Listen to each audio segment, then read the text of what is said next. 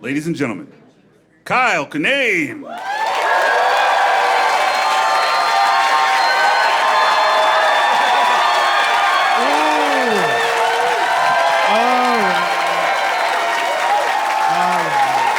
Okay.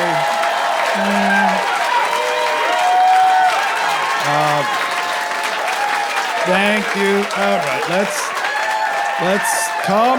You don't know the new stuff. Calm down. Super racist nowadays. So you do not know what you signed on for. Thank you guys very much for being here. This is a delight. I appreciate you. Thank you. Yeah, it's been a minute since I've been back to Minneapolis, so thank you for having me here. Thank you for coming out and spending your Saturday night with me. I know, listen, if you happen to buy a ticket to this show without knowing who I am and you just came to a comedy show, thank you extra special to you for doing that. That's a bold move to do with your money. I know. I know, it's a weird job. I've never heard of them. Let's give it a shot. It's a gamble, so... Thank you. If you do know who I am and you bought a ticket, thank you. I do appreciate you coming back. That's very nice of you. If you're the date of somebody who knows who I am, I know the speech you got to get here. So I know the speech they gave you to come in here. So they're like, no, he looks like a jagoff, but he talks about his feelings. You'll like him. You'll like him. Trust me. No, he looks like he uses the word tyranny in casual conversation. But he's not like that at all. He's not like that at all.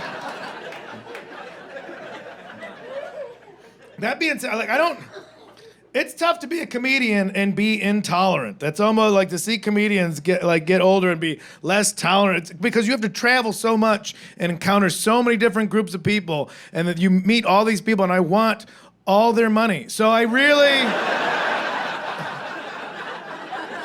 I'm trying to appeal to the masses these days. I'm selling out, baby. Truly, last week I did a show in Montana and we spent Labor Day in Yellowstone National Park, and it was something like I'm sitting there watching, it's beautiful, and watching Old Faithful go up. Look at this landmark. And I was just shoulder to shoulder with people like, let's go Brandon t-shirts and like, don't tread on me hats and everything. Just people that hate big government and hate socialism even more, unironically enjoying a national park. And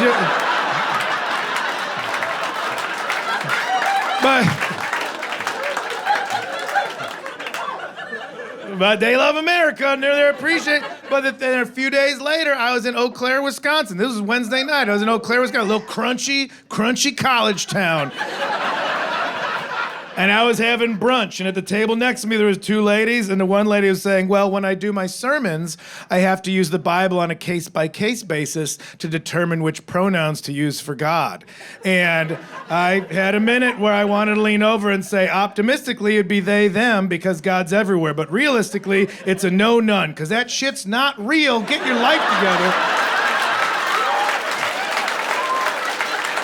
Oh, yeah.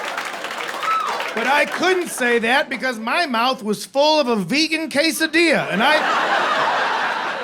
And that gave me just enough time to pause and be like, you know what? Me and this lady are both sitting here pretending something that isn't is. So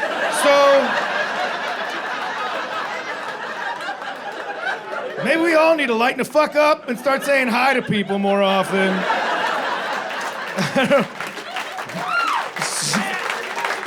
Be cool, you know?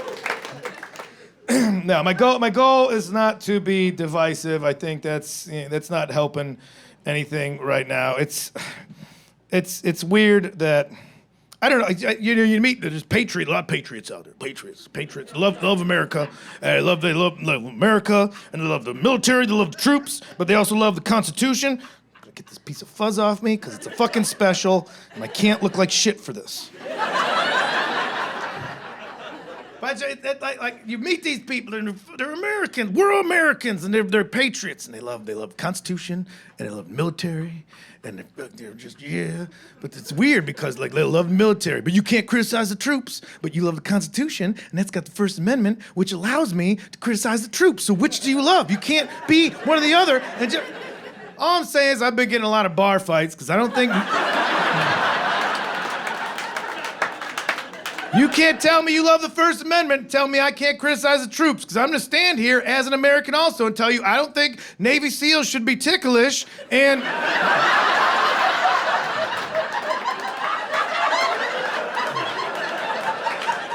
And there's always some guy with like a grunt-style t-shirt at the other end of the bar like, why not? It's endearing. No, it's a weakness. And it shouldn't be tolerated. You're telling me these are the best of the best and all it's gonna take is a big feather to get them to spill the beans? It's unacceptable, unacceptable. Navy SEALs shouldn't be ticklish, and also, you shouldn't qualify for the CIA if you've ever fallen for a surprise party.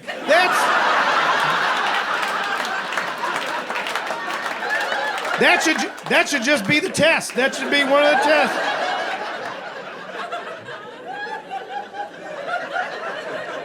Oh, I thought we were just going to Nana's house. Yeah, on your birthday! If everybody yells surprise and you're like, I had no idea, then the surprise is you need to find a new career.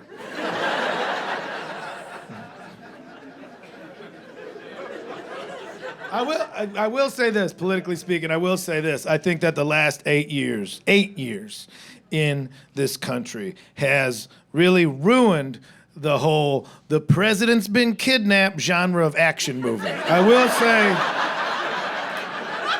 that it has deflated my enthusiasm. Man, that was a fun movie. 10 years ago, that was fun. Oh, you'd go right to the cinema on Friday. The president's been kidnapped. Oh no, who's gonna save him? Channing Tatum? I hope his shirt doesn't come off. We were excited for those. You can't make that movie now. That movie does not have the steam it once held. The president's been kidnapped. Well, yeah, I mean... It's not good out there. People aren't happy, man. Inflation's out of control. Well, what are the kidnappers asking for? Healthcare? Yeah. Yeah, don't get me wrong. I'll watch it, but I'm not rooting for who you want me to root for. Oh, they saved him? Okay, that's cool. Why are my premiums still through the roof? I'm not going to the sequel, I'll tell you that.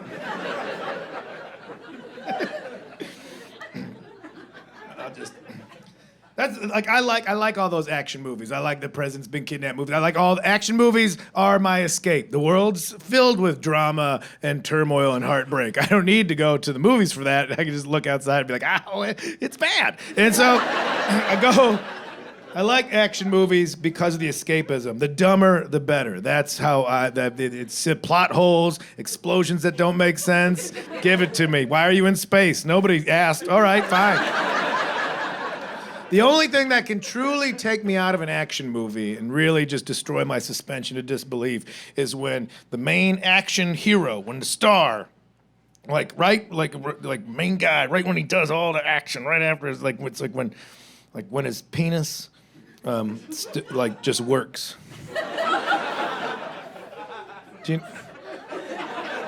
Okay. Like whenever he wants it to, just. The sexual prowess under pressure is the part. Okay. My favorite action movies of the current day and age that we're in are the Fast and the Furious movies. Those are my favorite ones. Arguably, oh, sure. But even cheering, we know they're the dumbest ones out there. They're dumb, they know they're dumb, and we know they're dumb. And we're still like, give them to me. How dumb are the last one was called Fast X for Fast 10. There's 12 of them.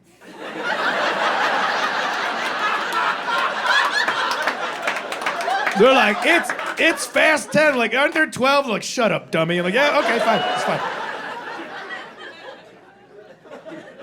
They're the guys that die in one just show back up. They don't even say why. They're just like, hey. They're like, oh, I thought you. Yeah. Like,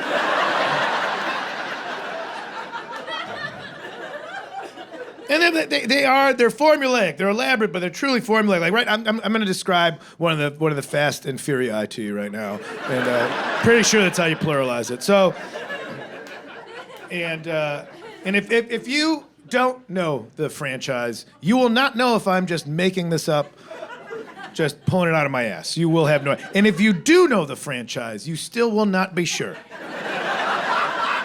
because they just blend into one long Camaro explosion.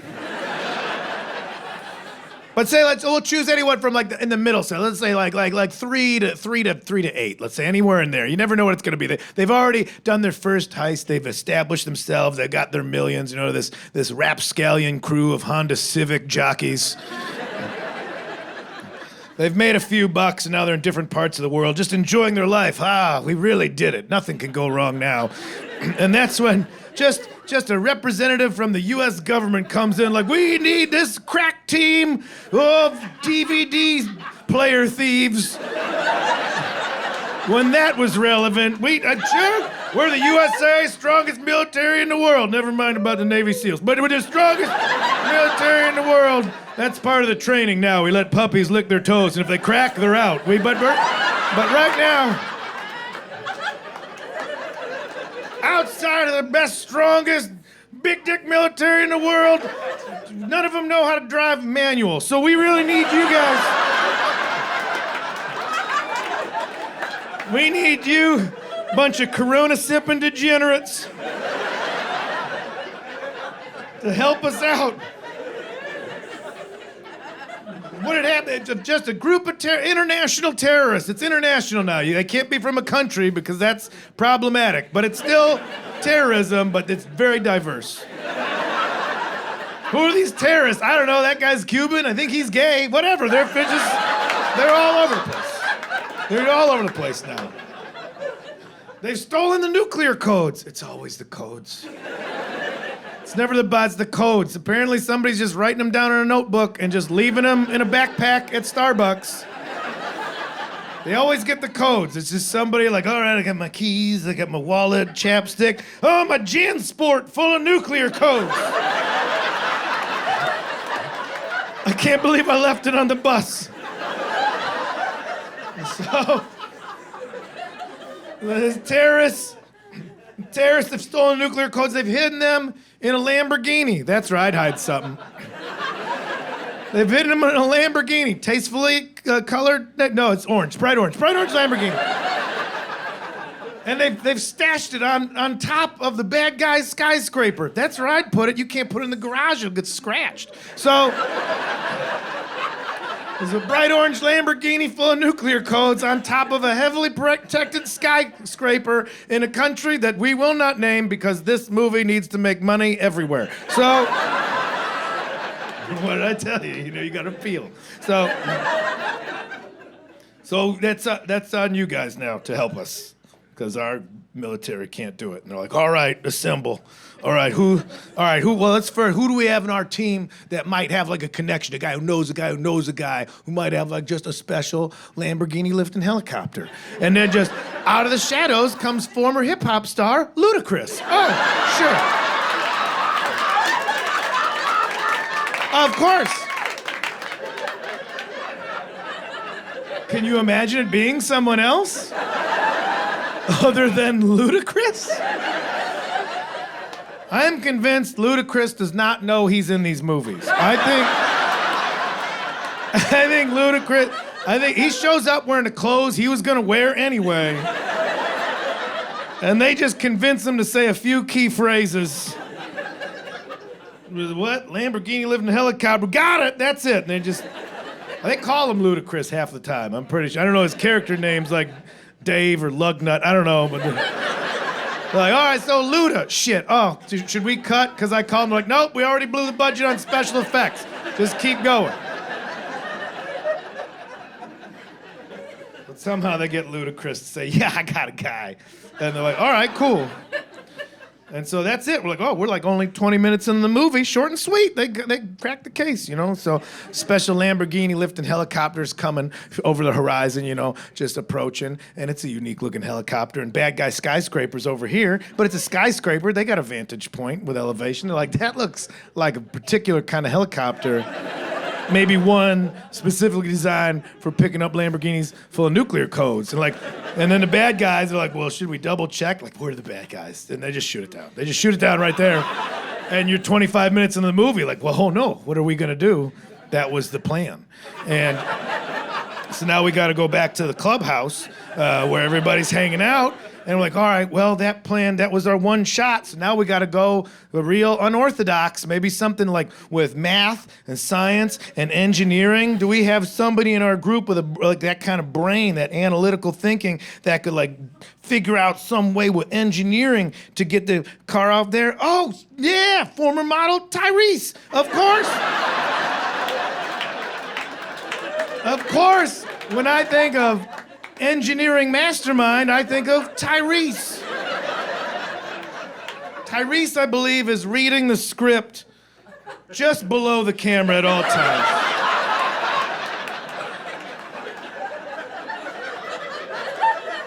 Oh, what's up? You all need help getting a lamb giant?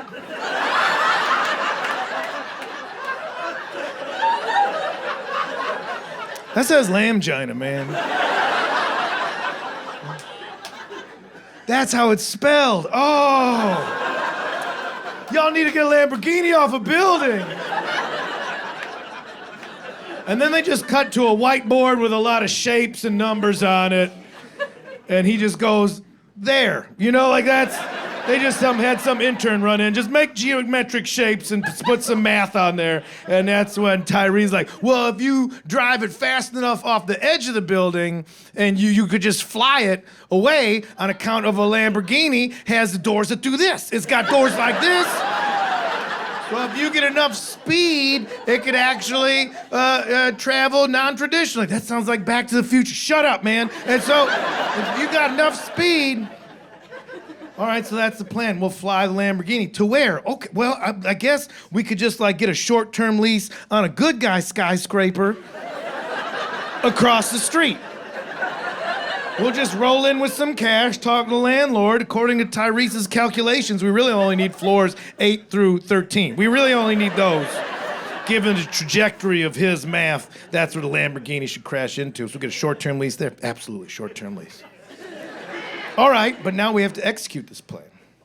Who do we have amongst our crew that is brave enough, that is strong enough, that is bald and dumb enough to... We all know who it is. My man Vincent Diesel. That's who's coming in there. Vincent Diesel. My man Dominic Toretto. I just go by Vincent these days. He hears him talking about, he scoots out from underneath some hot rod that's blowing up in every movie. Every movie, that car just fucking explodes at the end, and the next one starts with him like, Apparently all you need is like a 5/8 wrench to be like, back in action. He scoots out with a totally clean tank top and just stands up like, I'll do it. He's only got 5 lines. And he rolls in there. He gets to bad guy skyscraper. He just starts at the bottom, just indiscriminately just kills, shoots this guy. Gets to 1 floor, like, we're just a call center. What's happening? No witnesses. Shoots him.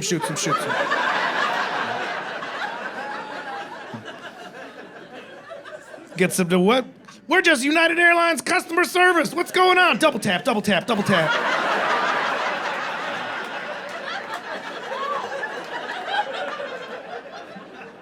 I gotta fly them tomorrow.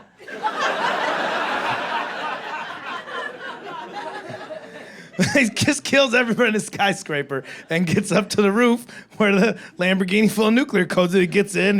There's always a minute where he's just like is horny for the car. Where he's like, you know. Why?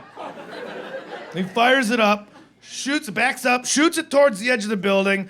boom, it goes. He pops the doors. That's it. They're the wings. It's flying. Of course it's flying. We've all agreed that this is real. I'm on my third bag of popcorn just going, of course it worked. Tyrese knows math. I'm absolutely with him on this, 100%.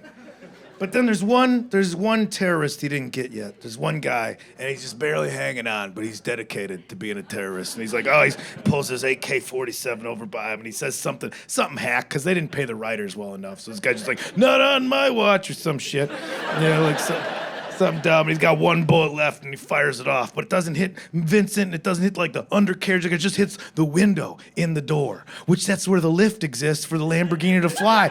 Oh no, this whole plan unravels.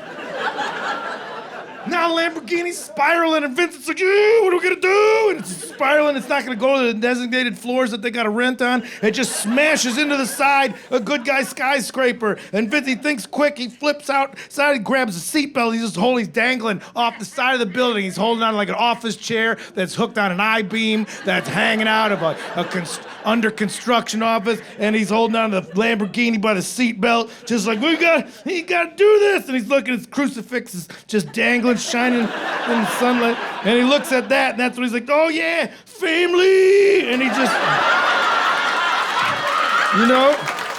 which is such, that's weird that's what that reminds him of, because the guy in that crucifix, his dad killed him. That's a weird thing to go with.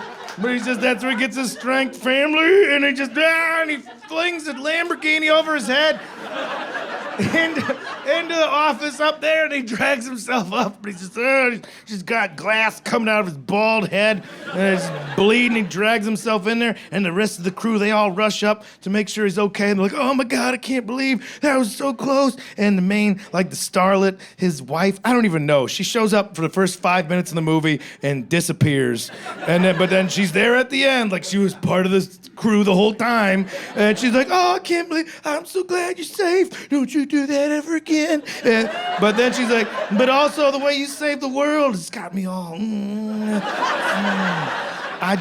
every time you just assert yourself this way, we should fuck. And he's just laying there bleeding like, all right. And that's the part of the movie where I'm like, okay, I was with you the whole time. I was with you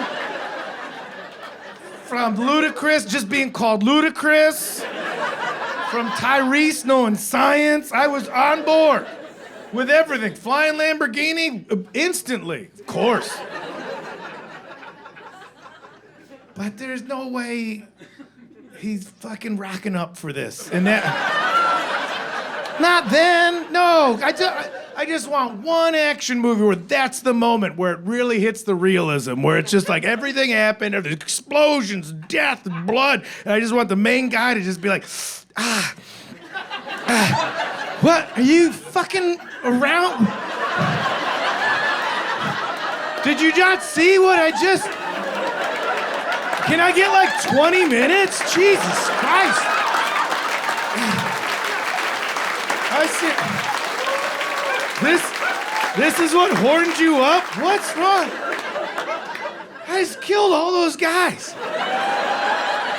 And that, not to mention, I ran up the whole building, but those guys had families. I'm sad about that. You don't really. And also, I've been at my target heart rate all day with this plan. I think this is rebar that went through a kidney. My blood pressure's plummeting, but I mean, if you need it, we can give it a shot, but it won't be good. I hope you're into people watching, because we're gonna have to do it in the ambulance, because I am fighting off the tunnel vision right now of a blackout, and I need fluids, not sexy fluids, vital fluids. I need fluids and monitoring, and I will be passing out throughout the whole thing. But if you want to give it a shot with the EMTs looking over us, I could try and thumb it in for as long as I'm conscious. I mean, that's the best I can promise you is every 30 seconds, I'm just gonna be slapping my dick against my hand like a TV remote with a dead battery. So, I mean, We can try, but I'd love 6 to 8 weeks for a full recovery, just to be honest with you there. So that's... Just give me an ounce of reality, Fast and Furious.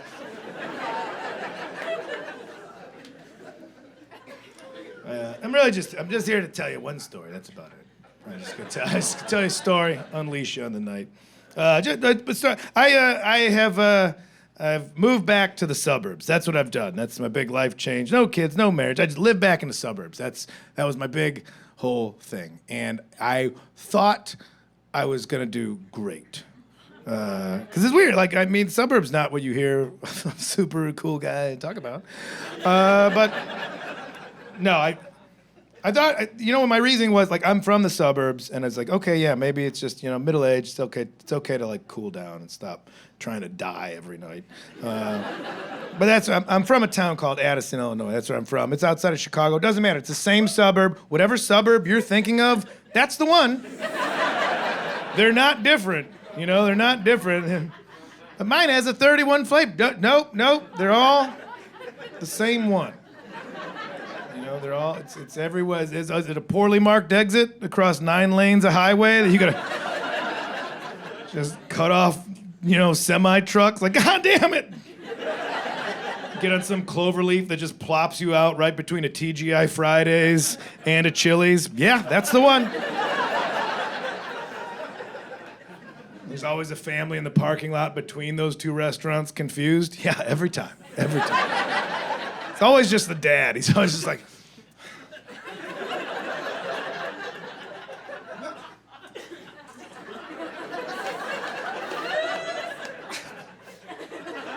What? Yeah, I know, but which one's got that prolapsed onion thing I like so much?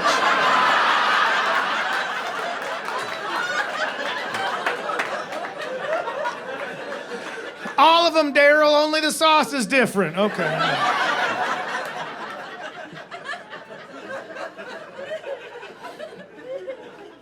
So, yeah, that's the one. My parents still live there. My parents are still in the same house I grew up in. I guarantee you, they're in that house right now at this very moment. Just both in separate rooms, 3 televisions, all playing HGTV at different volumes, just to fill in the void where conversation used to live. Just Property Brothers, echoing like the national anthem in a baseball stadium. Have you thought about a French drain? French drain.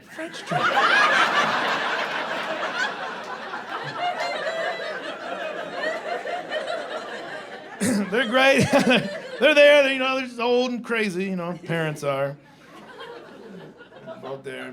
I still love them. I still talk to them, but it's it gets tough. My mom.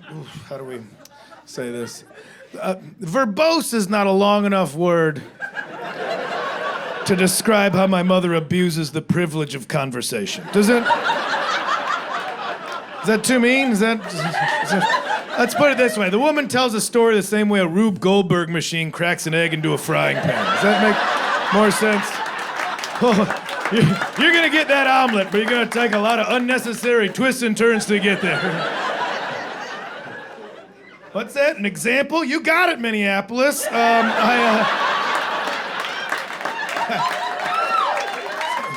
Sometimes you gotta grease it. I called her up. When I call her, I know that I've made the first mistake. So I clear my schedule, I get snacks and waters around me, and I'm like, all right, here we go. Time to hit the space station. You just get your necessities around you and strap in. And I called her up. And I started optimistically. I'm gonna start with good energy. And I call her, and I was like, okay. I was like, hey, Ma. That's how I started. Hey, Ma. Good energy. And that's how I called. She answered the phone, heard me go, hey, Ma. And then her response, she just goes, ugh. Right there, I was like, I do not have enough snacks. We are not gonna make it around the moon on this one. She goes, as if she's just been preparing for this, she goes, ugh, Kyle. She goes, do you know the game Words from Friends? Now, I know that game's called Words with Friends, but I don't want to correct her. That's going to add time on the clock. That's what we're trying to avoid. All right? Talking to my mom, it's improv rules. Yes, and. You just got to agree and push forward. It's the only way. Anything said is the truth, and that's the reality now. So you just accept and move forward. Words from friend, I'm like, yeah, Mom, it's like Scrabble. She goes, Kyle, it's like Scrabble. Then she spent the next 20 minutes describing the game of Scrabble to me. That's a game that we've played together. I blacked out.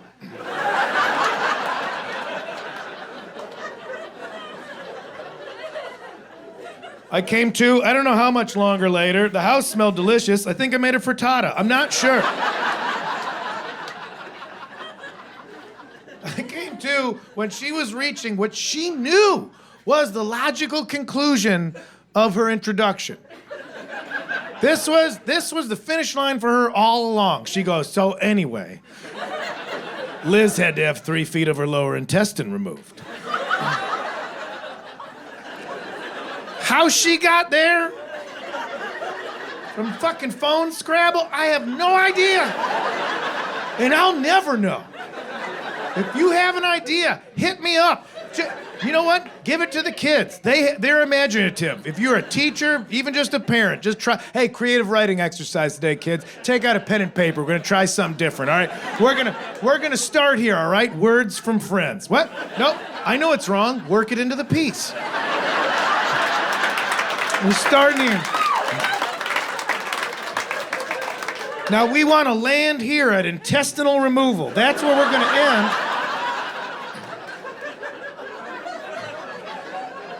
And if you can get there in 5,000 words or less, a Pulitzer Prize. Probably, I don't know.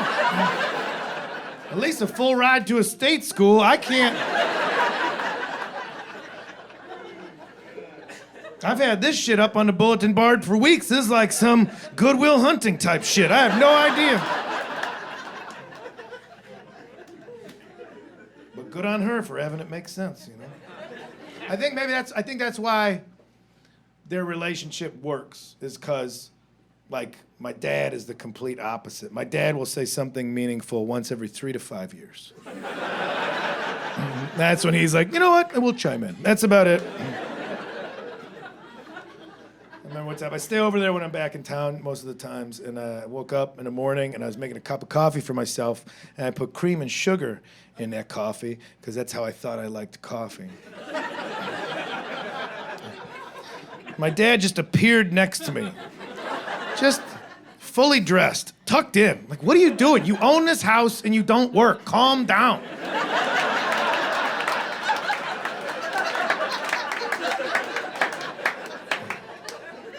He's just looking at what I had done to the coffee, and he's just looking at it for a while, and then just after a minute, he finally just looks at me, gestures to the coffee, and just says, why don't you put a dress on it?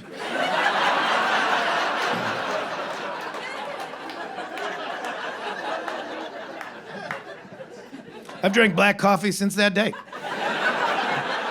Do I like it? Not at all. No, but daddy's love. Oh, that's not an ulcer. That's just Pat Kinane letting me know he thinks about me. We don't say I love you. We just bleed out into each other's stomachs. That's how you know. That's how you know.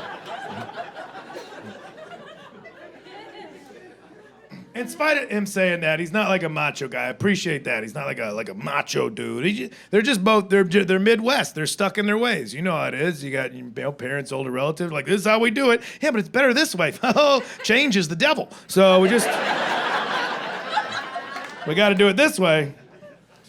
Like my dad will still have a steak with a glass of milk. Yeah. Are you trying to put it back together inside of you?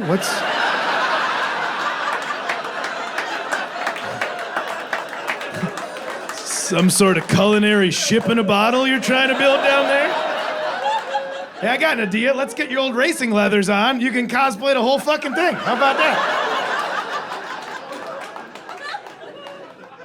One of the times I was back home, and I I was going out to eat with some friends. We were going out to a vegetarian restaurant. I'm vegetarian. But technically, I'm pescatarian. But well, you don't have to say that unless you want to get rid of all your friends. It's really such an efficient way to cull the herd. We're all thinking about going out to eat. What does everybody want? Well, just remember, I'm a pescatarian. Shut the fuck up, Kyle. Nobody asked or cares. We just figured you'd stay home and lick the yard for whatever nutrients you need. Why don't you go dunk your hand in a fish tank and suck on that for the rest of the night?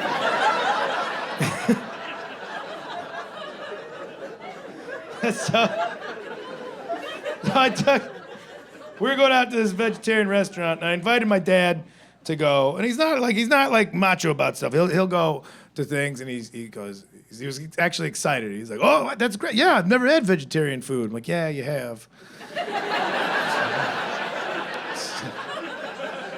It's been right next to that steak the whole time.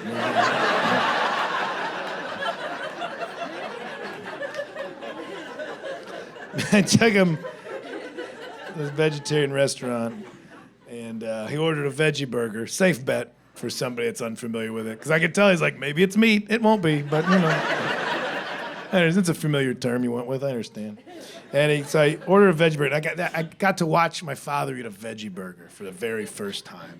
And I don't have kids, so maybe this is what people talk about when you have kids. You get to watch them experience something new, and it rekindles like, oh, that's what like a new thing is like, and it's like exciting and endearing to watch. That's what I got watching my dad eat a veggie burger for the first time, and it was great to see him eat it because he did not like it, and that made it so much more entertaining to watch. Because I knew he was going to finish it. Midwest, you finish your food. It's rude if you don't. I don't care if you don't like it. You clean plate. You clean your plate. So I watched that man just reluctantly fight through a veggie burger.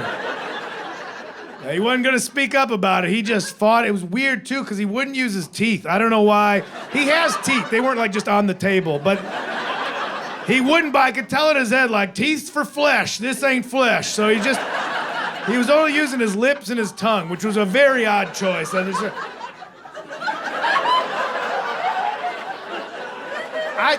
best way I could describe watching my dad eat a veggie burger is probably like watching a gay guy reluctantly go down on a woman. Just because that's the corner of the orgy he was stuck in when everything popped off.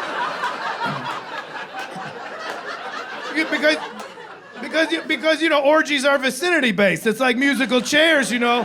When the guy with the starter pistol says go, you just gotta get to what's next to you.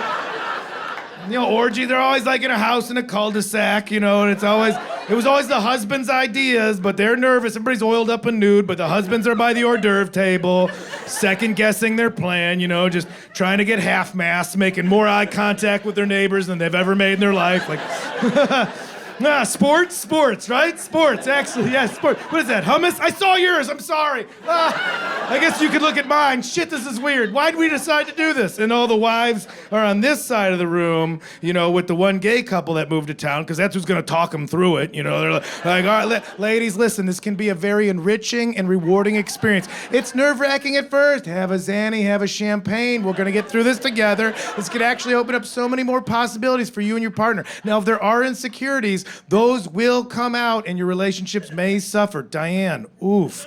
But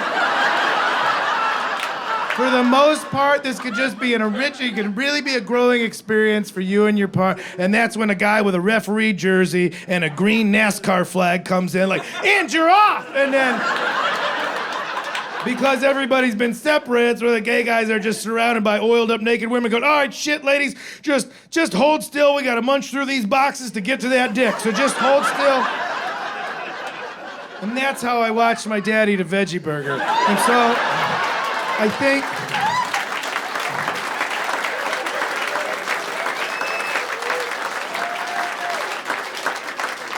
what your main takeaway right now is, I don't think Kyle's ever been in an orgy. No, I have not. I most certainly have not. But and it's weird that that's where I jumped to, watching my dad just.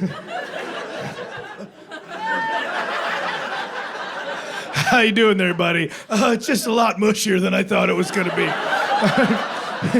Yeah, the videos aren't gonna get you ready. What is that, a bean? If you're doing it right, yeah, if you're doing it right. It's fine. We're fine. Everybody's fine. But that's the vibe I thought I was moving back to in the suburbs. Like, I was like, I'm gonna move to the suburbs. I thought, first off, I realized when I moved back to the suburbs, I came in with the wrong energy because I came in with city energy. I was living in Los Angeles for just about 17 years, and if you like city energy, as you may know, like you just get real used to things that you shouldn't be getting used to. Like, you shouldn't be casual about some of the stuff that's happening. But you do, because you're in a city and that volume just slowly gets turned up, you know, just frog into boiling water until you're just coming in just real loose saying shit like, man, that guy with the sword is out in front of 7-Eleven again. He's always saying something wild like, and I'll do it again. I don't doubt you will, my man. I'm sorry, sir.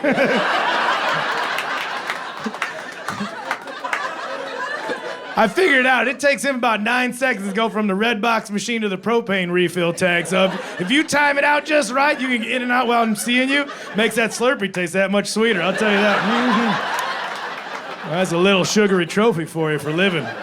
Watch out, though. If he nicks you, you're going to have to get a tetanus shot. That's never any fun. So that's the energy I moved back with. Like, I just came in hot because I knew, because we moved there like end of September, right? And that's when I got into town. I'm like, this is how I'm winning over this neighborhood. I'm gonna move into the suburbs. This is how I'm gonna win over the neighborhood. I'm gonna be full-size candy bars guy on Halloween. That's how I'm gonna be. Everybody loved full-size candy bar guy. As a kid, you're like, that guy rules. Don't egg his house. This guy rules. Everybody loves full-size candy bar guy, and that's how I was gonna start it that first Halloween. I'm gonna be full-size candy bar dude. Here's the thing I did not realize, because I was coming in with hot city energy, is that in the suburbs, when you just show up in the beginning of a pandemic with out-of-state plates, and then just try to be full-size candy bar guy without having children of your own, it has the inverse effect. I'm just sitting out on my porch under the one light that was working, because I didn't get around to fixing the rest of them, just waving king-size Snickers, going, how can I tell if you're Spider-Man unless you come closer?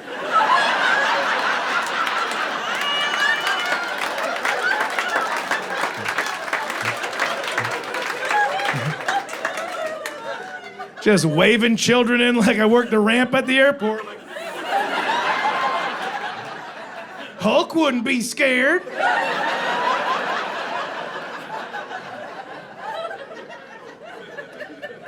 So that didn't help with ingratiating myself into the suburbs. Yeah, that was like strike one, really, for moving out there. And it really was like a lot of new families that were out there too, and we just moved in. Like I said, out-of-state plate, no kids, and people just eyeballing like, how dare you be here without children? Where are your children? Where are they? Why don't you have them? What's wrong? Is it you? Is it her womb? Like, Jesus Christ, I just spend my time trying to learn ZZ Top songs on guitar. Fuck off. You got legs, you know how to use them. Fuck off. Do not reward mediocre comedy. Do not. They were just mad dog us, because there's so many just new moms out there, like baby stroller Sturgis, just pushing them down the street.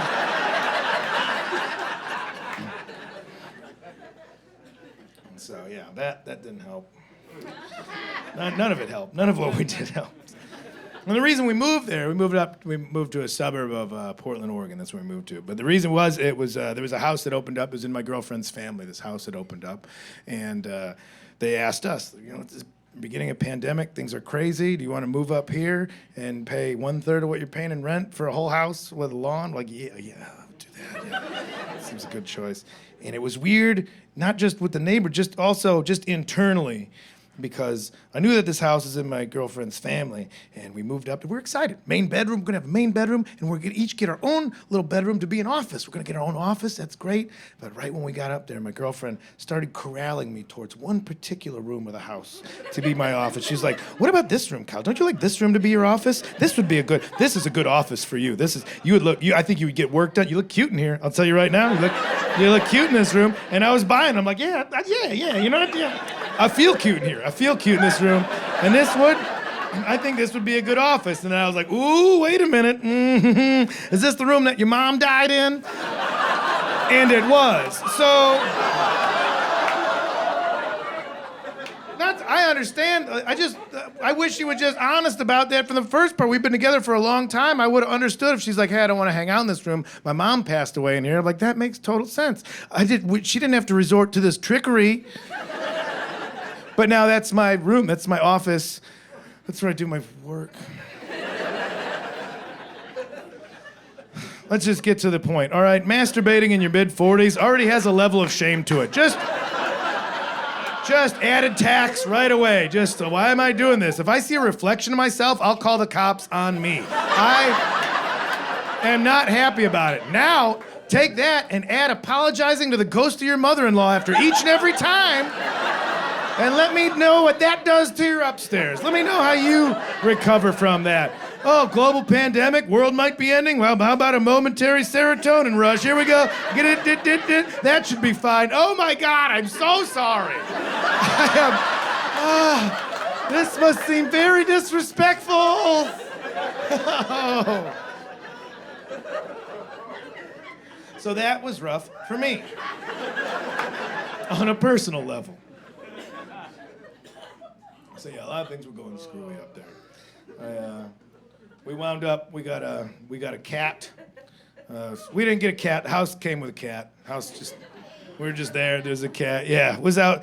We weren't even sure the cat was real at first because it was fucked up looking. It looked. There was some real Pet Cemetery action. Covered, scrub brush, and just missing some ear. Had like David Bowie eyes, you know. What are you looking at? Everything? Nothing? What's going on with you? It'd always just appear from around structures at first. It's always one of these.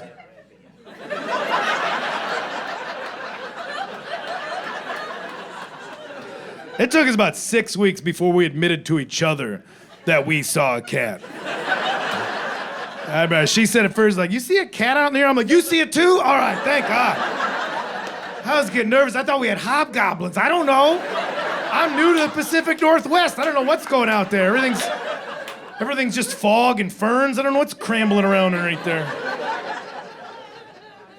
So the cat seemed like it was like friendly. It wasn't like friendly, but it was like hanging around us enough.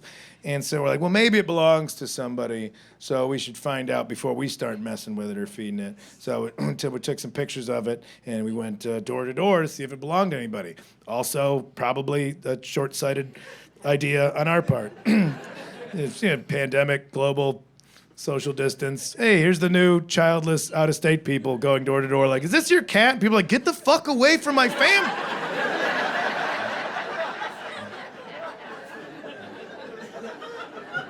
Yeah, you're right. Yeah. The old guy next door answered the door, but the chain's still on the door. He was just like, oh, that cat? That nobody's cat now. That cat belonged to the earth. Yeah. That cat come up from the soil when the sun go down. And just roams amongst the mist, just eating dreams and shitting out nightmares. That's what that guy... Man, just say it's not your cat, old man, all right? I don't have time for folklore. I got other neighbors to harass.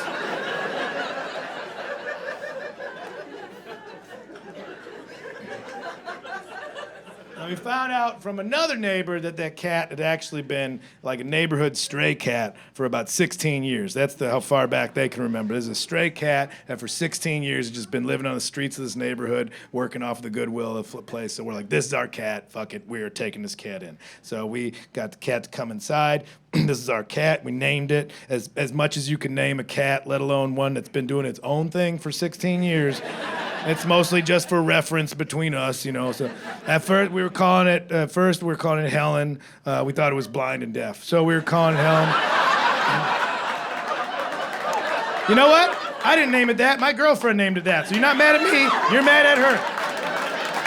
And yeah, I will throw her under the bus, making me beat off at her dead mom's room. Yeah. All's fair, babe. She was calling it Helen. I was calling it Dirt Nap. That's how I was calling the cat. On account that it sleep all the time and was filthy, but also it looked deceased more often than not. That cat looked like it had perished many times. Like, oh, cats sleep weird, but like draped over a curb, under a car tire, just with its eyes open, looking at nothing. I walked up to it with a shovel more than once. It was like, well, this is a sad day, and it would just run off. I'm like, oh, look at you. Look at you, you little crisis actor. You got an agenda, and I don't know what it is, and that's what I like about you. You're mysterious. Little cross-eyed ghoul. Yeah, Dirt Nap, Little Dirty, Little D. We'll be calling her Little D for the rest of the story. Also be referring to her as she and a her. We thought it was a female cat. Turned out it was a neutered male, but we didn't find that out until later. So Jenny Nooch for gender neutral is the name for some of the time. And then for special occasions, we call her Miss America. And by special occasions, just when you could say something truthful that it's more funny when you could be like, man, Miss America shit on the couch again. And if you can time that out right for when like a new mom is walking by an open window, they're already against us, so maybe as well just feed them. What are they doing to that future beauty queen in there? We got this cat, and we brought it in. We're like, we're gonna give this thing the best sunset years we can give it. You know, we're gonna pamper it. First, we took it to the vet, make sure it's all dialed in. We took it to the vet. And right away, the vet was just like, oh, it's got a thyroid issue. It's thyroid. It's got bad thyroid. It's got to be on a special diet, very special. That's a prescription diet. There's prescription cat food out there. Why? Who's trying to get the cat food that's not, okay, man, hook me up. Hook me up with that Hill's prescription, man. Like 5 cats in a trench coat rolling in, like, hello, we're here to pick up for Mr. Meowser. Trying to make that cat meth, dog. Come on, man, come on. This is a prescription. You can only get it from me. It's $70 a bag. I'm like, all right, you know what, man? I know it was middle pandemic, and I was all about the doctors and the scientists, but the veterinarians, I just think some of them, they know they got that giant gray area of your lack of knowledge that they can abuse about the animal camp. Like if you go to a doctor and you're like, my ankle hurts, and they're like, could be an ear infection. You're like, well, you're bad at your job. But you go to a veterinarian with this animal that you love but can't communicate with, and you're like, oh, what's wrong with my best friend, my little guy here? They can just say anything like, it's the alternator. And you're just like, yeah, I get. You know what? That makes sense because his eyes were dimming in the morning. His eyes were dimming. That's a 2003 Calico with a lot of miles. Those are city miles. I thought the timing belt was going to go first, but okay, yeah. That makes sense. What are we running on those, huh? 1,500. No, okay. That's with labor? All right, yeah. Hey, listen, real quick on the side. Say we do this in cash. You got like a similar model out back that like you can part out or... Ethical reasons. Sure, no, say no more. Say no more. No, nobody's Frankenstein here. Nobody's Frankenstein. So you just gotta believe him, you know? So I come home with a $70 bag of bullshit one day. I open the door, I can see out to the patio. Lil D's outside, she's playing with a bird. Bird's dead.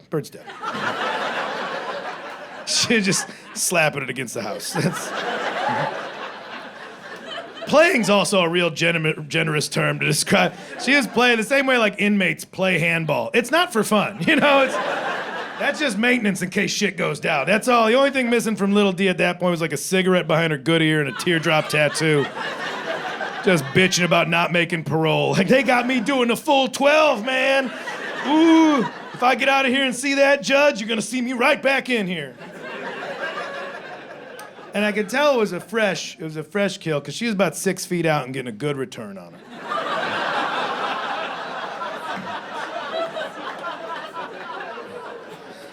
So I come in with this food, just shaking it like, Lil D, I'm gonna save your life. Look at this. And she looks up, because she can hear. It's selective, but she can hear. And she looks up, she knows it's food. She looks at the food, and then she looks at me and just puts it together. She's like, oh, you're gonna want me to eat that. Watch this. And then she just ate the bird. Just, like at me, like maintained eye contact, but ate the bird. And I know cats eat birds, but I was not ready. Like, I assumed it was gonna be messy, but with strategy. That's what I thought. Like, it's a whole bird. I thought it was gonna be like brutal, but with technique, getting to the soft part. Like the same way, like we've all had that night where we get bong rip stoned, just get a rotisserie chicken just for yourself. Those nights you get home, like, close the blinds, I'm going elbows deep on this bitch. Like those kind of nights. That's what I thought I would have seen. What I saw and was not prepared for was the full-on David Blaine street magic disappearing act that she did on this bird. Just gone. Entire thing disappeared. One Forrest Gump feather just floating down for effect. Still looking at me like, What? Where did it? Is it in my pocket? Oh my God! Is it just gonna be alive over here? That is what you did. Is something. I gotta call this vet back. And I rang him up right then and there, like, yeah, hey doc. I don't know if you got a plan B for this whole thyroid thing, but Lil D been out in these streets just consuming her own enemies for the better part of a decade and a half. So if you got some alternatives, I'm all ears right now. And that's when the vet on the phone, he's like, oh, chicken baby food's totally acceptable for a thyroid issue, too. You can feed her chicken baby food. I'm like, oh, chicken baby food. Oh, the shit that's 50 cents a jar? You could have led with that, you fucking quack. So that's my life now when I'm not on the road. I'm just buying racks of chicken baby food. I'm just buying full, just cases of chicken baby food. And every morning that I'm at home, I gotta wake up and I gotta heat up a little jar of chicken baby food. Because now that we're an indoor cat, we got particular about temperature. So I gotta heat up this little jar of chicken baby food. And I throw up through my nose a little bit, just, And we feed this to our human babies. You women are savages. I do that, and then I go, and then I clean out the litter pan, because these are the things you have to do when you let vermin live in your house. I go, and to get through the litter pan part, I just squat over it and pretend that I'm just an optimistic prospector, and this is my lucky day, because it's the only way to get through sifting through that, is to sit there and be like, oh, I got a good feeling. That's a big one. That one's pure gold. Me and Ma don't have to live on the front. That's a poop. Okay, all right. Oh, look at this one coming down the street. Woo, boy, I'd take that to the bank. I'll buy the bank with that. That's just a piss fritter. All right, well, third time's a charm. I'll take silver at this point. Anything to get me out of the dusty old wet. That's a poop, too. I think this creek done run dry. That's just a fun thing to do for me, because you got to be creative with your chores.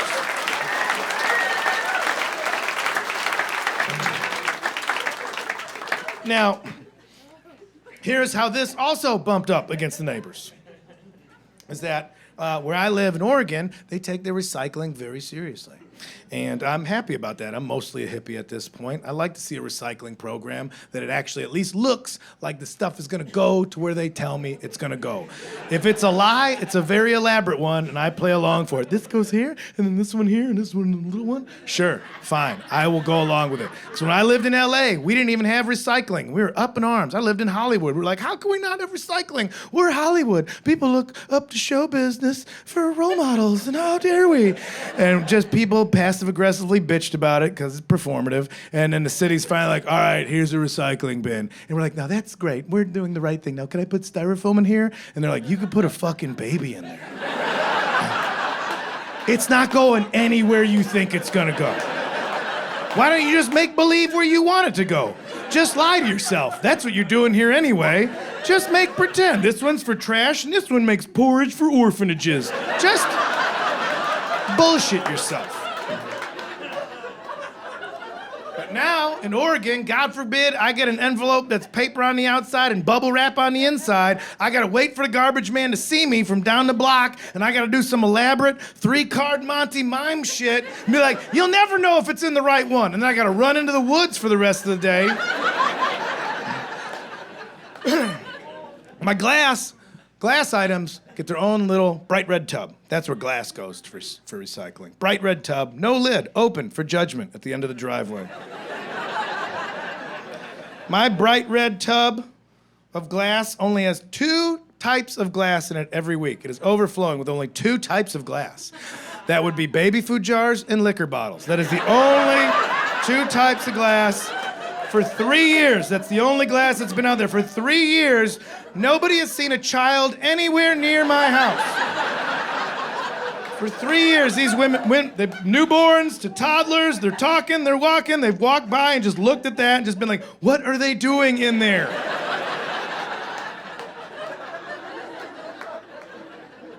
It is a matter of days right now before Family Services rolls through for a welfare check. And I'm gonna be the one that's home during the day, just answering the door, just shirtless, drunk on account of the booze.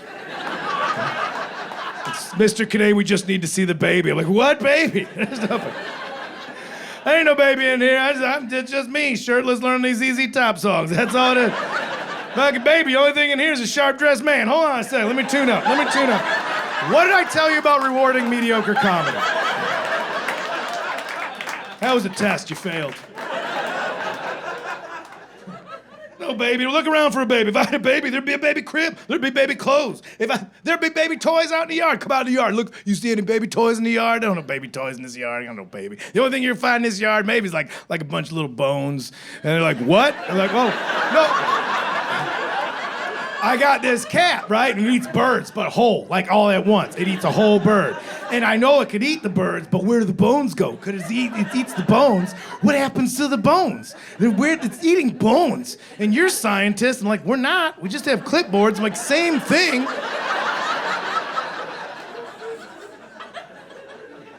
Like, sir, we don't see a cat anywhere on this property. I'm like, I knew that thing was a demon. God damn it. This is all making a lot of sense, because we had to invite it in. It just stood out by the patio door. It's like, would you like to come in? And then it did, and that's when the curse had befallen us. Oh, this is all, ooh. Ooh, a little dirty. You're living up to your name. Yeah, so throughout all this riffraff, I started to go to therapy. Oh, a comedian who goes to therapy. What an original premise. Kinane, leaving no stone unturned. No, I started going to therapy on account of everything I just told you. And, well, also, one of the things, too, is I moved up there, I forgot I had seasonal depression. I forgot about that part, because I was living in LA. There's no seasons, it's just summer and then cute hats for a little while. I got to Oregon, that first fall came in like, remember me? Hide the knives! I'm like, oh, you son of a... It's my gloomy old friend is back.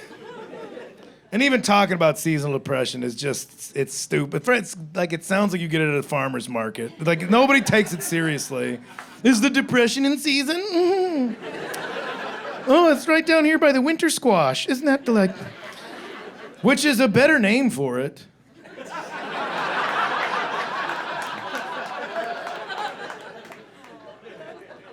It's also like nobody, like, people that don't think depression's real in the first place think you made up like a subcategory just to seem more complicated than the people that are already a pain in the ass. Like, oh, look who's a special kind of pussy. His snowflake has fingerprints. Like, You don't get the time of day out of those people, you never will. But then the people that have actual clinical depression don't really take you seriously because they think you're some sort of like fair weather sad sack that's piggybacking on their actual medical issue. So it's this whole kind of like, look who's only got depression when it's in the playoffs kind of attitude from that crowd. Take off the jersey, you're not really sad.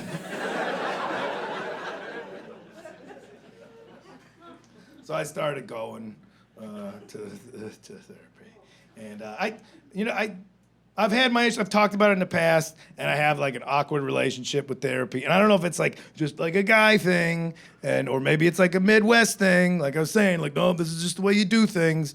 I just was raised with like, no, that's you are who you are, and that's it. Not good? Bummer. It's the hand you're dealt, so you're a dickhead, turns out. What do you do? Well, if you go change, you go get better, then you're not a dickhead anymore. Now we don't know you, and now it's on us to relearn you? That's selfish. That's why we wrote don't change in the yearbook. We thought you were an asshole, and we want you to be an asshole 20 years from now. That's easier for us.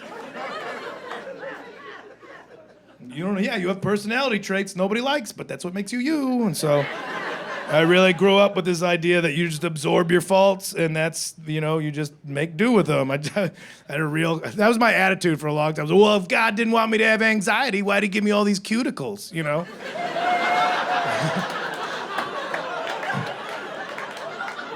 I know my crowd. I know who's out there. All had those days. Having a rough one, Kyle? Well, you know what to do. There's 2 handfuls of panic snacks. You just go lock yourself in the bathroom at lunchtime and go full Blues Traveler on them shits. Then you hide your bloody hamburger mittens in your pockets for the rest of the day so your coworkers don't realize you don't know how to process your feelings correctly. You're fine. You're fine. Yeah, but I don't feel fine. Shut up. Okay.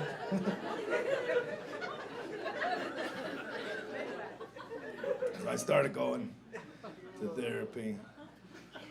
Problem with therapy, like you need to go in person. That's the big key of it, is to be in person, go to an office, it's neutral territory, you could just say whatever, nobody on the other side of the walls gives a shit about what you're talking about, and that's the helpful part of it. It was beginning of the pandemic, I couldn't go in person, so I had to go do Zoom therapy. I was doing telehealth just from my office, which... There's already that history that I spoke of. It was tough because you need that privacy. Well, first off, so I'm going in there. It's me and my girlfriend live in this house. We're the only ones in there, so I'm doing the therapy from in there, and so I have to try and be very coy about it. If you think your problems are already weird and creepy, wait till you whisper them to somebody, and that just magnifies them into a whole other realm. When I'm just in there with my noise-canceling headphones on, talking to a stranger on the screen, so I think that the ghost of my girlfriend's mom has been watching me masturbate, and I was like, well, that's not good at all. I should probably just stop masturbating. I was like, well, that's not gonna happen. So what I'm like, you just need to persevere. So I thought that's the old college tribe, but I think I over-rotated a little too much because now I'm in this place where if I can't climax unless there's a representative of the afterlife watching over me, and I don't think that's what angels are for. So I'm just saying I need you to kind of come back and correct me because I'm getting real horny around cemeteries. And I just scrambled it, trying to fix it myself, and I need you to undo that. And my door just gets kicked in. My girlfriend's like, you want grilled cheese? I'm like, I'm doing telehealth, God damn it. I need some privacy if this is gonna work. And also, yes, but...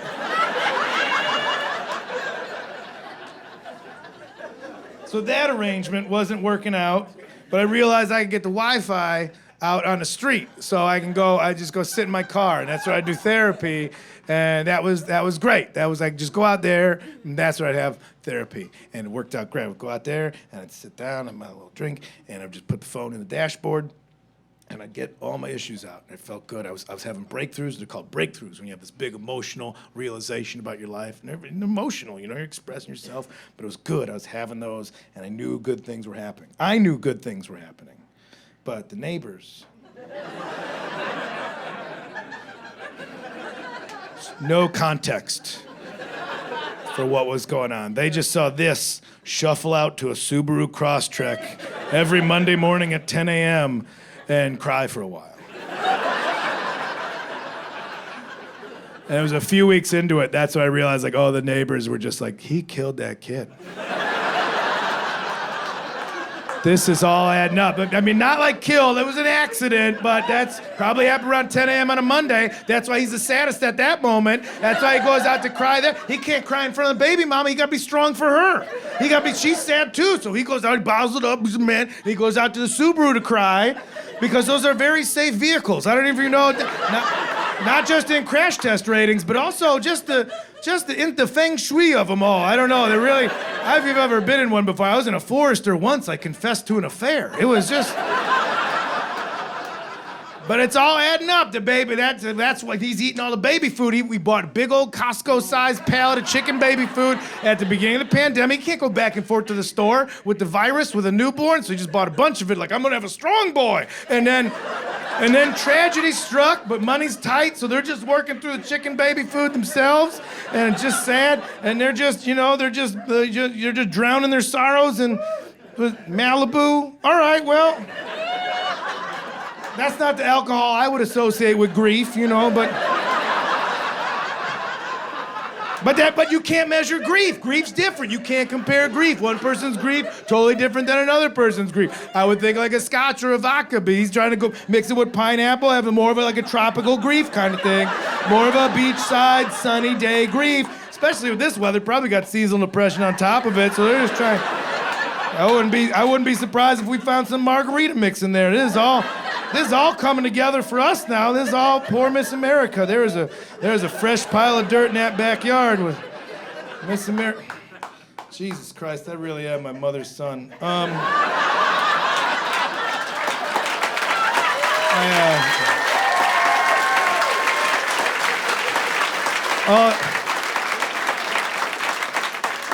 What I've been trying. Long story short, we did not get a lot of trick-or-treaters at the house. I got so much candy left over. If you guys, find your way up near Portland, hey, I got Three Musketeers. Payday for the older gentlemen. I might know you like that. So just look me up. I'll hook you up. You guys, thank you so much for coming. I appreciate it. You guys are phenomenal. Thank you very much. Have a great night.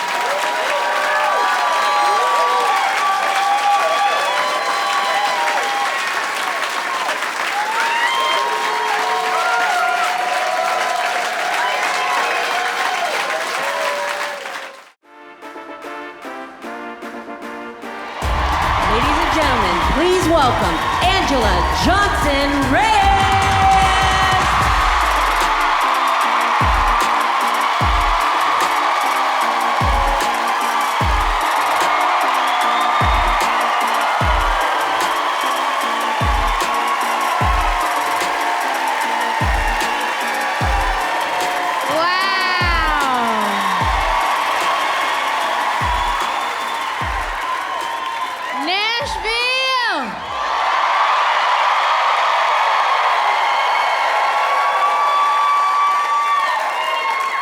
So honored to be recording my 6th-hour special here at the historic Ryman Auditorium. What a blessing. I've been doing stand-up comedy since I was 24 years old. I am now 40.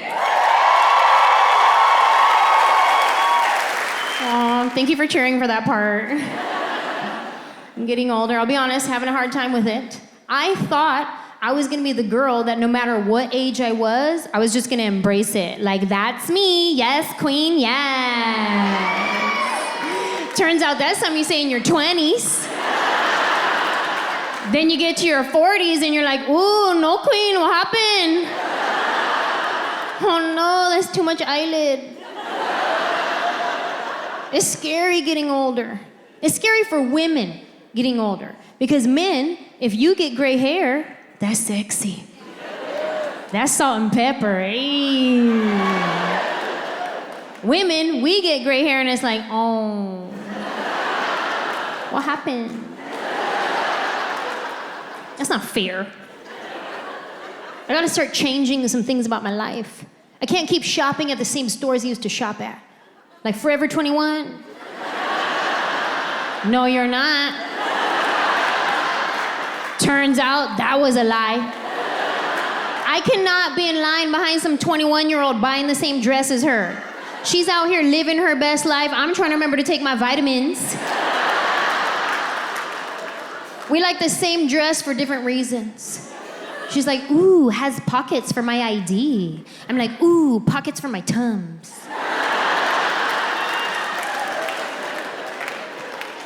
You gotta put that down. Go to Ann Taylor Loft where we belong.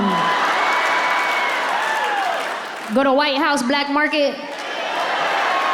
Do a loop-de-loo at Talbot's. Pass by J. Jill. Peek your head in at Chico's. And then go home because your feet hurt. I'm approaching the age where I'm gonna start getting my clothes the same place I get my groceries.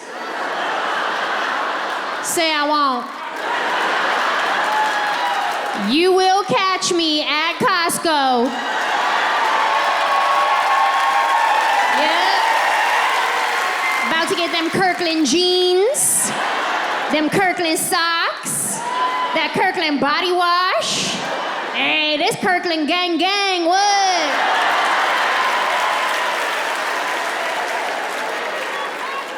It's about to be my new Tuesday.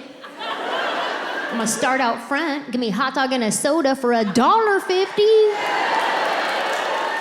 Then I'll flash my VIP card and mosey on it. I start with a lap of samples. Then I take my hair out of my ponytail, make a lap in the other direction. Round two. Hey, but if you come in for a second sample at Costco, be warned. These sample ladies get offended. They act a type of way if you come in for a second sample. Like they have been baking from scratch all day long. Like, really? Beth? Just give me another chicken tender. Why you gotta do this? It's embarrassing enough just asking for a sample. It's embarrassing, right? Because you have to pretend like you've never heard of this product before.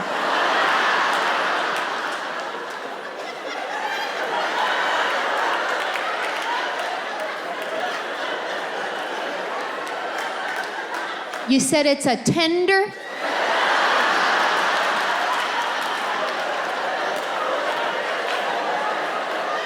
And you dip it?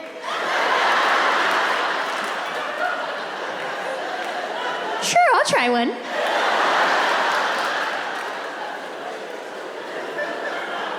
I be coming up with lies just to get a second sample. I do. I'll be like, I'm sorry, can I get another one for my husband who's really hungry? Where is he? Oh, he's at home. I forget that I'm a little bit famous and sometimes people recognize me because one time I came in for a second sample and the sample lady was like, I've seen y'all. I was like, on TV? She goes, no, this is your third time. Mind your business, Beth.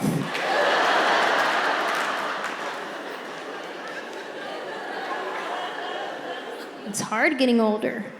There's too many acronyms to keep up with now. Like my friend texted me the other day, she was like, TLDR. I was like, what's that? She said, too long, didn't read. I was like, oh, well, too short, didn't understand. I know BRB and LOL, that's it. And I have come to realize that I am far too generous with my LOLs. LOL has become a common courtesy. It's just a thing you say. Like another common courtesy, if somebody's next to you and they sneeze, what do you say? Bless you. But are you really blessing them from God? No, it's just a thing you say. When your friend texts you and they're trying to be funny, what do you say? LOL. Did you really laugh out loud? No, You didn't. At this point, LOL just means I have received your text. If I reply to your text with LOL, at most, a little bit of air came out my nostril. If I reply to your text with LOL, this is how I read your text. Like, it was funny, but I don't know how to type back. If I reply to your text with ha ha ha ha ha, that's funny. If I reply to your text with bwah ha ha ha ha, like BWHAHA, that means that was so funny I had to spit something out my mouth. If I reply to your text with rows of ha ha ha ha ha ha, I start using other letters like HHJK ha ha ha, QRST ha ha ha, that means that I said something funny and I'm really proud of myself.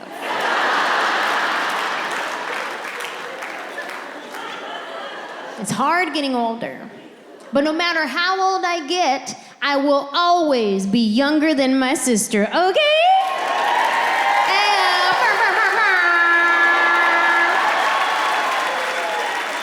I am my sister's little sister. Any other little sisters here tonight? Little sisters?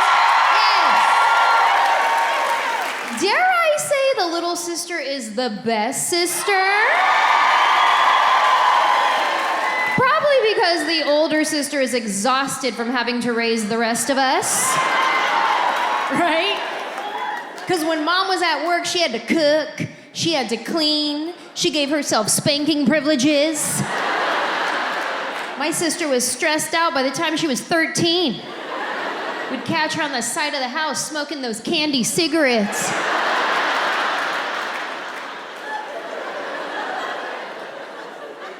There was a dark period of time where she was going through about 6 packs a day. Probably because those things only had 1 puff of smoke in each cigarette. Those were some wild times, man. We'd be at the ice cream truck ordering fake cigarettes, fake chewing tobacco. I was 9 years old doing lines of lemon salt on my hand. Wild. I am my sister's little sister. We grew up best friends. We're still best friends. I talk to my sister like 5 times a day, which is great for me, not so much for her because she has a real job. And I call her when she's at work, so she answers the phone in her work voice. Hello. I go, hi. What's up? Oh, nothing. What are you doing? I'm working. Dang, you work every day? Mm-hmm. All right, then. Anyway, I was watching this show last night. It was real good, but then I fell asleep and I had the craziest dream. I was hiking up this mountain and there were these little birds in my shoe that kept chirping at me. Then I get to the top of the mountain and grandma's house is there, but not grandma from San Jose, grandma from Reno. And I was like, dang, that's crazy. Anyway, what are you doing? Still working. Okay, call me later, bye. And I hang up. Only she doesn't call me later. So I have to call her later. But she's at work. I don't want to be a pest. So I give it like at least an hour. Then I call her back. Now she answers the phone. No more work voice. Now she has deadlines. She has things to do. Now she answers the phone. What's up? Oh. Real quick, do you remember when Dad used to take us camping? Yeah? And remember how we always used to have those Dorito sandwiches with pickles in the middle? Yeah? Those are good, huh? And you think she'd be pissed because I'm wasting her time, but now we're talking about food, and food is our jam, so she participates. Those were so good. I haven't thought about those in forever. I know. Do you ever think about Chef Boyardee raviolis? Yeah? Do you ever think about fish sticks? Yeah? Okay, I'll call you later. Bye. If I ever call my sister and she doesn't answer the phone, I automatically assume it was a mistake. She left her phone in the bathroom. I should definitely call her right back. And if she still doesn't answer the phone, then I wait for the text message from her that says, on a conference call, what's up? If I don't get the on a conference call, what's up text, then I know for a fact she's probably being attacked and I should definitely call her till she answers the phone. But she loves it though, you know what I mean? Especially when she's real busy at work, I'm like a breath of fresh air.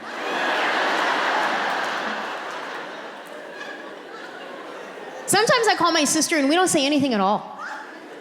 We're just on the phone. And my husband doesn't get it. He's like, what are you doing? Hang up the phone.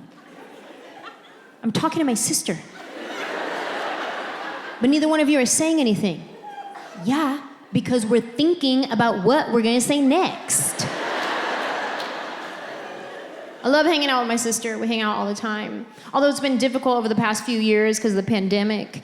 And I find it funny that everybody experienced it differently depending on what part of the world you live in. Like I remember when things first started going down in 2020, we were watching the news and it was like everybody in Italy was dying. Everybody in Spain had to stay in the house. Everybody in Florida was on spring break whole time. Just wildin'. I don't even know if they heard about COVID.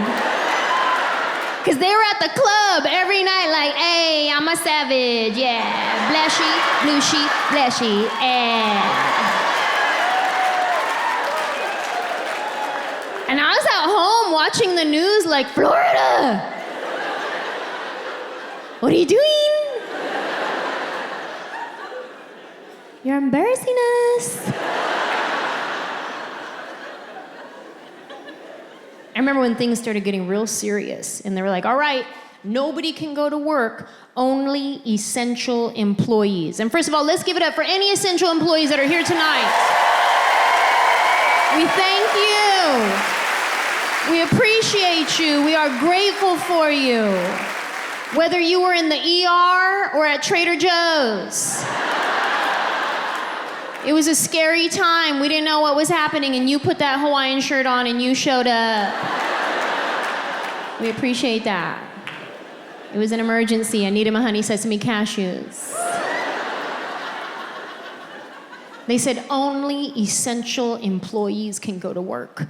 So in my mind, I was visualizing all these high-rise buildings empty, cubicles empty, offices empty. It did not compute in my brain that that also meant TJ Maxx was closed. Because I went to TJ Maxx and the doors were locked. And I was like, what's this? They said it's a world pandemic. I was like, yeah, but at TJ Maxx though? Isn't this essential? It is for me. Any other Maxinistas in the building tonight? Yes, Maxinistas, we go to TJ Maxx when we don't need anything. It's just a part of our mental health day. We just want to go look at stuff and smell candles.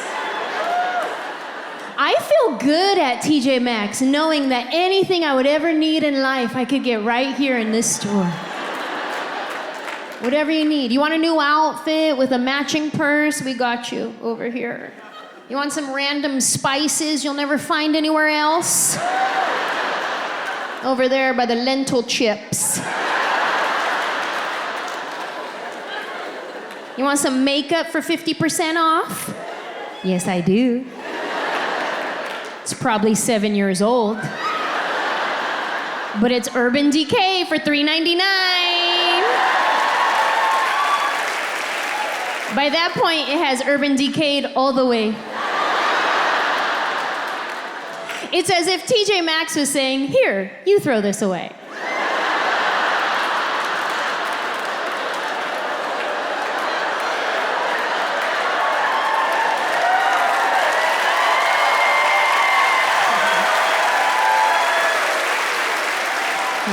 TJ Maxx.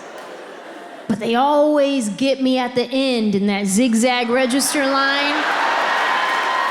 Right? Where they have all the last minute buys. All the things you didn't know you needed in your life. I can be walking around TJ Maxx for like an hour. I have 2 things in my cart. Then I start making my way through the line. By the time I get to the register, 87 items. All right here in the home stretch, you start walking through, you're like, oh wow, candles, coffee mugs, dog treats, slippers, wow. And then the line starts moving too fast. You're like, wait, I didn't get to see everything yet. Hold on.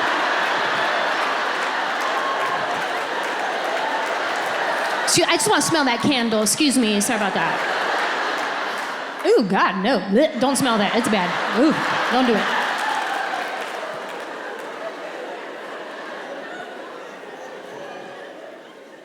Love TJ Maxx. The doors were locked. I couldn't get in. I tried.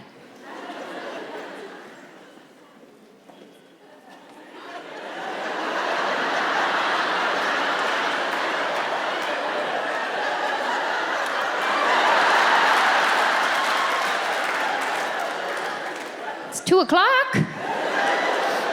This is getting serious.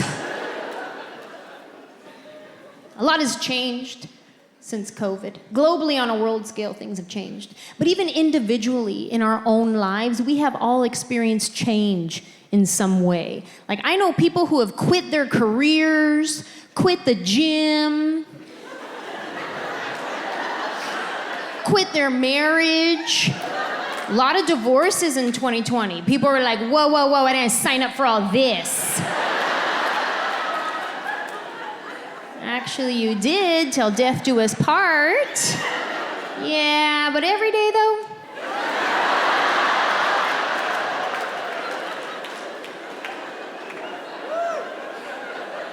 We had some changes happen for us as well. Like right in the beginning of the quarantine lockdown, when everybody was losing work, my best friend and her son moved in with us. And then what happened is they're still there. Yeah, we had said we didn't want kids, and then we adopted a single mom. It's a blessing. They move in with us, and now we look like we have our own big love situation happening. Because from the outside looking in, it looks like we have a husband, 2 wives. Like, I imagine when they first moved in, my neighbors were like, oh, that's nice, her sister's moving in for a little while. And now that they're still there, they're probably like, wait, that's her sister or her sister wife? And my friend that moved in, she's beautiful, just a stunning human being. So people would message me and be like, aren't you a little concerned having a beautiful woman around your husband all the time? And I was like, no, not even a little bit. Like, if anything, she got me to step my game up. She did, because like when she moved in, I started doing that one thing, what do they call it? Try? I started trying. I started wearing clothes with zippers and buttons again. Hey, look at me go. I had to step my game up. Not because I was concerned about my husband, I just didn't want the neighbors to think that she was wife number 1.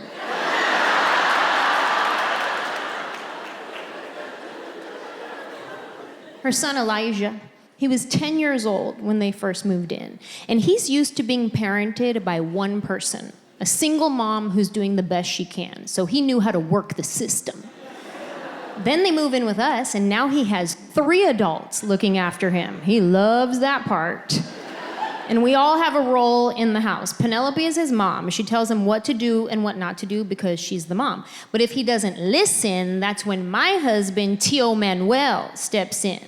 Tio Manuel is like the law of the house. Yes. And my role is I'm the snitch. Say I won't. I'm the one that's like, oh, are you supposed to be watching YouTube videos before school? That's interesting.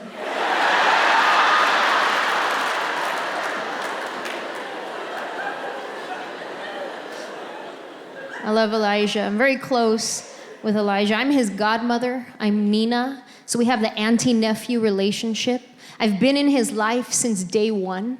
Literally the day he was born, I was in the hospital room. I saw his head come out and go right back in. He wasn't ready. It was a long day.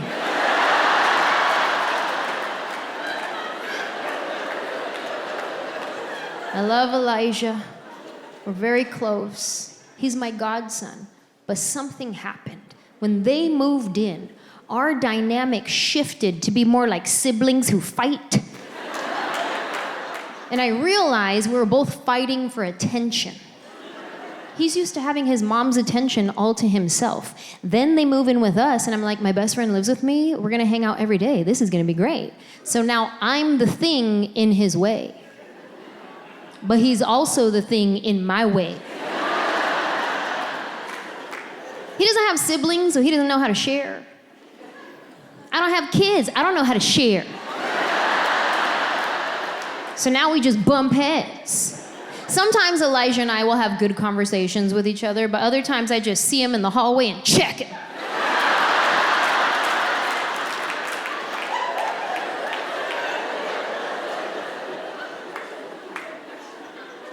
I snitch on Elijah, but he snitches on me too. Because we have security cameras around the house, and he didn't know this at the time, but they record audio. I got a notification on my phone that there was motion in the backyard, so I click on it, what's this? And it's him talking to his mom, and he was complaining about me. I'll tell you guys what happened right before that. Give you a little bit of backstory. We were in the kitchen. He had just popped off at the mouth, was given an attitude, so I was like, okay, me too. So she took him in the backyard to word him up and be like, what are you doing? You can't be giving an attitude, like something like that. I missed the beginning of the conversation. By the time I click on it, all I hear is him telling his mom, oh yeah, well why does Nina gotta be sarcastic? And little does he know, my sarcasm is what paid for this house. So you're welcome.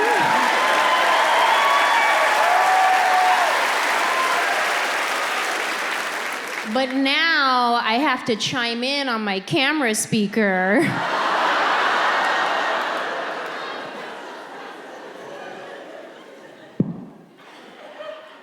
Oh yeah, I'm sarcastic? That hurt your feelings? Well, if Nina stops being sarcastic, you start being homeless.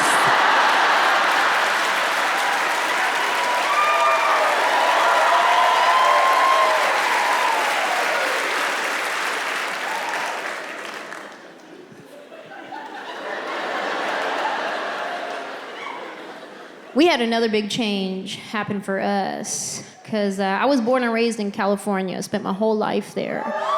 Thank you.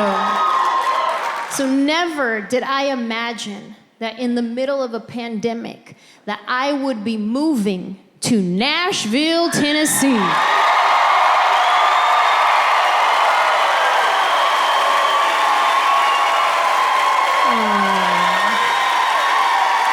Thank you. Listen, that's very kind of you to cheer for that. Because I am well aware that people from Nashville do not like Californians moving here.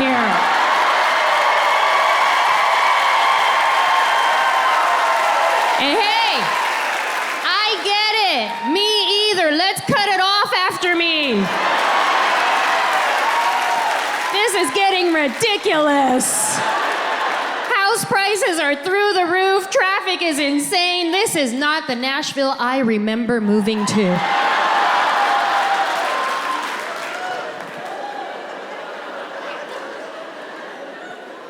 I'm learning a lot being a California girl living in the South because it's different here.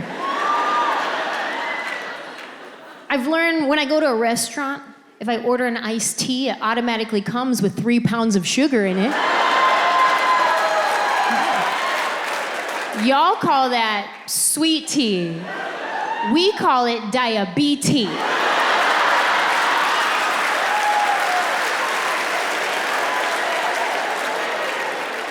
Learning a lot.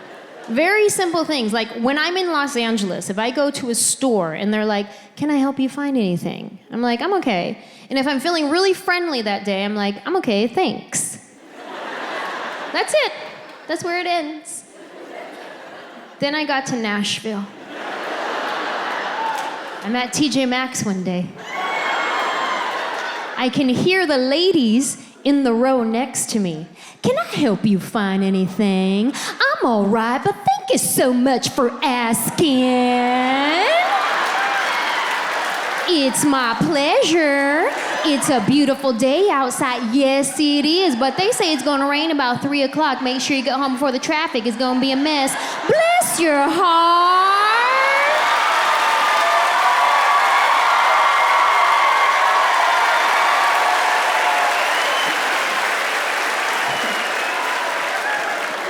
I was like, ooh, I don't know if I have energy for the South. I don't know how to do it. Like, who stops talking first? Then I look around the corner and neither one of them even worked there.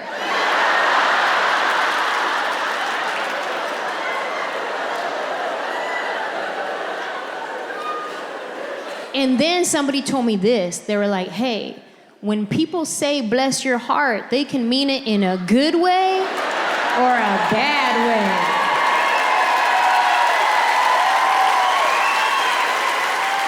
And I was like, what? Like, how you do a bad bless? And they're like, no, trust me, sometimes that's not what they mean. So now, anytime somebody tells me bless your heart, just to be safe, I reply with, bless your heart. Yeah, I wish you would bless my heart. Bless it again, go ahead.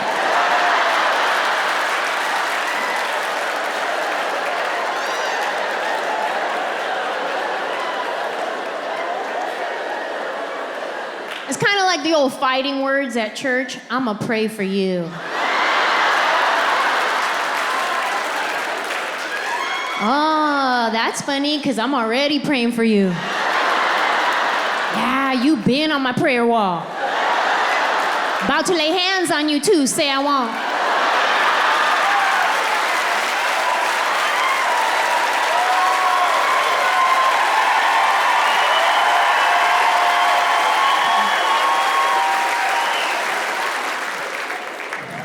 Learning a lot. When we first got to Nashville, we were trying to figure out what part of the city we wanted to live in. Like, where do we fit in? Where do we vibe with? Finding out this county has good schools, this county doesn't. This county believes in COVID, this county doesn't.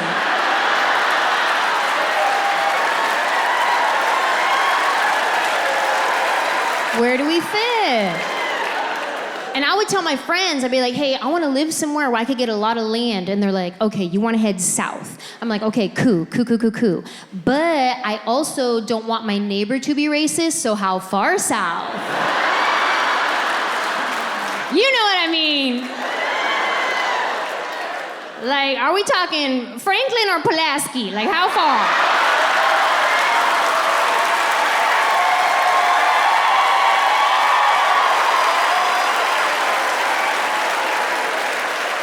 Because when you get to the deep, deep South, it's scary. I've seen movies. I'm not trying to do that. I mean, if they have a TJ Maxx there, I will pray about it. And I'm a good neighbor. Like State Farm, I'm there. I love my neighbors. I'm the one that has everybody's phone number. And if I haven't seen you in a while, I will send you a text. Are you good? Do I need to do a welfare check? I got your back. Because I love my neighbors. Every holiday season, I'm gonna get my neighbors a gift. Not the whole neighborhood, just the houses I can see from a front window. Because I love my neighbors, as long as they love me. And I know that's not how the Bible verse goes. But that is my interpretation. This is not the New King James Version. This is a new Queen Anjelah version. This is Anjelah 5:14. Do unto me as you want to get done. That's how you say amen in my Bible.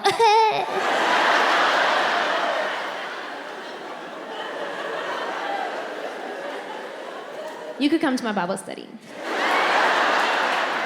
It's on Tuesdays. Learning a lot. One thing I learned right out the gate is allergies are a whole different beast in the South. Because when I live in Los Angeles, we don't really get all the seasons. We get summer and fire.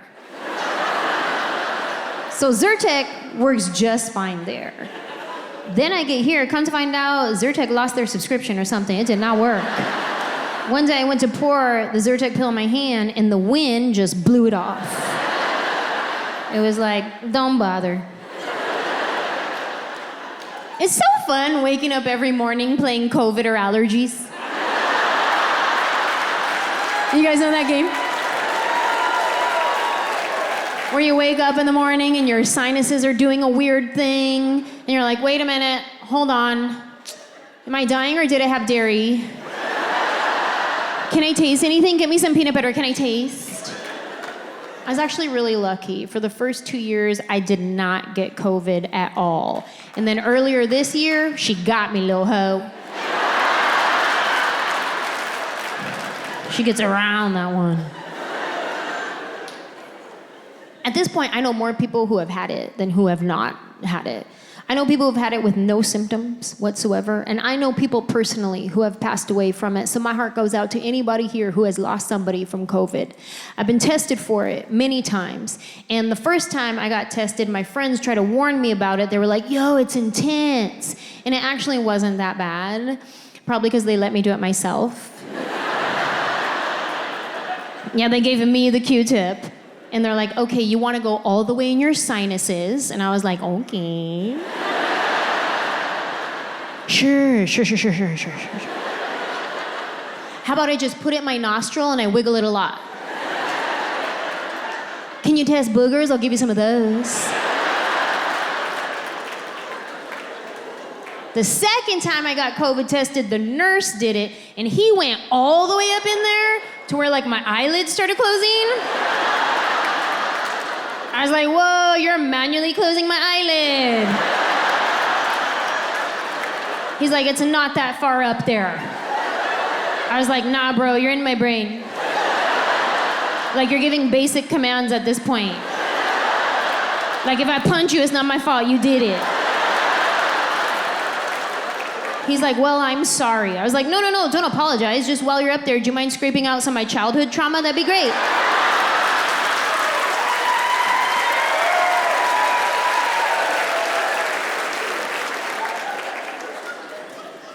Could you imagine if that was a real option? Get your childhood trauma scraped out with a COVID test. You'd catch me at the CVS pharmacy drive-thru like once a week. They're like, can we help you? Hi, I'm here for my COVID test. Also, when I was 8, my mom forgot me at the store.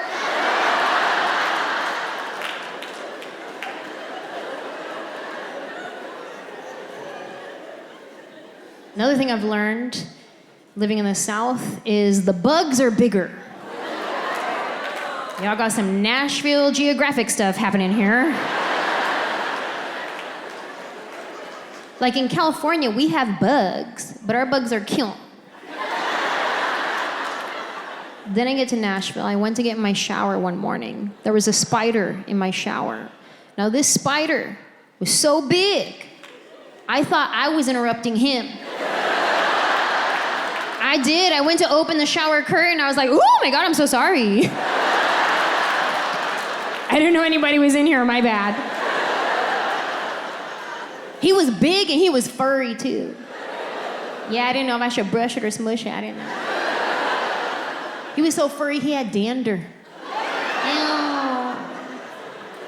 I need my Zyrtec pill just for the spider dander. I was like, sir, the Head and Shoulders is right there. Help yourself.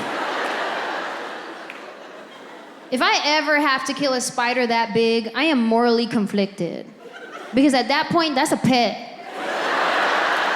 Put a collar on that thing, that's Bubba. Bubba had plans that day. He was just getting started. He's in the shower. That's messed up. If you ever have to kill a spider that big, you could hear the crunch. And if you hear the crunch, you know that thing had a soul. That's messed up. I used to kill any spider or bug that was around me because I don't like bugs at all. But over the past couple of years, I have this newfound respect for nature and insects. So now, if I ever see a spider in my house, what I like to do is scoop it up in a container, take it outside, throw it in a bush, and then immediately go like this.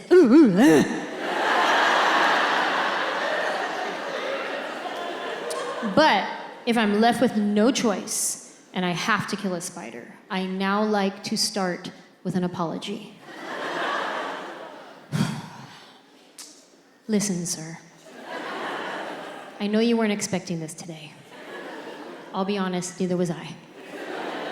Truth is, I don't know you. You could be poisonous and you could kill me. So at this point, it's either me or you. And I have chosen you.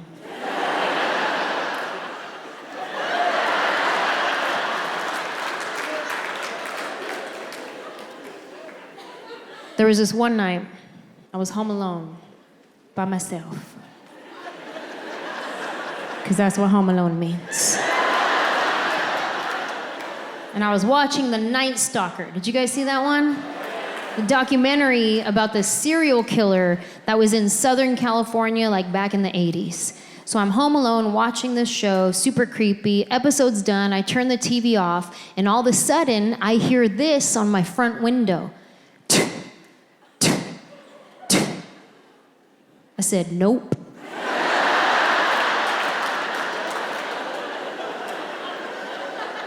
I ran to my room. I put on every piece of clothing that I own. I said, if he's gonna try to assault me, he's gonna have to work real hard.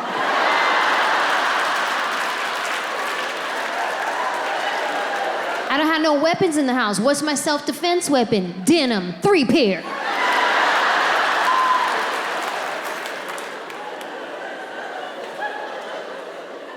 After a while, nobody came in the house, but I kept hearing the noise.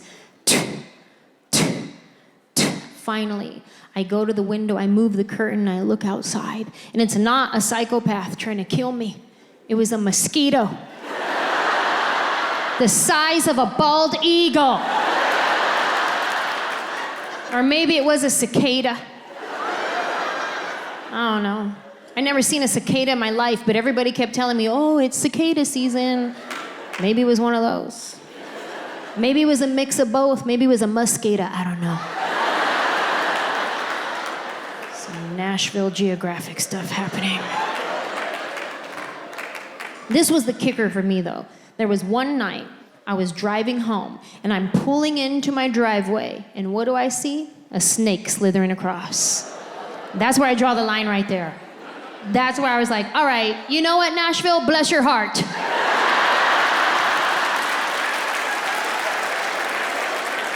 This is getting ridiculous. I'm not a big fan of wild snakes. Pet snakes, I'm okay with. Like, if there was a snake right here and he came with a cosigner, like he came with a guy that was like, oh yeah, that's my pet, he's cool. I like that snake, that's a good snake. Him? I don't know him. He probably had that snake since he was a baby. He probably just ate a baby. Pet snakes, I'm okay with. Like, you know how sometimes you go to a real touristy area and there'll be that one guy with like a 100-pound snake around his neck, and he's just walking around. He's like, yeah, you want to take a picture with my snake? I'm like, I'll do it. He's like, all right, $20. Yeah, I don't need no picture. But the point is, I was down. I was gonna do it if it was free. Because free is my love language.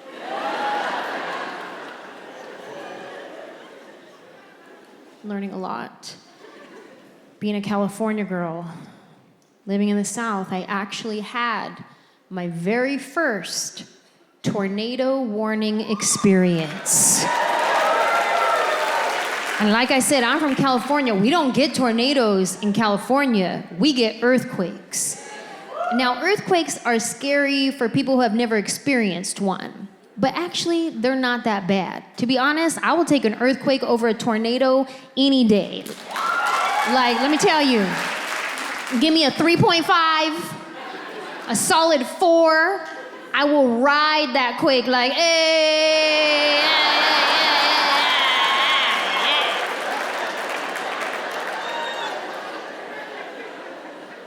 But a tornado, though? I don't know anything about tornadoes. This is what happened. We were asleep. It was 3 a.m. I get one of those Amber Alerts on my phone. The alert that goes off real loud. And I was like, okay, first of all, what child is getting kidnapped at 3 a.m. that they need to wake me up to tell me about it? What VIP child is this? That they think at 3 a.m. I'm gonna run outside looking for Honda Civics. A silver one, it's always silver.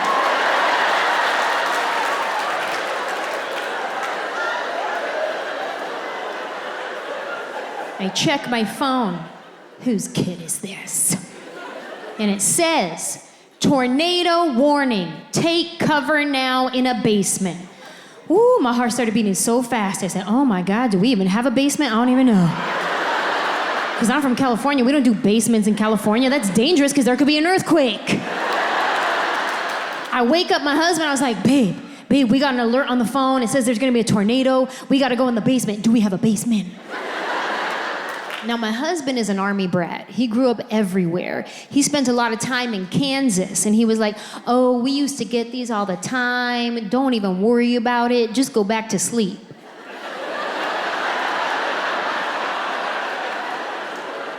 To sleep? But they just woke me up. I don't think that's what they want. He was like, what county is it in? Oh yeah, that's like 5 miles away. We're good. We could watch it from the front.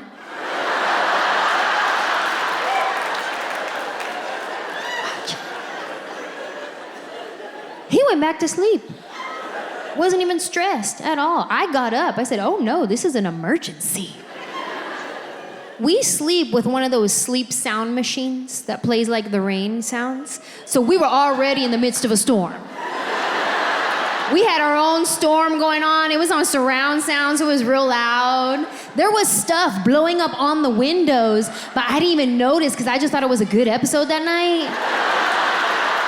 I was like, ooh, this one's realistic, favorite.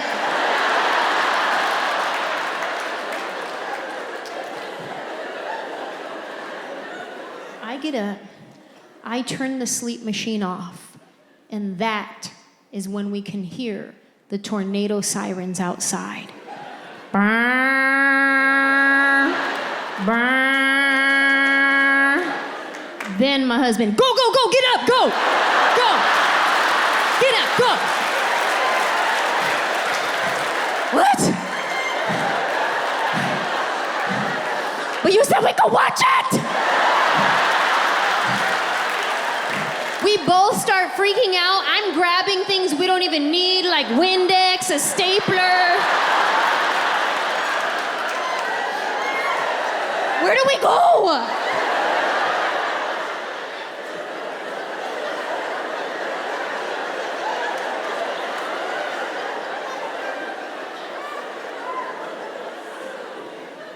Turns out we do have a basement. Guess where it is? Outside. Like we're in the Wizard of Oz. We keep it locked for safety. And we keep the key in the junk drawer in the kitchen. You highly underestimate what you consider junk until you're in an emergency situation. Now, I don't know how you guys keep your junk drawers at home. Maybe you're highly organized. I open up my drawer, I gotta sift through a bunch of dead batteries, expired coupons, hella rubber bands. We don't even use rubber bands. But every time we get one, we gotta save it. Why? What is so sacred about a rubber band that we can't throw it away? Whether it came wrapped around the newspaper or asparagus, it's in the drawer now. And that asparagus rubber band, that's a good one. Like, woo. We better save this.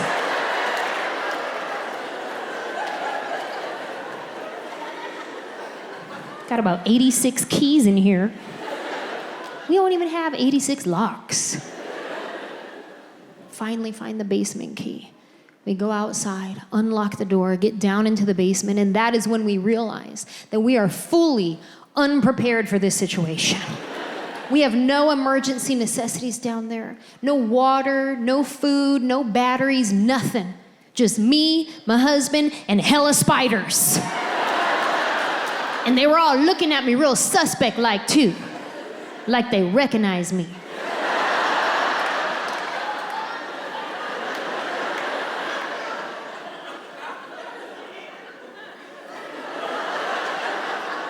That's her?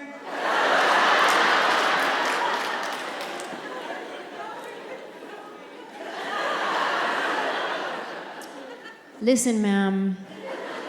I know you weren't expecting this today.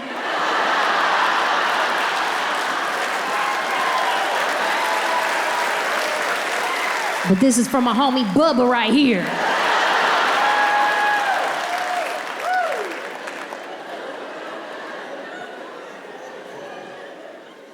While we were trying to figure out what part of the city we wanted to live in, my husband and I were staying in a studio apartment. Now, I don't know if anybody here has ever lived in a studio apartment before, but when you're young and single, that's banging. It's convenient. Like, you'll be in your living room watching TV, you're like, you know what? I'm tired. I want to go lay down in the bedroom. Boom, already there.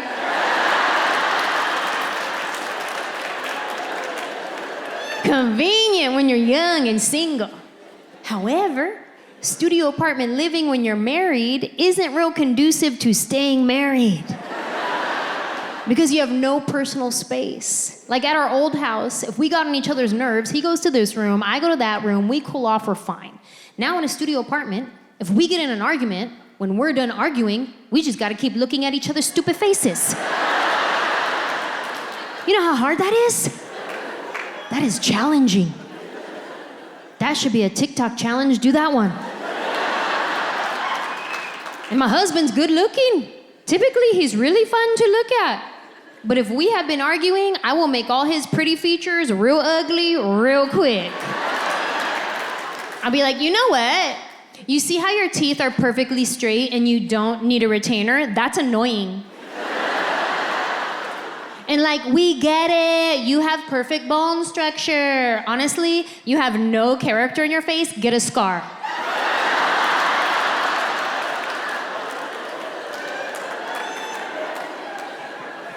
If we get into an argument, my husband doesn't want to call it an argument. He wants to call it a talkament.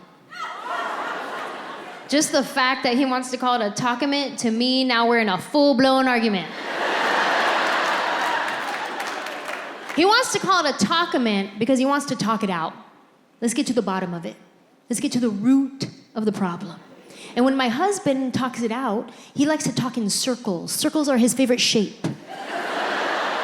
He likes to say the same thing he just said, but a little bit differently. Because he's talking it out. And when my husband talks it out, he likes to ask a lot of questions. Questions. He thinks he's being inquisitive. I think that I'm on the stand and I need to defend myself in a court of law. Questions. Yeah, I know you said that, but why? No, I know that's what you said, but why? I don't know why. Yes, you do. Objection, badgering a witness. He's like, overruled, but why? No, I know that's what you said, but why? Because that's how I feel. Okay, that's your feelings, but what's your facts, though? That's how you feel, but what are your facts to support your feelings? Oh, you're stupid, that's my facts. And it's not that my husband is stupid. It's just that I don't know how to talkament. I can start in a talkament. We're just having a conversation. We're both calm until he triggers me, which is like sentence number 3. And then next thing you know, here come my emotions. They weren't even invited to this party, but they showed up, all pedo, ready to say some stuff. The more questions he asks, the more worked up they get. Questions. Next thing you know, here go my emotions out of my mouth. And when I'm in an argument, my words come out like little shanks. He's over here trying to talk him in, and I'm just like, can't.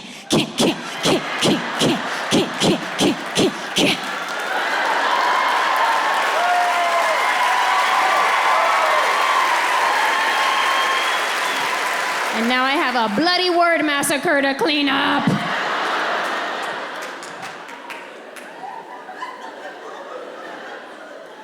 Sorry. I didn't mean it. I was just trying to win.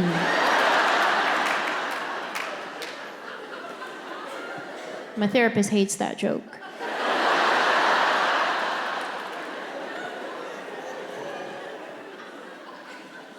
I am working on it, though. I am working on my communication. I wish I could be more like my friend Maya. She's so calm, cool, and collected all the time. One day I asked her, I was like, girl, do you ever get in an argument with your husband? She was like, yes. She started telling me about an argument they got in, and he had said something to her, and she was like, okay, see, when you say that, it makes me feel like what you're saying is I'm doing it wrong. And then he was like, oh, no, that's not how I meant it at all. I'm so sorry it came out that way. That was their argument.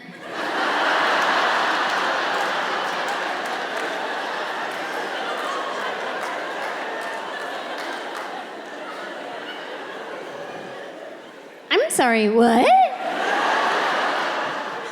How do you do that? Like, how many COVID swabs do you need up there to respond like that? Like, no emotions involved, just clearly communicating. When you say that, it makes me feel like what you're saying is I'm doing it wrong. Me in that same conversation, oh, so I can't do nothing right then? Wow, so why you even married to me?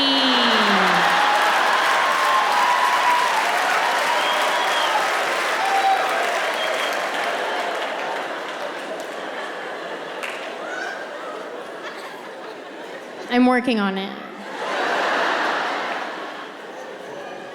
Living in a studio apartment when you're married, things that are normally easy are all of a sudden difficult, like watching TV. In a studio apartment, you have to both want to watch TV at the same time. Then you have to want to watch the same thing at the same volume preference. Now, I don't know if my husband is hard of hearing, but to him, if the TV is not at volume 85 or above, it might as well be on mute. God forbid I bring the volume down to 65. He will passive-aggressively put on the captions. It's his silent way of yelling at me. If my husband cannot feel the vibration of every word coming out of the TV, not loud enough. And we watch different stuff. My husband likes to watch UFC fights and the Hallmark Channel. He's very diverse. He's into extreme violence and Candace Cameron Bure. Me, I just want to watch anything murdery, rapey. Those are my shows. All the crime shows. If there is not an investigation to be had, a bad guy to be caught, a soothing narrator voice telling me how the woman's body was dragged behind the building, then I don't wanna watch it.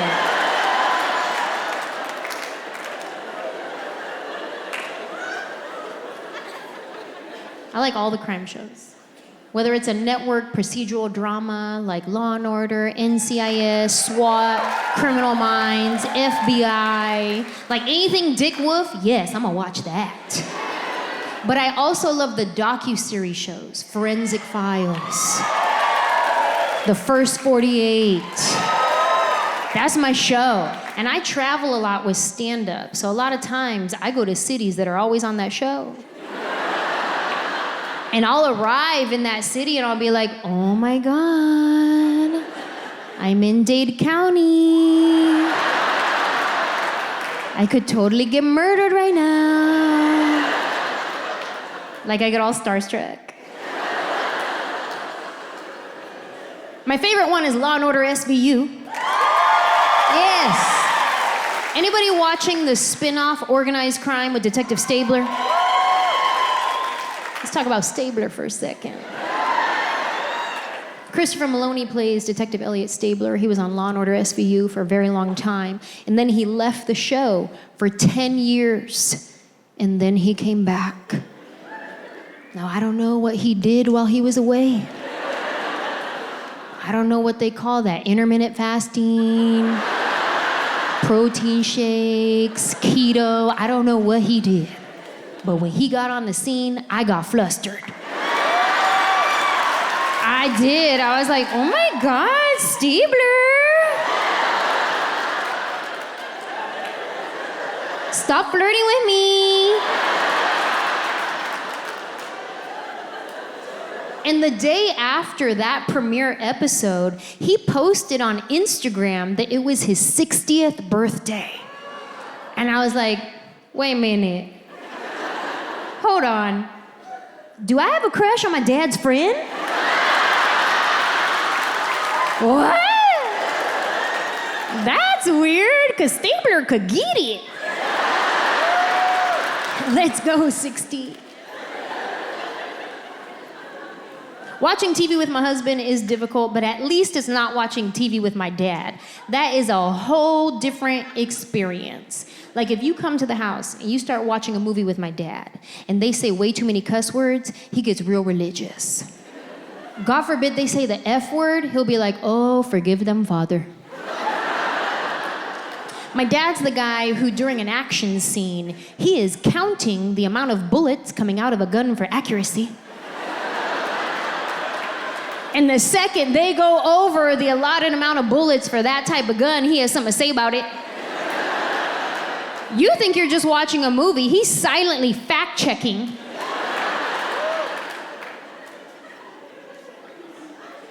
Ah, come on. 47 bullets and a Glock. This isn't real. Really, Dad? The bullets is what made it not real? Not the zombies they were shooting?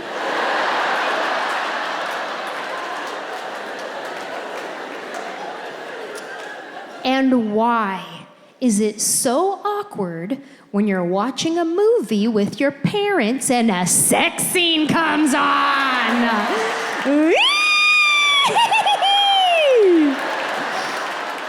I am a grown adult, and it is still awkward. And my dad makes it even worse because he gets visibly uncomfortable. He starts shifting around in his seat. He's sweating, mumbling things under his breath, like, great, now they're gonna do it.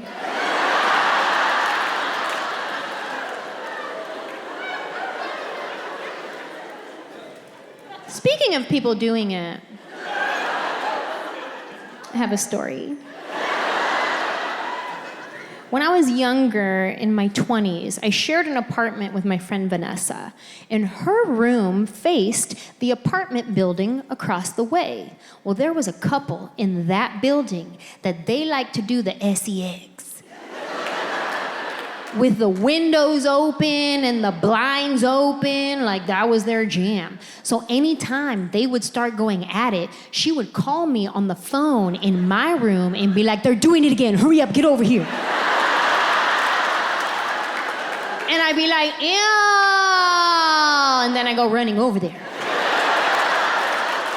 But by the time I get there, they already started closing the blinds and the windows. I'm like, oh man, missed it again.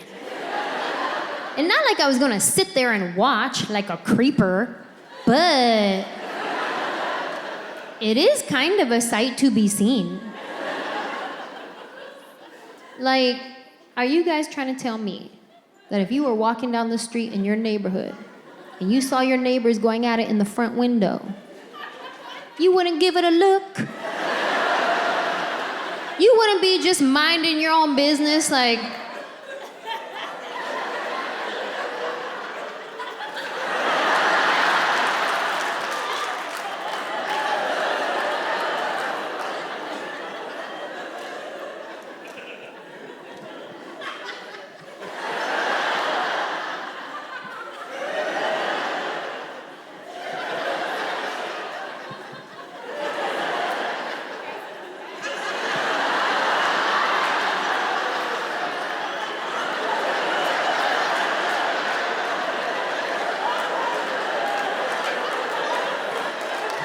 you went to a lap.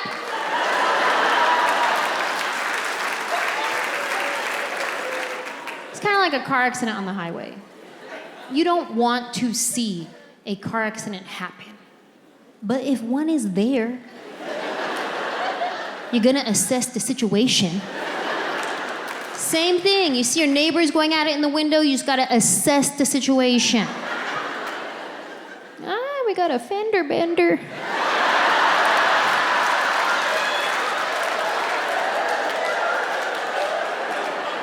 Bend her all the way over.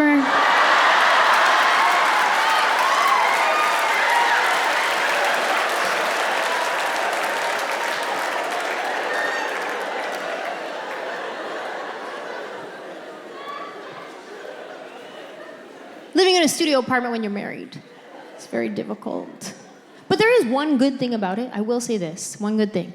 We could only fit a smaller size bed in the apartment, so my husband had no choice but to cuddle me at night, which I love, but he hates because he says I'm the hottest person alive. And to that I say thank you so much. My husband says I'm like a furnace. Any other furnaces in the building tonight? Yeah. He'll get in the bed and be like, seriously, babe, you don't feel yourself? We like to sleep with the bedroom at sub-zero temperatures. Yeah. But I like all the blankets on, so I'm nice and cozy with my face a little bit cool. He likes no blankets on, just skin to air contact. Psychopath.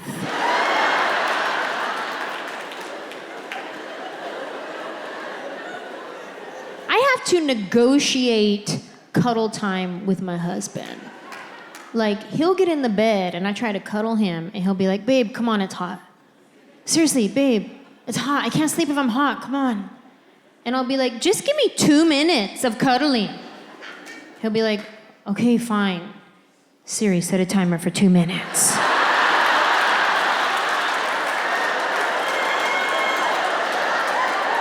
And if he even tries to pull away before that buzzer goes off, I'm like, nice try, 30-second penalty.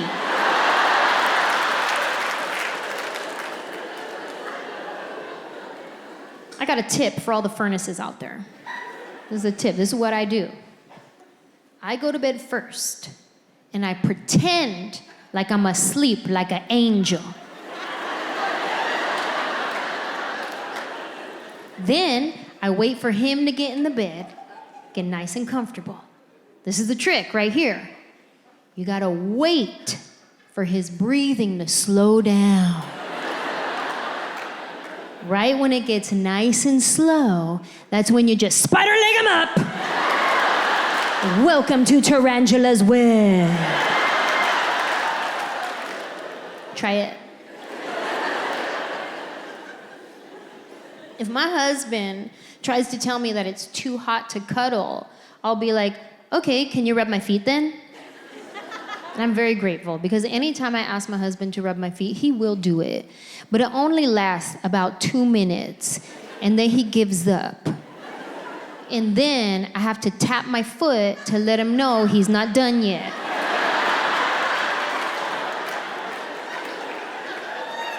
Hello? Boo-boo. It's not even time for your first 15-minute break. Yellow. And then he starts rubbing my feet again for maybe another 3 minutes, and then he just taps out. And this is how my husband tells me that he is done rubbing my feet. He goes like this.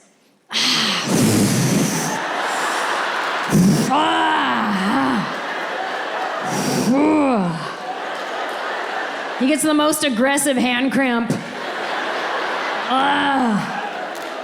Cancel all my plans this week.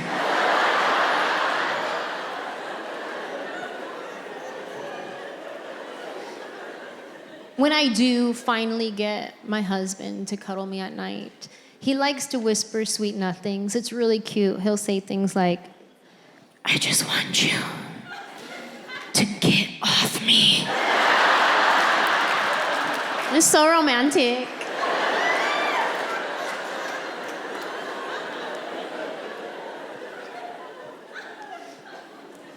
Living in a studio apartment when you're married is difficult because you have no personal space. It's like every time I turn around, my husband's there. I turn around, he's right here. Turn around, he's right there. Like, whoa, weren't you just here? How'd you do that? Every time I turn around, he's there. It reminds me of a song I know called Total Eclipse of the Heart. You guys remember that song? Well, I felt like it was time for a remake, so I wrote some new lyrics. You want to hear it? Okay, I'll do it for you guys. But here's the thing. I need your help. I need you guys to sing all the turnaround parts. Do you know what I mean? All right, let's do a practice round. Okay, because only 7 of you knew what I meant. You guys do all the turnarounds, but nothing else. Practice round, here we go. Turn around,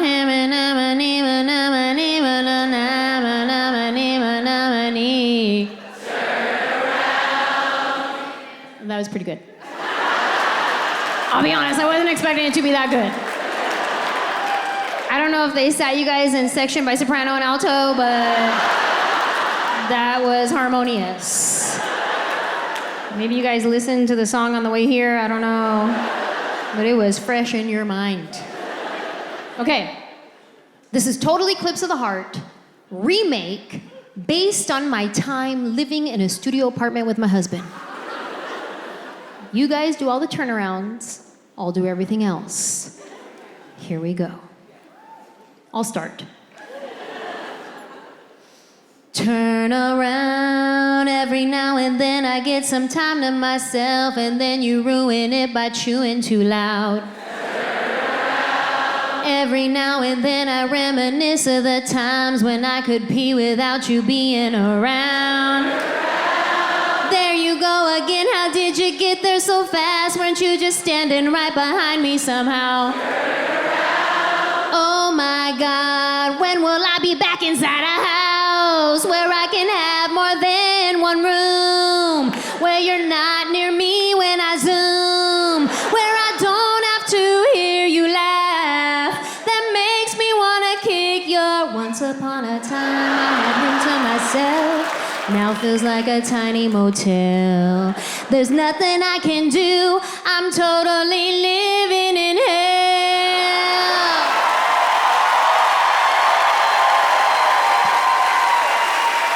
Nashville, thank you so much. I love you.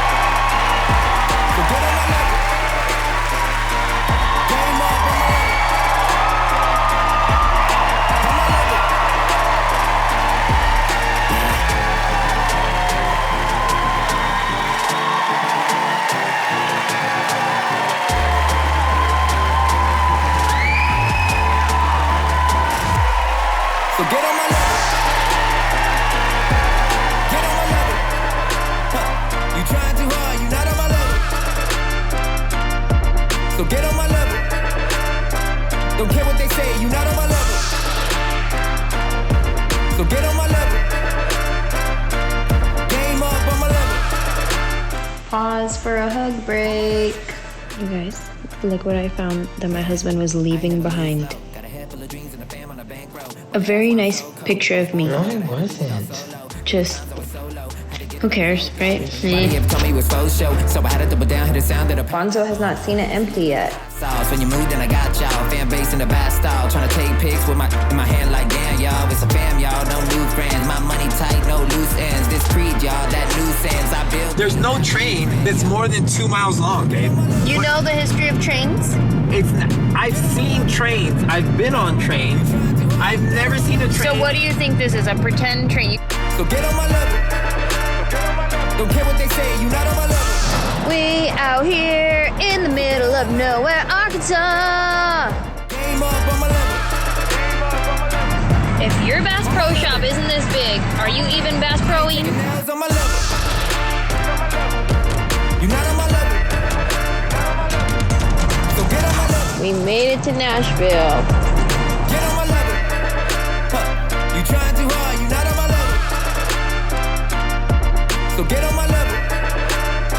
Don't care what they say, you not on my level. So get on my level.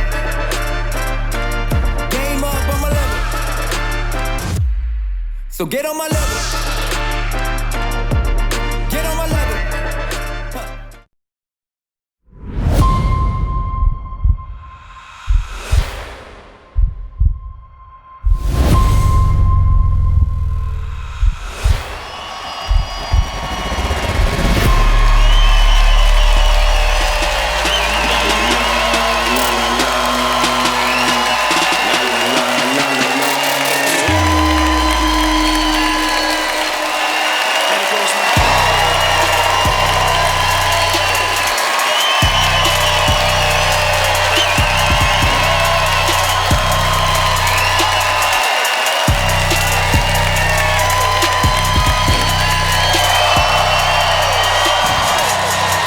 All right, let's get into it.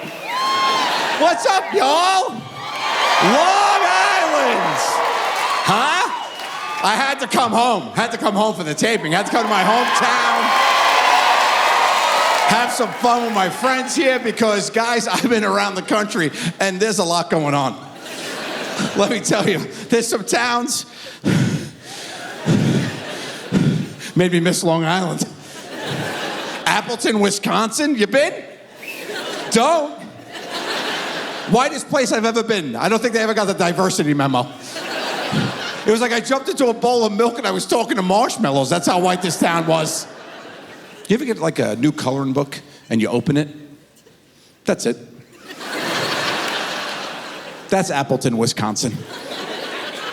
And I'm getting older, you know? You notice more stuff annoys you when you get older, you know? I'm 47 now. Yes, thank you, I made it. I mean, I know what you're thinking. That's it? Oh my God, you look terrible. I decided, even that like whistle was half-baked. I appreciate it, nice try. I know we get it, it's okay. I've seen myself in high definition. You know, it's funny, like now that I'm older, I want to start taking care of myself, you know, so I started going to the doctor. I wanted to check everything out, like a classic automobile, you know. I took her into the shop. I started upstairs. I went to the dentist, okay? So they take an x-ray of my teeths. And, yeah, multiple teeth. That's how it works in English, ma'am. I'm sorry to offend you, Miss Grammarly. We put an S on it. My teethy teeth? Toothy tooths, whatever. So taking a look at the picky pick of my teethy tooths, okay?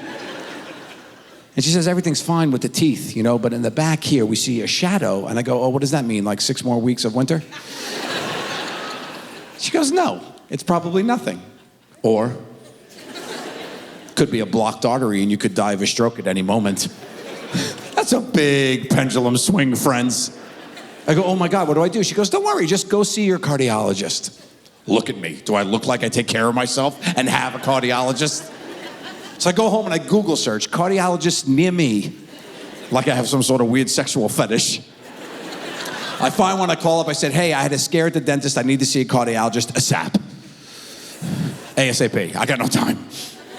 And she goes, oh, because of COVID and everything, it's gonna be like a 2-month wait. And I go, ooh, 2 months, that's a long time. I don't normally do this, but I'm Joe Gatto. you know. He goes, great, Joe Gatto, we'll see you in 2 months. So I go to the doctor, you know, I take all the tests, whatever, and he's looking at the results, which are good, and then he's looking at my body, which isn't. And I think he thinks he had the wrong, like, folder. He's like looking at me, I don't know what he was expecting to see, like in the x-ray. Was he expecting to see like a cannoli stuck in my aorta? The first case of kidney scones? I don't know. I thought he was messing with me, you know, because I've been messing with people a long time, 10 years on TV, but I've been making it awkward since 1976, okay? Yeah, that's what I do. That's what I do. It's the only way to live, okay? You never know when the lights are gonna get turned out on you, so you might as well have some fun, laugh, find some joy every day, and I wish that for each and every one of you in here. Yes, that's what I want. I want you to live a great, happy life. Yeah, of course. You know? But I know what you're thinking. Joe, how? That's why I'm here. This part of my show is like a TED Talk, okay? I'm gonna give you tips and tricks to live your most awkward, fun life, okay? Things anyone in this room could do that you should do, okay? We talked about the dentist. Next time you guys go to the dentist, do what I do. Keep your eyes open. There's no rule. There's not even a sign that says, please keep your eyes closed. Like, you could do what you want. When I go, I just sit there when they're about to get their work, I just go.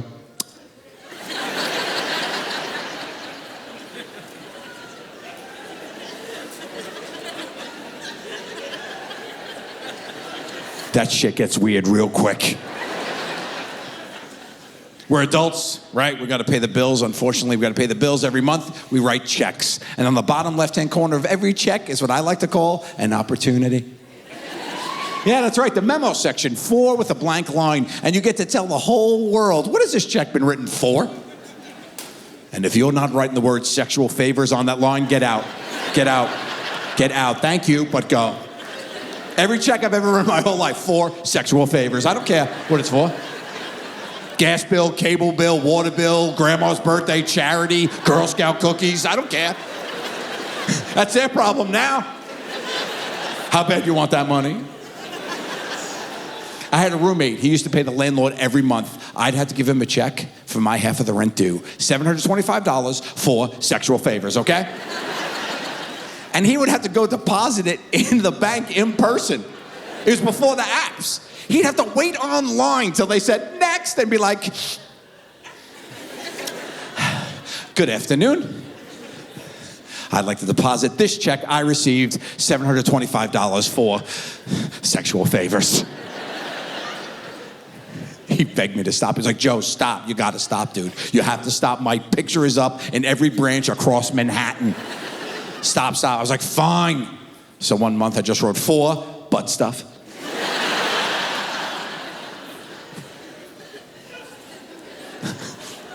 The teller would be like, that's not a bad side hustle, pal. Good work. Keep it up.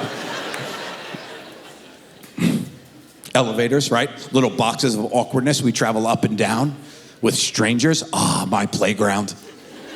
If I'm on the inside, I stand right up against the closed doors. And when they open, I go, yay, you made it. We're gonna be best friends. We're gonna be best friends. Oh, where you going? They're taking the stairs. Flip it and reverse it, right? Missy Elliott, that shit.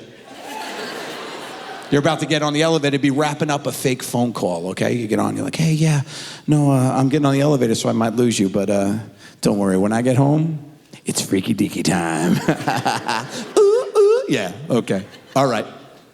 Bye, Mom.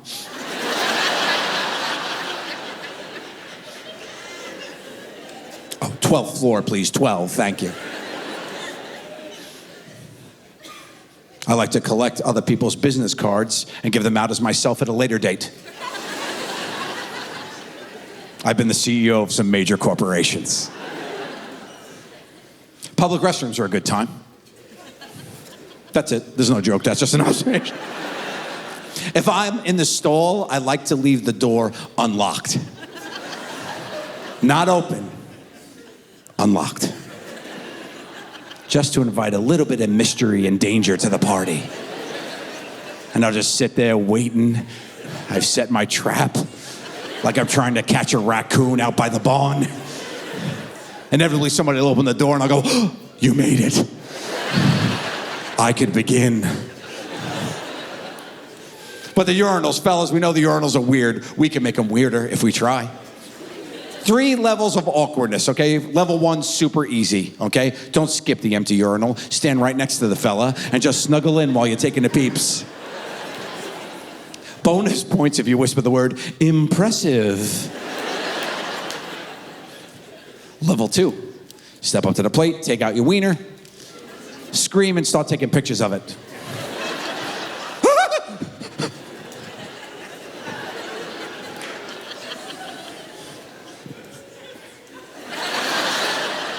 Level 3, the Joe Gatto level of awkwardness, the master class, if you will. You're gonna step up to that urinal, just go ahead and use that bad boy backwards.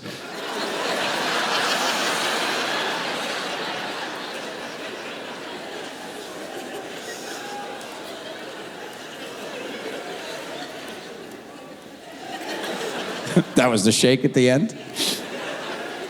The best part of that is when you're mounted up and using the urinal backwards, if somebody walks in, look them in the face like they're weird. And just follow them as they walk across the bathroom, be like,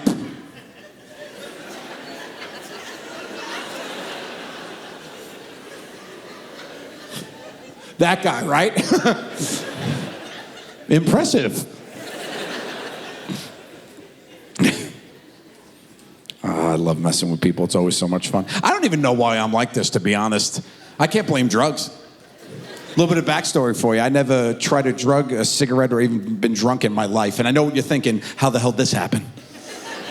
I don't know. I guess my parents were into some stuff. Trickle-down effect, skips a generation, boom, crazy-ass Joe Gatto. Hello. I've never even tried marijuana. Technically, it's a vegetable. Not for me. I did spark up a cannoli backstage, though, before I came out. Puff, puff pastry. All right. I never got into it. It was never my thing, you know? Like, even in high school, I never ran with that type of crowd, you know? In high school, I was like this geeky white kid. I was a mathlete. I was on the math team. I was a bowler. Go Strike Force. You know? I'm just this math-loving, bowling, nerdy kid. I was so, what's the word? Unfuckable. Yes, ma'am. That's it. Thank you.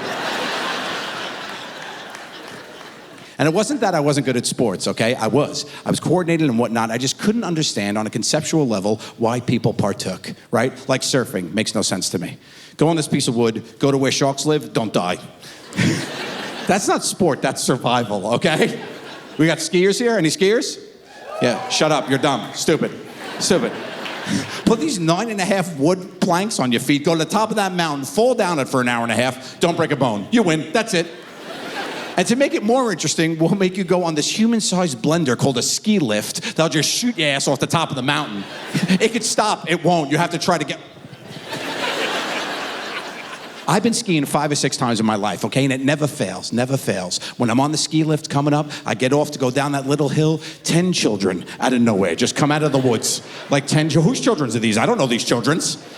Coming across my path, here's my fat ass, I come down, boom, barrel, knock them all over. God forbid I miss 1 or 2. I gotta go back around. Pick up the spare, because I'm a bowler. I got a 7-10 split in Aspen last year. A 7-year-old and a 10-year-old. Fuck these kids. I'm trying to win.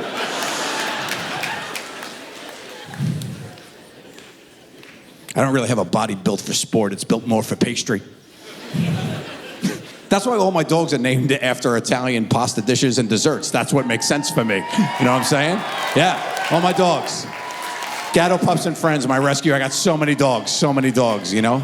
It wouldn't make sense if my dogs were named any other way. Like, if my dogs were named after exercise routines, it's off-brand. I can't be like, yeah, these are my dogs. Push-ups, sit-ups, treadmill. No. I got cannoli, biscotti, spumoni, tartufo, tiramisu. Yeah. Linguine, ravioli, the brother and sister fettuccine alfredo.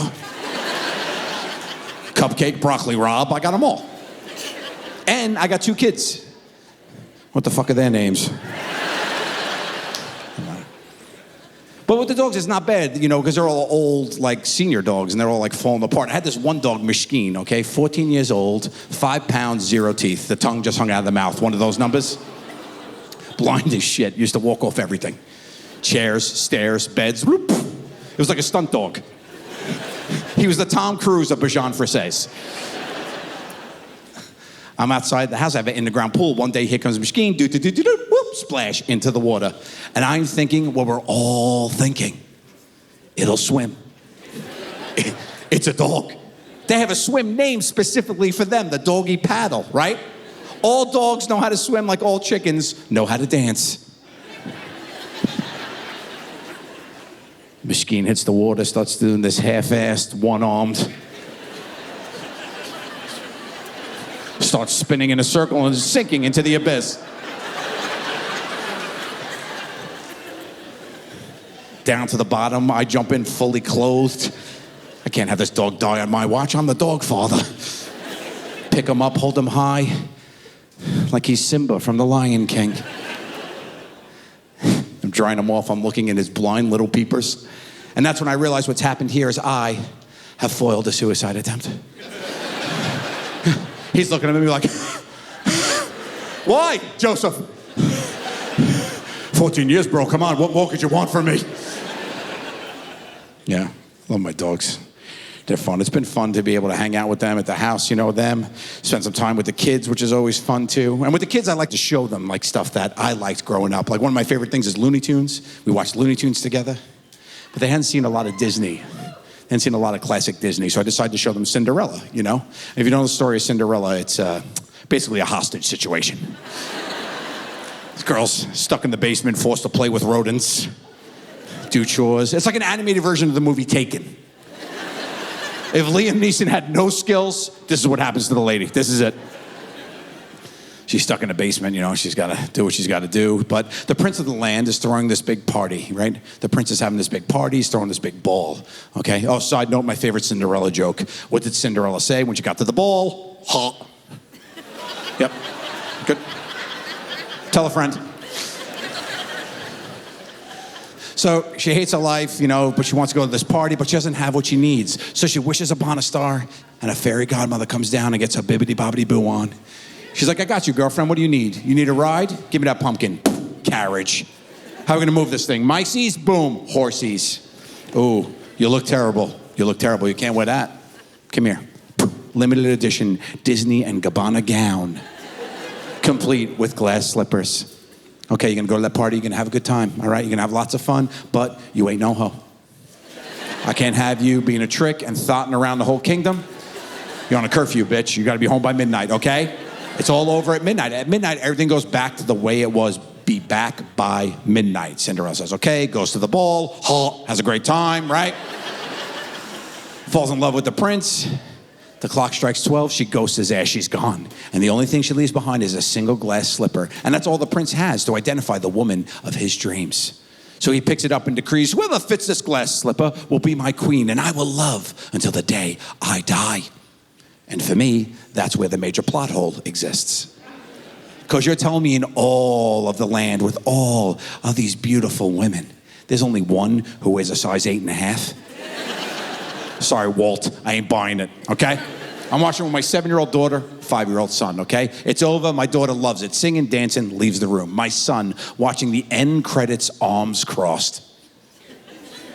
Hey, Dad, I have a question. That's my boy. He's picked up on the same plot hole that has haunted his father for decades. I go, yeah, what's up, buddy? He goes, the glass slipper. Why didn't it just turn back into her regular shoe?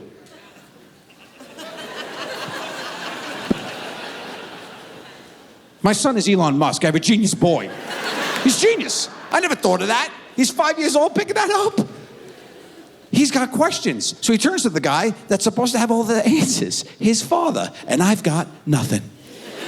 He starts pressing me. He's like, why, Dad? Why? I got to come up with something. So I look him dead in the face. I go, glad you asked, son.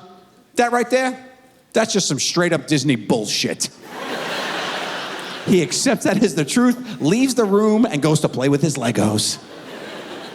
The next week I come home, I'm paying the babysitter. I'm like, how'd they do? She goes, good. We were going to watch Cinderella, though, and your son told me he didn't want to watch straight up Disney bullshit. That's my boy. Raise him right.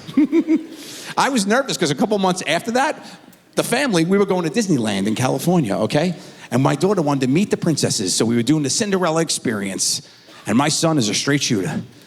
So I was afraid when we were gonna walk in that palace, he was gonna be like, "Hi, Cinderella, hi. Can I see your shoe real quick? Thanks. Excuse me, ma'am, hi. You try this on? Oh, it fits? You're a lying bitch, Cindy. Let's go, Dad. We're gonna go to Universal and play with Minions. They tell the truth there." Disney was great, man. Disney was great. We had a good time there. I finally got to go on that big Star Wars ride. Any other Star Wars fans up in here? I got to go on that Star Wars ride that they built. And if you don't know about it, they spent like hundreds of millions of dollars on this ride. It's basically a movie set. It's unbelievable. But it's also an immersive experience, which means everybody who works on the ride is in character. They play a character. So when the ride starts, you're in the woods with all the rebels, and they're moving you down the line. Thanks for joining the fight. You go through the woods, a big alarm sounds, and they go, "The first order's coming. We got to get you out of here." You turn the corner, there's this humongous spaceship. The doors open, you get in with these big LED monitors all around you, these 90-inch TVs, and then you take off into outer space. A battle begins, you get sucked onto the Death Star, and the next time the doors open, you're on the Death Star face to face with 100 animatronic human-sized stormtroopers with their guns pointed at you. And I was like, this is the coolest thing ever. Are you kidding me? This is so cool. What a cool experience for me. Not for my 5-year-old son, who's never seen a Star Wars film or been on a ride.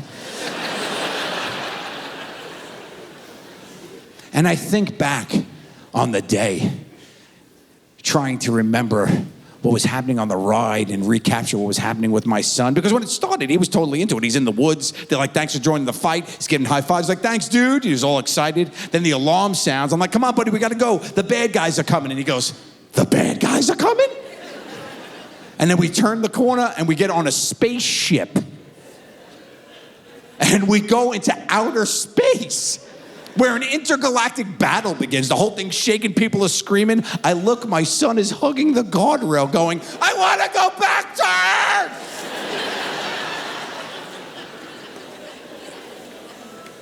And then the doors open and he's face to face with 100 death robots with laser pistols pointed at his esophagus, and his father all smiles. The tour guide, one of the kids that worked on the ride, recognized me, right? So he goes, "Joe, listen, we'll let the group go, then you and your family can take a cool picture in front of the stormtroopers." I was like, "Great." The whole ride goes. My son goes, "Come on, Dad, we gotta go." I said, "No, we're gonna take a quick picture, buddy." He goes, "With the bad guys?" And we have a family photo lined up in front of the stormtroopers. My son, scared to death, hugging my thigh. Jeez! And then, spoiler alert, you escape. I mean, you figured it out. I'm here, right? But the way you escape is that your escape pod crash lands pretty realistically on a foreign planet, okay? And I had never been on the ride, so when it jostles, it catches me, and I go, and my son sees this, and he loses his shit. He's like, "Ah, ah, ah!" And he starts yelling, "Grandpa! Grandpa!" He's calling for his grandfather, who's not even in the state of California. He is 3,200 miles away in New York. But his father has failed him so miserably that the only other male role model he knows, his only plan B, the only other guy that could save the day, Grandpa. Quick stats on Grandpa for you. 75 years old, 4'11".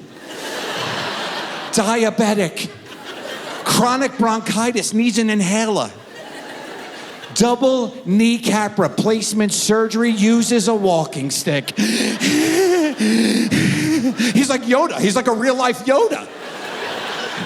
I feel like he was in New York going, "I feel a disturbance in the force."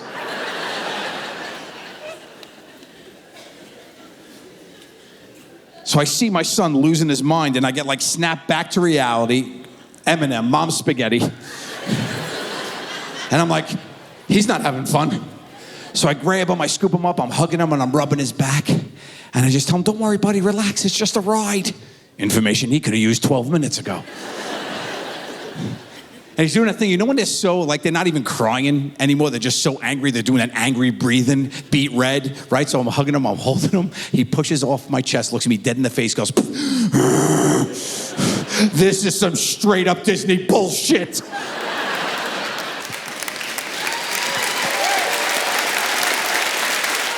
Hey,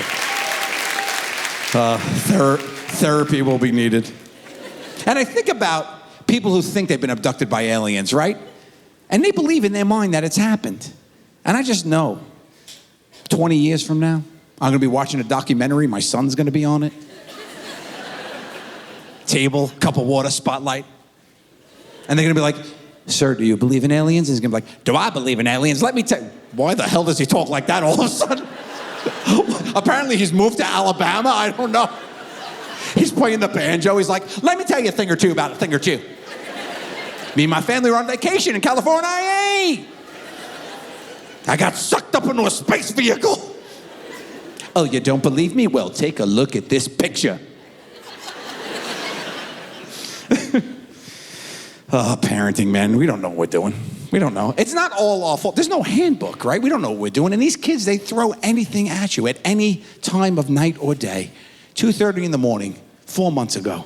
My daughter's room, I hear her, Dad, Dad, Dad, frantically. I run in, I go, what's the matter, babe? She goes, my armpit's bleeding. I'm not a field medic in Vietnam. I don't know how to do here. I pick it up, I look, yeah, her armpit is bleeding a little blood. I'm like, what is happening? Are you possessed? What are you doing? Do we need an exorcism? I mean, the power of Christ compels you. Jesus loves you. What? The only thing I know about bleeding is you have to apply pressure. So I grab one of her stuffed animals and I throw it in her armpit and I shut it down like a wine bottle opener, like.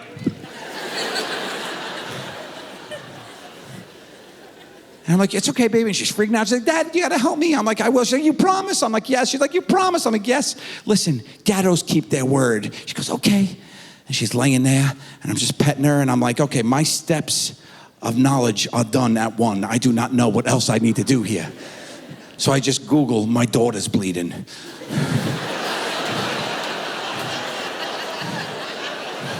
No. I got a couple of years till that happens. And I'm pretty sure that's not an armpit. So she's laying there and I'm just calming her down. I'm like, it's okay, baby. She's like, you got me? I said, I got you. I promise. Gattos keep their word. And I'm holding her and she's like starting to fall asleep. But in my mind, I don't know if she's falling asleep or bleeding out. And I'm like, I don't even know any resuscitation for children. Like, I don't know what to do here if, something goes wrong. So I Google search child mouth to mouth. No, Joseph. Now you know I'm on some sort of government list because Siri and Alexa, them bitches are snitching. They're talking to the federales, I put her to bed, I sneak out, I go back. I go to bed. Daddy's a hero, all right? I go back to my room. Next morning, I wake up. My wife is standing over me with a cup of coffee and the Google Home going, what were you Googling last night? Stupid technology. I hate it. Think about all the technology I have in my house. I have all these OK Googles, these little, screens. You can walk up to them and they'll show you any picture you want. And I have kids in my house and that's too much power for them to wield. My son is 4 years old, learning about neighborhood animals. So he walks up to the Google and he goes, okay, Google, show me a picture of a chipmunk. And it shows him a chipmunk eating an acorn. Okay, Google, show me a picture of a bunny rabbit. And his bunny, carrot. Okay, Google, show me a picture of a possum. And Google decides in its infinite wisdom to show my son a rabid possum hanging off a lamppost. My son screams bloody murder, runs up into his bedroom. Now he's terrified of possums. His number one fear, possum, okay? At night, I'm not checking his room for monsters. I'm looking for marsupials, okay? And he knows they hang from the top. He's smart. So he's like, Dad, check the top of the closet. They hang with their tails. I'm in his closet like there's none here. Stupid Google. But parenting comes down to one thing, making memories. Because we're not going to be here forever. And we want to leave them with good things. Things to laugh about. Times we've shared, okay? We do things like apple picking. If you don't know what apple picking is, you have all the information in the title. It's a dumb activity that white people with Instagram do. We go and pick apples. Where do we do it? At the supermarket where they're already picked? No, we head into the fields. We go to orchards. Are they close? No, 3 hours away, out east. My wife finds a place, Apples and Honey, 3 hours away, Eastern Long Island. with my schedule, it's later in the season. All the apples have already fallen from the trees. So I'm like, can't I take these kids down to the Whole Foods and be like, pick up the apples, kids. Go ahead. Just pick them up. You don't want apples? You want lemons? Go ahead, get some lemons. No, we go. Apples and honey. Apples made by trees, honey made by bees. Weird partnership. We walk out, open the door, there's just bees all over this orchard. And I'm like, who thought this was a good idea? I was like, all right, let's have a good day. We're gonna have some fun, okay? So we go out. I go to get a bushel. This was right after COVID, so there's like the Purell things everywhere. My son walks over to the Purell thing, pushes it, and it shoots him directly in the eyeball. Directly in the boom, ding, like it's a carnival game. Ding, ding, ding, he wins. He screams bloody murder. My back was turned to him. I didn't see that. I think in my mind, he's being attacked by all the bees. And I just take off to defend him. I'm like, look out, son. From afar, it looks like I'm beating my child as he's screaming. We're there 37 seconds. This is how it starts. Okay, I'm like, come on, buddy, we got this. And we start walking around. And we go into the orchard, and like I thought, all the apples are on the floor. There's like 3 in a tree. And my daughter goes, Dad, that one. What's the matter with these? How am I, come here. All right, but dads of daughters know your little girl wants something, you do what you can. So I look up and I go, I was a boy once. I climbed trees. I probably still got it. It's probably like riding a bike. It's not. That's why the saying is like riding a bike, not like climbing a tree. Okay? So I go 4 feet up and I get like vertigo sets in. I get scared to death. I'm 4 feet off the ground and I just hug the tree. I look like a koala bear pencil holder. And my daughter's like trying to cheer me on, super sweet, like, go, Dad, go. I'm like, shut up, bitch.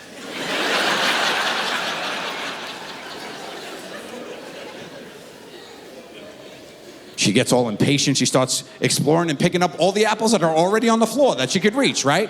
And then she starts screaming. I'm like, oh, the bees are here.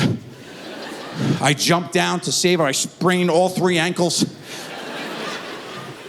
I run around the back. She found her way into a thorn bush. And I'm like, that's it, we're out of here. I peel her out. I said, come on, we're done with this place. Let's go. We start picking up apples, putting them in our pockets. And we're walking back to the car, and there's a big sign that says bakery. And my son goes, Dad, can we go in the bakery? Fuck yeah, we could go in the bakery. We're Gattos. We're built for bakeries. We're bakery pickers.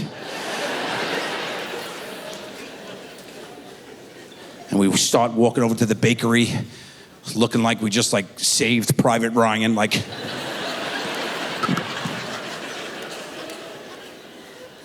Open the door. I look at the girl behind the counter. I said, give me a dozen donuts. Kids, what do you want? Then we get everything and we go outside. We collect our spoils and we hit the picnic tables outside and we're sitting there and my son is eating the donuts and he's got his little fat kid happy dance bop on. He's eating them all smiley with his one eye willy. He's all excited. And he looks up at me and he goes, Dad, this is the best day ever. And then a bee lands right on his forehead. So I go, ain't it, pal? I smack the bee off his head. And now my son equates every time he says something nice to me, I will beat him in the face. So he hasn't said anything nice in 2 years. Thank you. Apples and honey. Yeah, I mean, we do what you can. You know, you set the ground rules. You try to teach them to be good. You try to teach them to lead a good life. You teach them the rules, right? Can't say any bad words. You guys know that. Can't say them. F, B, A, you know. But in my house, we don't even say mean words. We don't say hate. We don't say shut up, okay? And we spend time together and have fun and laugh. And we try to do that as much as we can. Every morning I drive my kids to school. And in Daddy's car, we have Daddy's playlist, songs that we all love, songs that I love growing up, or songs from now that I think are fun. And we listen on the way to school every morning. One of my favorite songs, Shut Up and Dance With Me by Walk the Moon. Yes. One of my favorites, right? So we're driving to school and I see my son in the back seat and he's going, and dance with me. Super cute. I go, you know what, buddy? If it's in a song, you could say it. He rolls down the window, hangs out, and he's like, shut up and dance with me. I'm like, this kid's got anger issues. I need to talk. And my neighborhood's nice. It's a nice neighborhood, nice school. At school drop-off, all the kids, when they get dropped off, all the teachers are waiting outside to greet them. The principal's there, everybody's there. Let's have a good day. We're going to do it. All that bullshit, you know? So they're all there hanging out. And we roll up, and we're rolling up to the school, and another song comes on the playlist. One of my other favorites, Forget You by CeeLo Green.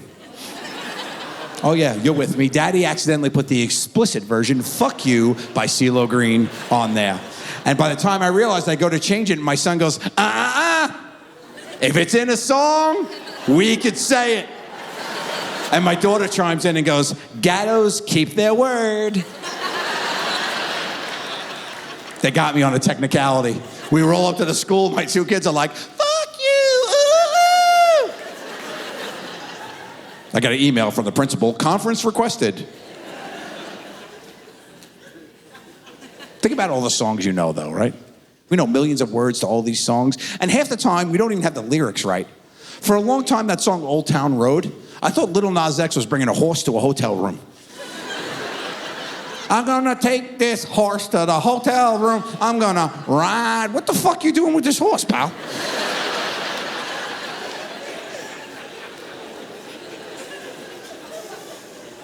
And what hotel chain are you going at that the lean is so lenient with their pet policy, they allow thoroughbred?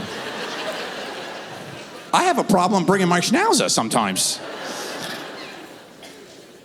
But I grew up in the 90s, love 90s music, love boy bands, love a good sing-along, yeah. One of my favorites, Backstreet Boys, Everybody, right? You know it. Everybody, rock your body.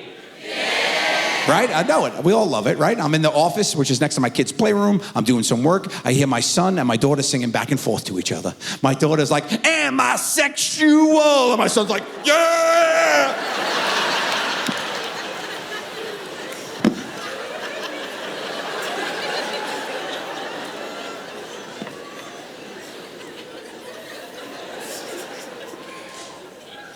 You know who listens to that song now? Nobody. Nobody in my house. Yeah. The best part about being a parent, though, is you see your kids grow up to be little versions of you, right? They try to be like you, which is so fun. I see my son, he tries to control all the dogs in the house, you know, but he's like this big and there's 400 of them, so it doesn't work out. But people are like, your house has to be crazy with that many dogs. It's not. It's a pack mentality. They follow the house rules. Like if I open the front door to my home, the dogs know not to run out. They all just look out the open door like it's a Hallmark card.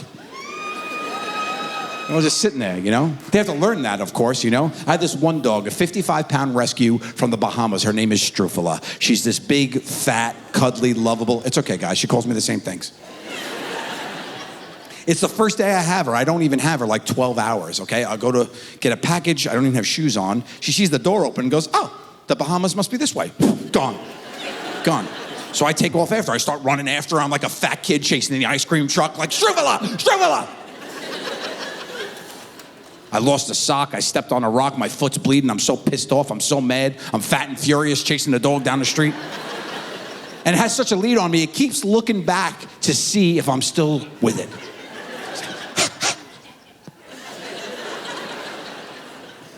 It runs into my neighbor's backyard who I have never met, okay? And it takes me a full minute to catch up. That's the lead this dog has on me. And I show up looking like a lunatic from the mental institution. Freshly escaped. Panting, sweating, hair's crazy, eyes bulging, bleeding. I walk to the back and a guy is there. I'm holding the dog by the collar and he is like a man. Like the opposite of what you see before you. 6'4", exotic looking fella, long hair, sun-kissed skin, biceps, triceps, all the seps, every seps. Abs for days, glutes for weeks. So he's holding the dog by the collar and he's like, that's his hair in the wind. Oh, hello. Is this your dog, perchance? What the fuck else do you think I'm doing here, pal? You think I'm trying to sell you a vacuum cleaner, talk to you about Jesus? No, I'm here to answer the age-old question, who let the dogs out? I. The door opens, this perfect 10 of a wife, Princess Jasmine, if you will, comes out being like, who is this fat stranger? Bleeding all over my patio.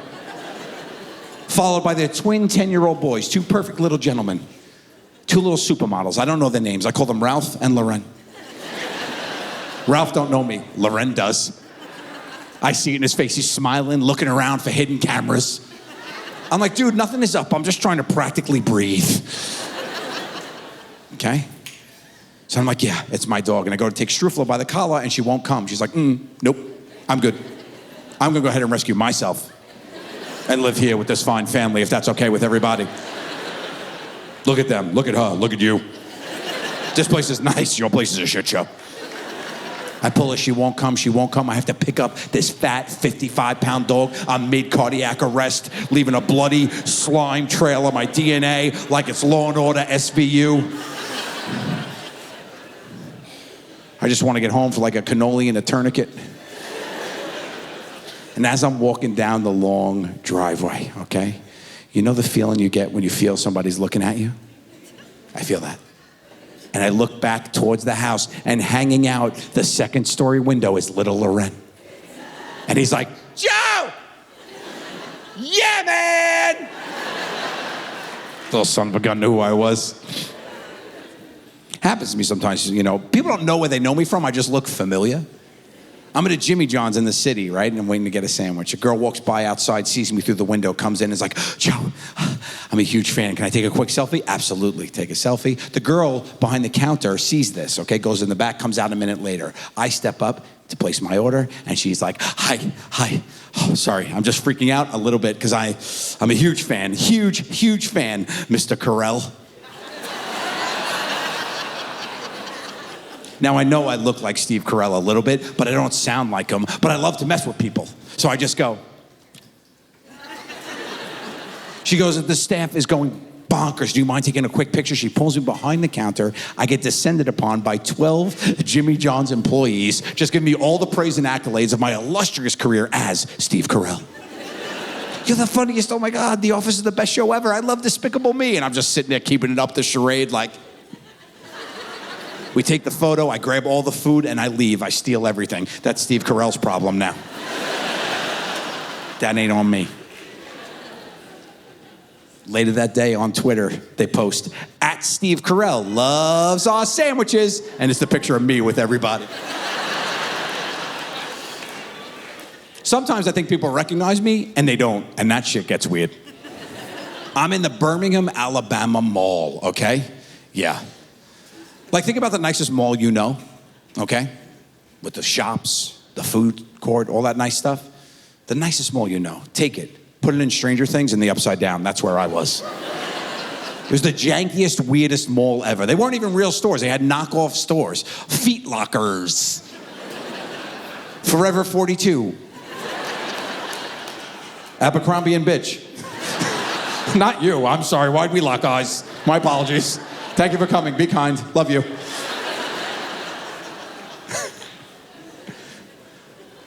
was like, all right, well, I'm not going to do any shopping here. The stores are terrible, but the place was filled with fans, and I love my fans. So I'm like, let's have some fun here. I start grabbing the cameras, taking selfies, giving high fives, shaking hands, kissing babies, doing the damn thing. As I'm walking around, I see these 3 mid-teen boys leaning on the rail and looking at me. And I'm all caught up in the moment, having fun. But for some reason, I go, what's up, fuckface?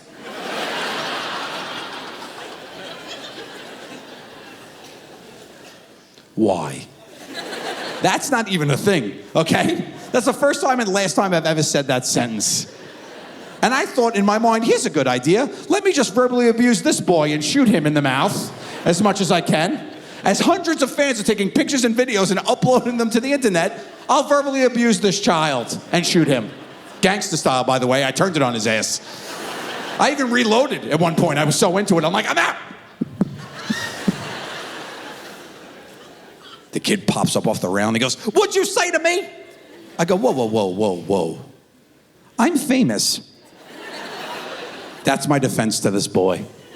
He goes, I don't know you, man. I go, okay, look. You didn't know a world famous, international, basic cable celebrity. I called a teen boy fuckface. We're both wrong here, pal, but I apologize. I'm sorry. And I shake his hand, and he walks away. Ish. Yeah, that's right. Him and his teen gang, the 3 of them. I see him out of my peripherals, following me, clocking me, trying to run game these kids. You can't do that. Can't run game on me. I know how you kids think. I'm on TikTok. Oh, she the devil, you fucking... So I'm like, all right, what am I gonna do here? I can't fight these children. I'll lose, first of all. And the main one was dressed head to toe in camouflage, okay? I look like an extra from The Sopranos. So I was like, all right, I know what I'll do. I'll hide. So I run into Bonanza Republic.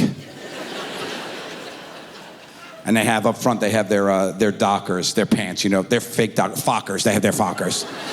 Buy one, get 17 free, you know the Fockers?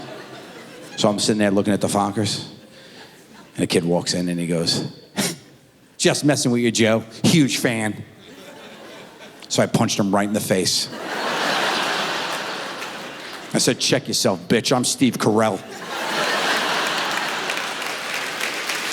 Yeah. It's fun. It's fun. It's fun. It's fun to be me. It's fun to mess with strangers. It's so much fun. I have so much fun messing with strangers, but I love messing with my friends. And I have this one friend who's great to mess with. His name's Sal Vulcano. Oh, the best. Best in the world. I love him. He's my brother. He's the best. He's very easy to mess with, though. He's the perfect mix of neurotic and gullible. It just works for me. I could probably stand up here for about 9.5 hours and tell you stories how I basically ruined this man's life. I'll tell you one of my favorites. This happened in Cincinnati, Ohio, okay? This is about 9 years ago when we had just started touring, okay? And we're playing this little comedy club that's being run by a gentleman who is like clearly on the lam from the mafia. Little Italian dude, slick back hair, okay? They had a late show. So he calls us into his back office. He goes, boys, we got some time to kill here. What do you fellas want to do? What's up here? Well, you guys want some massages?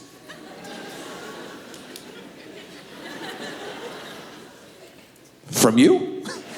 He goes, no, Joe, what are you, crazy? No, don't be ridiculous, no. I got some people, I call them, they come to your hotel room and they'll rub you, yeah. Sure. Sal goes, oh, no, thank you. I don't know where these people's hands have been. What do you think is happening at these massages? Sal, they're not jamming their fingers in your mouth. Unless you pay extra, right, my man? Yeah, he knows. All right, Sal, don't worry. I'll go first, and I will text you my Yelp review and let you know how it is. He says, okay, all right? So I'm going to my hotel room, and the woman who shows up is exactly the woman you are picturing when I say someone who will come to your hotel room to rub you. The woman walks in with the table, right? Not a massage table. No, it's a straight-up 6-foot white, fold-in-half Costco number, you know? Like the kids' table at Christmas, right? She opens the legs, pops them, and locks them. Goes into a bag to take out. She doesn't have the face cradle, you know, the little toilet bowl seat for your face. She has a travel neck pillow that says American Airlines on it. She puts it on the table and has the nerve to go, okay, sir, I think we are ready. Please make yourself comfortable. I'm looking at this flat surface and my capital D-shaped body.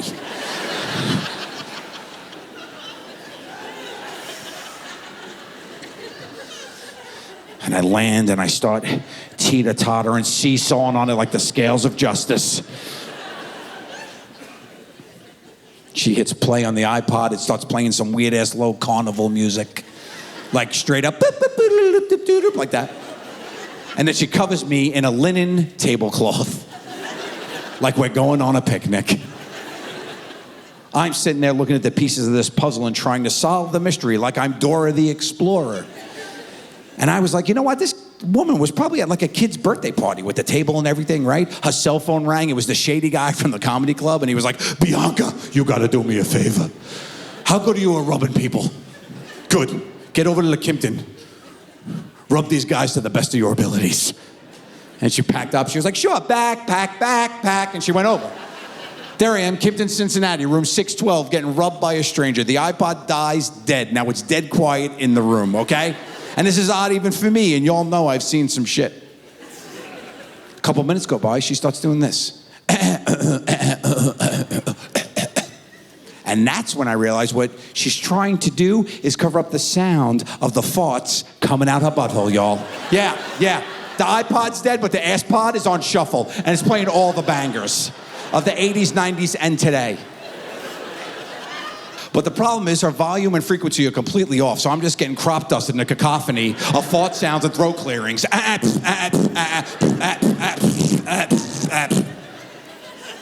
paid extra. This goes on for 42 minutes, okay? It was a good deep tissue. I held my breath and wrote it out. The little egg timer goes off, ding! She leans in, she goes, okay, sir, that means we are finished. How did you like your massage? And I pop up out of the little travel pillow. Fantastic, I say. And then I rip the loudest fart I can. And then go, to let her know we're playing chess, not checkers, lady, okay? You don't mess with me, I'm the professional.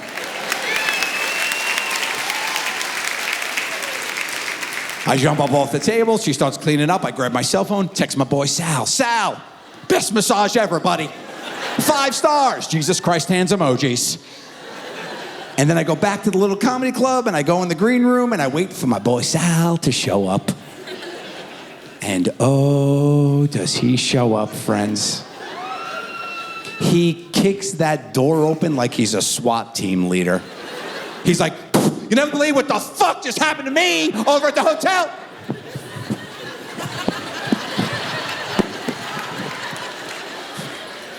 Go ahead, guess. I don't want to let him know that I know the deal. So I'm straight up poker face, Lady Gaga. Pray tell, what happened, friend?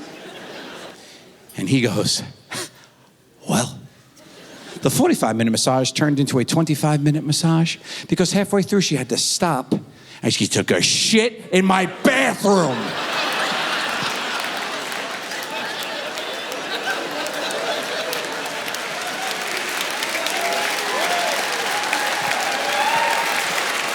I say nothing for 4 years. 1,362 days later, we're back in Cincinnati. We're playing the theater there. We drive by the little comedy club. Sal goes, hey, that was the place with the shit masseuse. We all share a giggle. And I go, oh yeah, the one that farted. He goes, what? I go, what? What? He goes, what do you know, Joseph? I'm pinched, I gotta come clean. I go, oh, buddy. She was farting on me for 45. He goes, oh, you gave her 5 stars. They were 5-star farts, pal. I thought he was gonna fight me. That's how mad he was. I'm not a fighter, though. Thank goodness he didn't. I mean, look at me. I'm shaped more like a heavy bag. I've only been in one fight in my life and I lost. I was 12 years old and I got my nose broke by the teen ruffian Billy Bland in my neighborhood. I know what you're thinking. Must have been a strong kid to break this honker.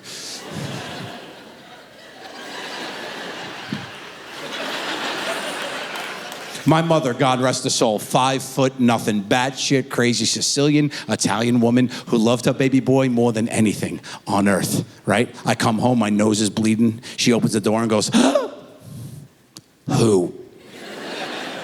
Billy Bland. Pulls me in the house, picks up the house phone to call Mary Bland, Billy's mother, and goes, get your piece of shit son and get down here now. Click.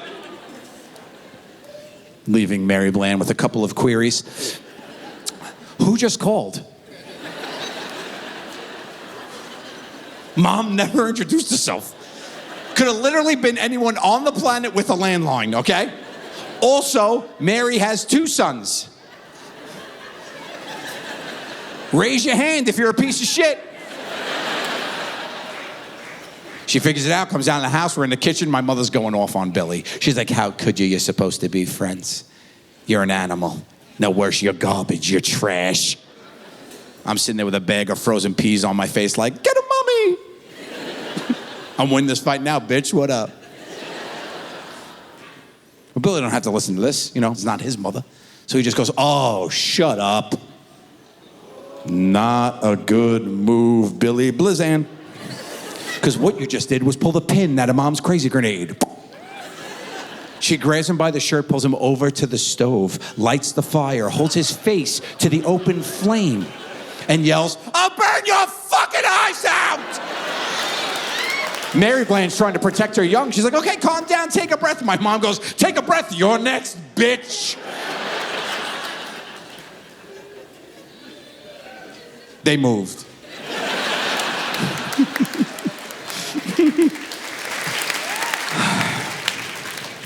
Been very fortunate that I'm able to go around and bring some laughter and joy to people, especially when we need it the most. So I'm up here to remind you guys, sometimes life sucks, suck harder.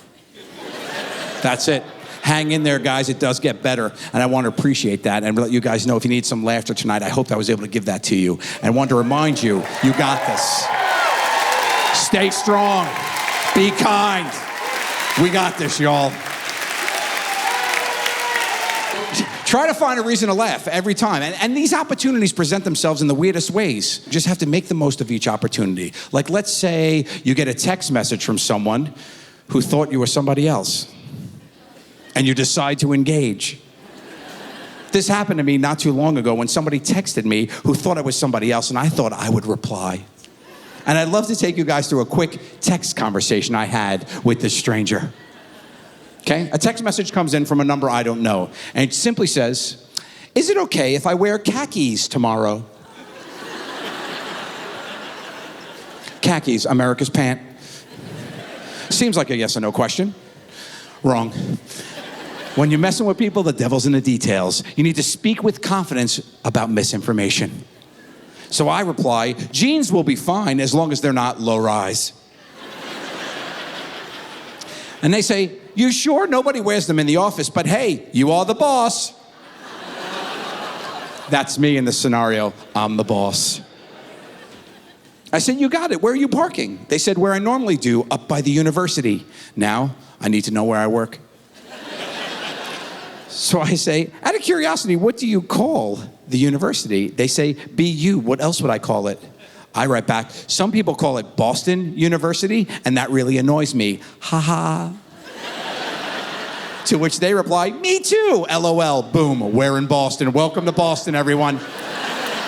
Grab a jacket, it might be chilly. I don't know, I'm not there. But I'm the boss. So I should start doing some boss shit." So I say, "Any way you could get in about a half hour early tomorrow?" Oh, this is a grown adult. Texting the wrong number. Chickadee, check your digits before you wreck yourself. They say, "Sure, no problem." So I open Google Maps and I search for bakeries near Boston University. And I say, "Great, do me a solid. Go to Brugger's Bagels and grab 2 dozen for the team. Keep the receipt. I'll reimburse you."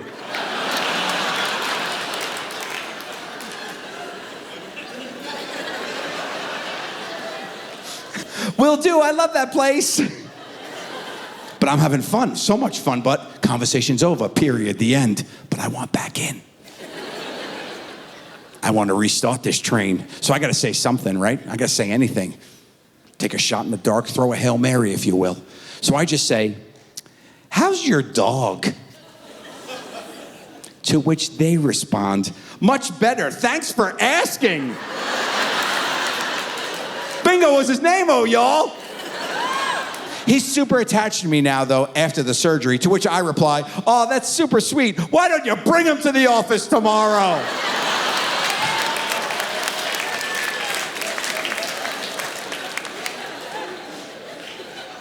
I'd love to see him. Are you sure? That would be so great. Absolutely. See you in the AM.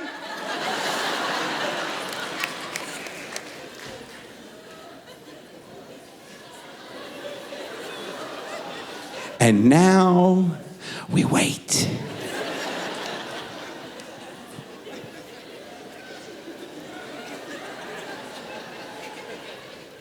Think about what has happened here, friends. Think about the multiverse of madness I just created in Boston, Massachusetts. There was someone who is now waking up 1/2 hour early, picking out their finest denim. Going to pick up 2 dozen uninvited bagels that they're gonna be out of pocket on. They ain't getting that scuttle back. Then they're gonna walk into their place of employment with 2 dozen baked goods under one arm and a chihuahua in a full body cast named Chico de Gallo. "I'm here." I did that. I can't sleep. You kidding me? I'm so excited. I got Christmas morning syndrome. You know it. You're trying to fall asleep. You're laying there looking at the lights. 1 o'clock, 2 o'clock, 3 o'clock rock. What happens? All dumb thoughts fly into your mind. All stupid thoughts flood your mind. You can't sleep. They wake you up, right? I'm laying there trying to sleep. How is it that vampires' hair always looks so good if they can't see their own reflection?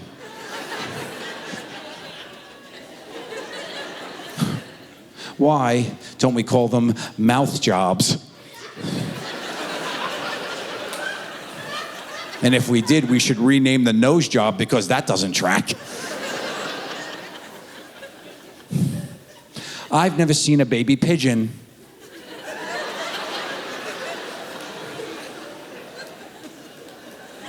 And neither have any of you fuckers. Let's talk about that for a minute. Why? How? Has anyone seen a pigeon this big? Never. Why? Are they being born full size, popping out of large sized eggs like giraffe? Like, I don't know.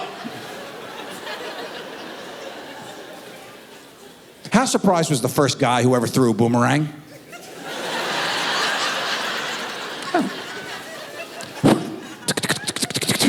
Crikey! Speaking of surprises, how surprised was the first woman who ever gave birth to a child? Unga Bajunga is sitting in her cave.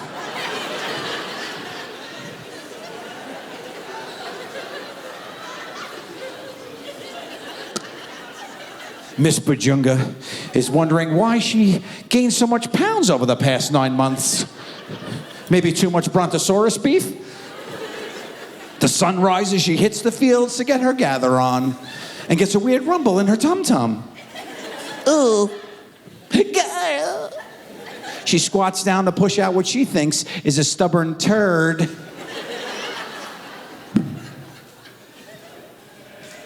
A human baby has fallen out of her. It's screaming, she's bleeding. She goes to run away. It's attached to her, by the way. So what the fuck is she gonna do?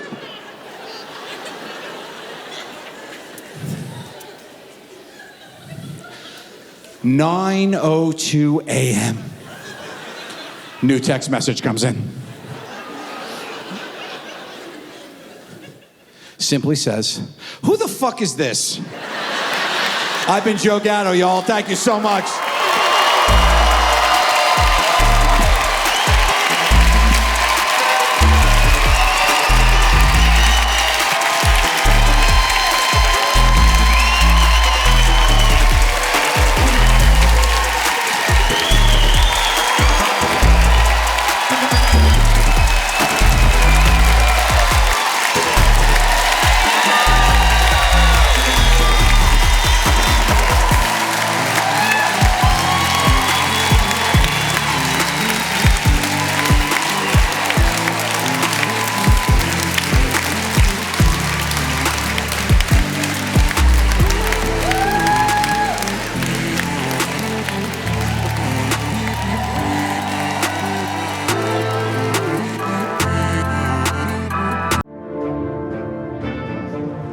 Ladies and gentlemen, you know him from such cinematic, epic Reno 911.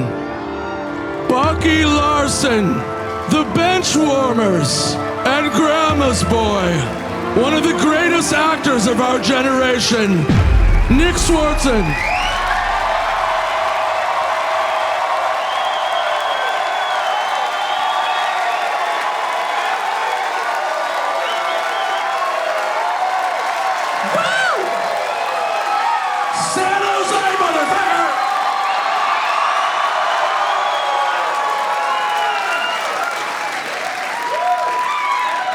So, this is a great weekend, because it's a special taping. It's also my birthday.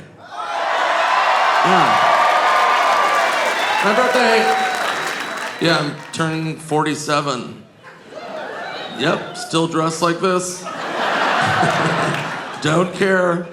I look like a roadie from Limp Bizkit.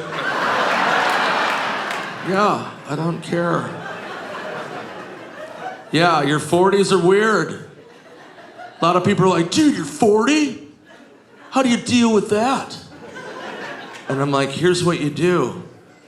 You hang out with the elderly. My entourage, my grandma and her friends, Yeah, they're in their 90s, dude. You don't feel old around them. Like when I turned 40, I had a panic attack. I was like, oh my God, I can't believe it, I'm 40. Around them, they're like, what? What? You're just a child. You're still a child. And I'm like, yeah, I'm still a child. But I feel bad for them because they don't have that in their life. Like when they turn 90, they don't have anybody making them feel better. Like they don't have a friend that's like 150 to tell them that, you know what I mean? When they're like, I can't believe it. I am 90. They don't have a 150-year-old friend like,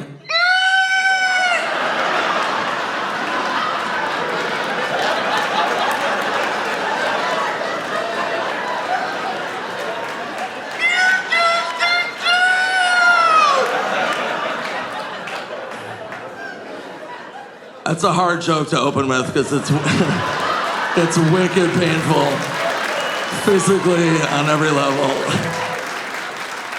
But you guys are awesome. So you get older, you try to maintain, try to work out. Try. So I'm like, what's a good workout? I'm like, swimming. So I go to the pool at my gym. There's a sign by the pool, and this is a real sign, and it said, if you've had active diarrhea in the last 14 days, don't get in the pool. And I'm like, okay, I guess I can never go swimming again. 14 days without diarrhea. 14? I have diarrhea every other day for sure.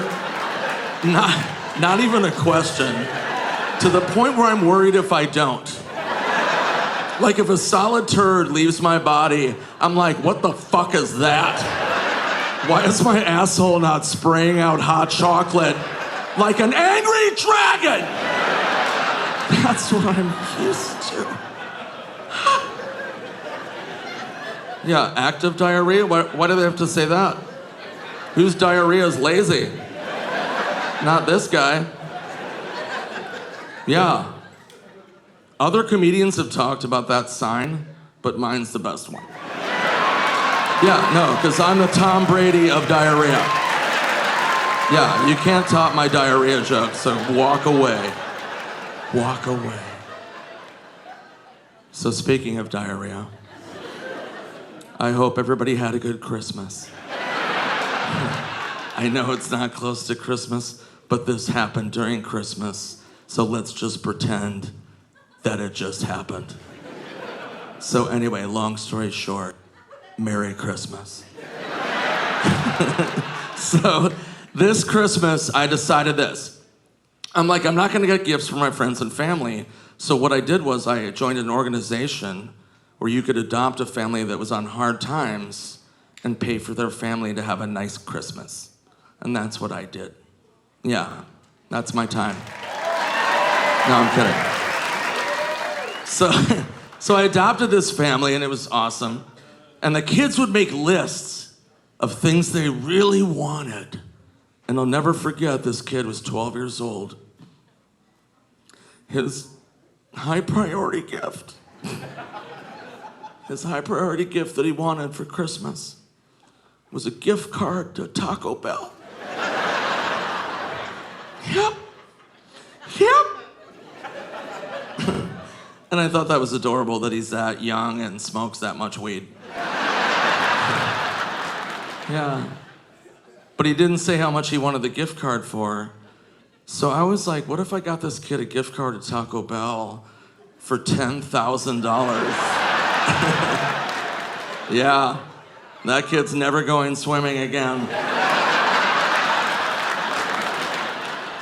So my friends try to eat healthy. They eat the Impossible Burger. Do we know that one? Yeah, have you had that cat food on a bun? Yeah, it's cat food. Yeah, it's not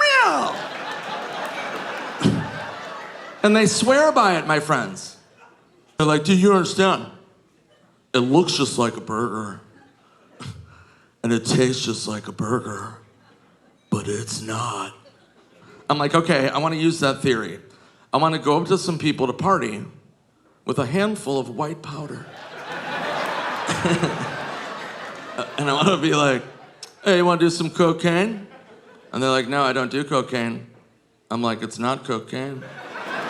It looks just like it, doesn't it? It's not, it's impossible cocaine. And they're like, all right, I'll try it. Fuck! I'm really high. Yeah, I know, it's crystal meth. Yeah, you're gonna be high for like a week. Have fun. Ride that out. So, again, I try to work out, can't go swimming. I talked to my friend John the other day. I go, hey, what are you up to? And he goes, nothing. Just got back from the gym. I go, oh, how was that? And he goes, weird. Which is a weird response, right? And I go, why was it weird? And he goes, I'm in the locker room. There's this elderly man walking around naked. Yeah, his balls are out super low, just walking around naked, just super old man balls. And I go, okay. And he goes, well, that's weird. And I'm like, no, it'd be weird if he was in like a Walgreens or something. He's in a locker room at the gym. You know what's weird? You're telling me about this. Let the old man shower. He's just walking around. My friend John's like, no! No! No balls! Not here! Not now! What the hell? Yeah, his balls are low. You wanna know why? Because he's wise. Yeah, the lower a man's balls are, the wiser he is.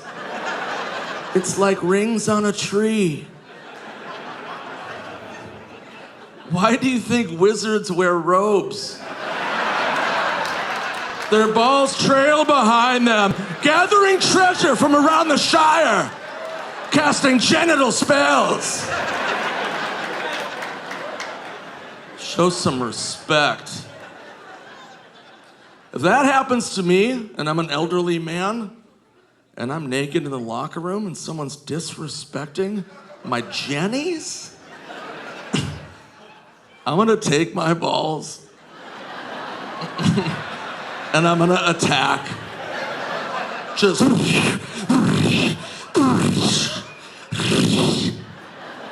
And then that motherfucker's gotta go into work on Monday. They're like, Rick, how'd you get a black eye? He's like, it's not, it's a sack eye.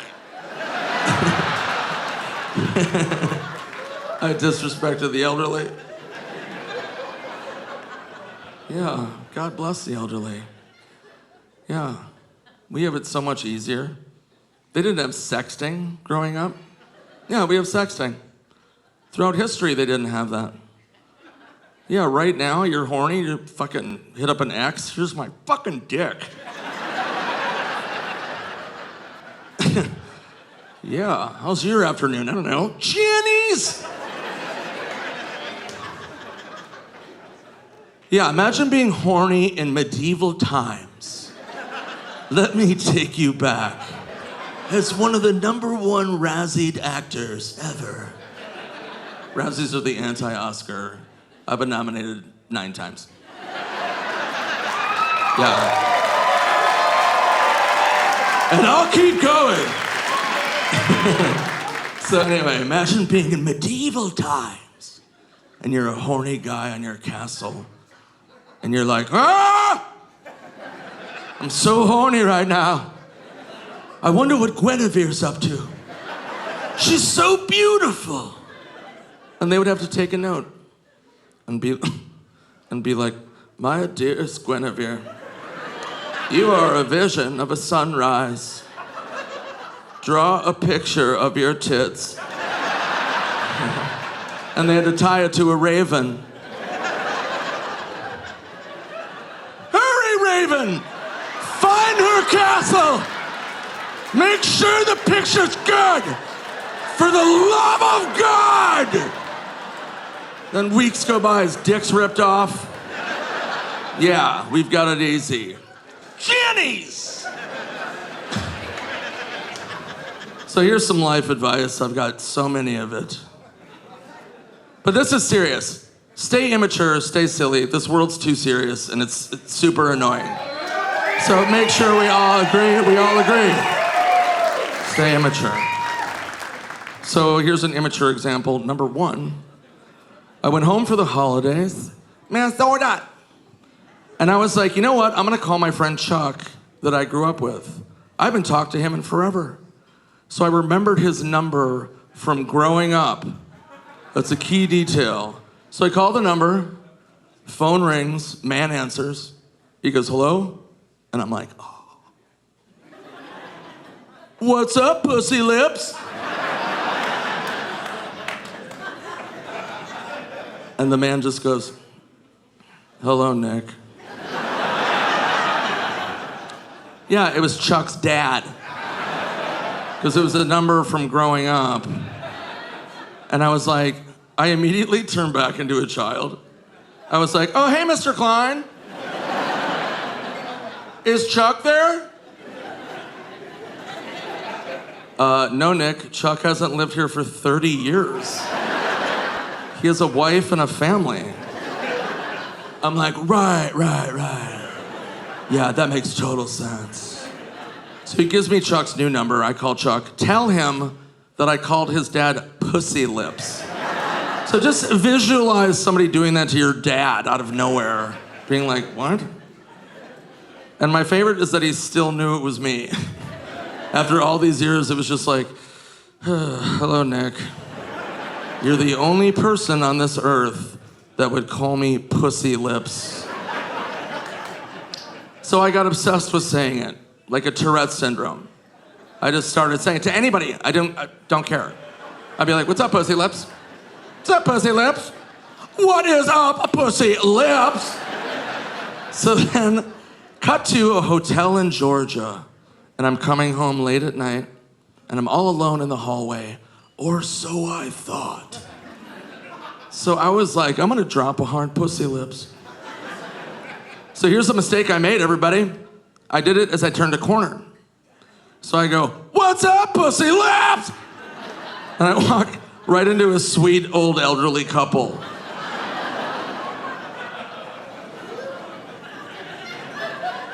And I was like, oh my God, I'm so sorry. Have a great night. So many blessings. So many. And I just walked back to my room and I laughed. And then I got sad because I was like, they're never gonna forget that for as long as they live, which is not much longer. So I just pictured this couple in a hospital room, the husband on the bed, his wife standing over him. He's looking up at her like, Gloria, I love you so much. What a beautiful journey we've been on. So many memories. Do you remember that time in Georgia when we went for a late night stroll and that man ran into us and he goes, what's up, Pussy Lips? Why did he say that? Who was he talking to? You or me? Which one of us is Pussy Lips? Ooh, he died. He died in that joke. So, common question being a comedian for this long. People are like, were you a weird child? Were you like a funny, weird child?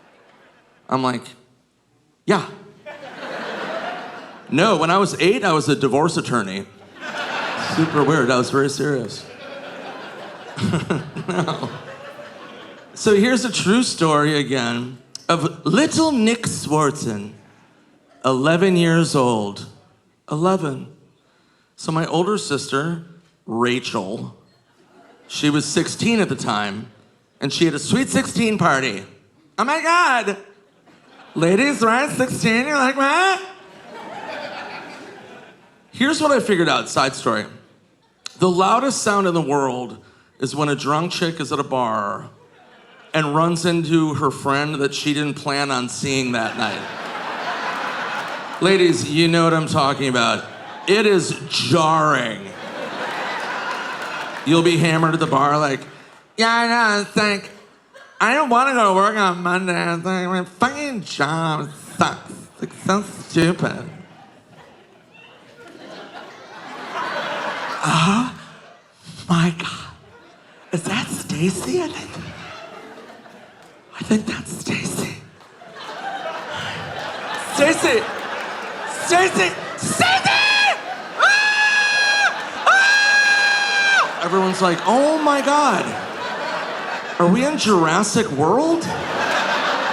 You just saw her a week ago. So anyway, back to my stupid sister. She has her Sweet 16 party. So again, I'm 11 years old. I'm like, what do I do in this scenario? There's gonna be a bunch of drunk teenagers in my home. Here was my game plan. Took my squirt gun, pissed in it. Ah, were you a weird child? Yeah.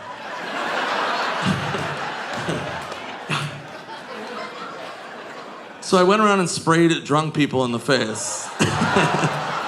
Yep. And they had no idea. They thought it was water. They were like, Nicholas. So here's the mistake I made. Everything was going great. And I made the mistake of telling somebody what I had done. My sister's friend, Kristen, she goes, oh my God, Nicholas, that's so funny. You're spraying people with water. And I was so cocky. I'm like, it's not water. She goes, what is it? And I go, it's pee. Right at that moment, Greg, the quarterback from the football team, rolls up. I'm like John Wick at this point. I'm just like, both eyes, nose, mouth, mouth, mouth, mouth, ears, ears, ears, ears, nose. Just annihilated him. And he goes, Nicholas. And Kristen goes, oh my God. Greg, that's not water. That's piss. You have piss all over your face. I was like, no!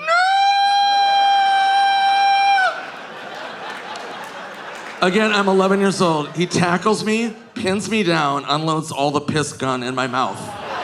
My own piss in my mouth. Yeah, it was horrible. But it's funny how you remember stuff from your childhood and it makes sense as you get older. Like, I remember that and I was like, oh. That's why that's the only way I can orgasm now.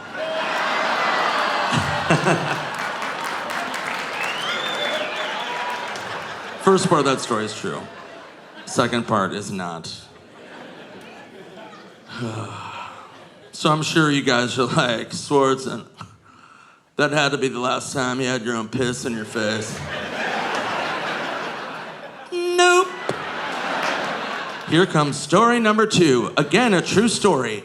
And this is one of my favorites because it involves one of my best friends, one of my favorite people, David Spade. We know who David is, right? Sweet David! So he calls me up one time and he goes, hey, buddy, what are you doing? I go, nothing. What are you doing? And he goes, nothing. I'm going to a concert tonight. You want to go? I'm like, yeah, who is it? He goes, Def Leppard and Bryan Adams. I'm like, that's the most David Spade concert I've ever heard of in my life. But I go, yeah, how are we getting there? And he goes, I rented a helicopter to beat traffic. I'm like, okay, that's weird. So we go to the airport. It's me and David's date. Beautiful supermodel, beautiful. Very tall for David. No, it was awkward. She was like 4'3".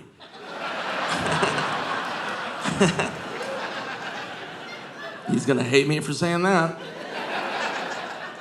So we get in the helicopter, we're 10 minutes into the flight, and I have to urinate really bad. I'm like, ah. And David goes, what's your problem? And I go, I gotta pee. And he goes, why don't you pee at the airport? And I'm like, and this is how dumb I am. This is real. I go, I thought there'd be a bathroom on the helicopter. And I think I said it exactly like Napoleon Dynamite. I thought there'd be a bathroom on the helicopter.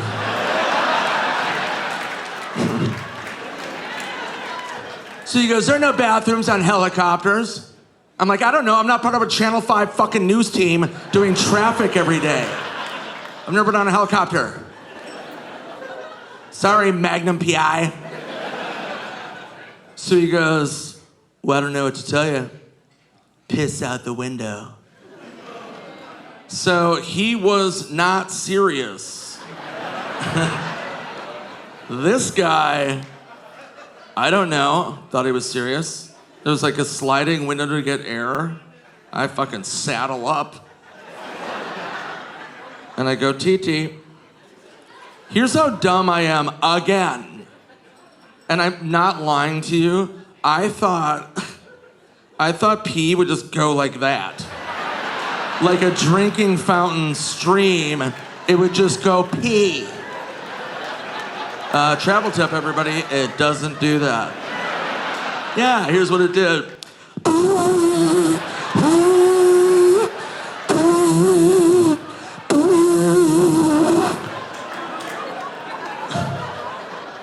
All over my face and mouth. All over David and David's date.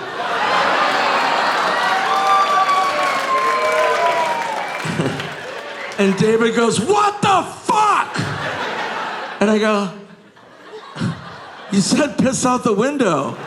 He's like, I was joking. You can't piss out of a helicopter. I'm like, well, you wanted to see Def Leppard, Joe Dirt.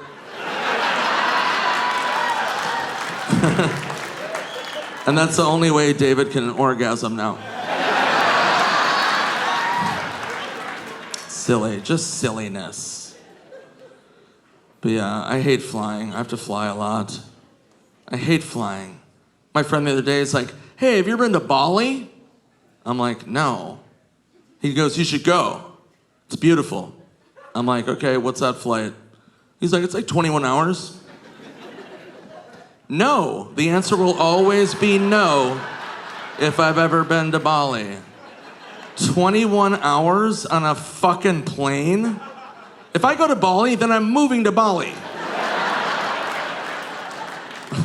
Not getting back on another flight. There's not enough alcohol on that flight to get through that nonsense. So whenever you fly, you know this, right? You want to fly direct. Like, get me there for the love of fucking God. I love when these online places have other options where I'm like, oh, Seattle to Denver? That's easy. And the website's like, okay. You want to save $50? Yeah, maybe one stop? No, I want to get there. Okay, I see what you're saying. Just saying, a couple more bucks. 2 stops. I'm like, no. And then there was one site where I was like, no, direct. And they were like, okay.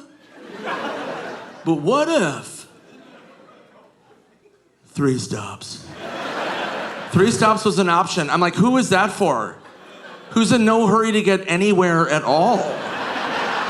It's like a simple flight. And they're like, Seattle to Denver? Okay. What about Seattle to Boston, Miami to Bali, then Denver? The flight takes 3 weeks, you grow a beard. No. Stupid. And here's a travel tip, and this is serious. I have so much life advice. Don't fart on an airplane. Don't do it. Just don't do it. Unless it's Spirit Airlines, then shit your pants. Who cares? They're a fucking nightmare. There's no spirit on that flight. It's just dead souls. Miserable. So if you have to fart on a flight, okay, I've solved it. Here's what you do. You let it build. You know when you feel it, and you're like, oh. Let it build, clench, and push it forward. Yeah, clench, push it forward. until you're with child. Yeah, you have a beautiful fart, baby. Ready for the world. You feel it kick, you're like, oh, it's a boy. Then you go into the bathroom, take your pants down, sit on the toilet, press flush. You know how violent those airplane toilet suctions are? So violent. You just sit there and flush, it's like,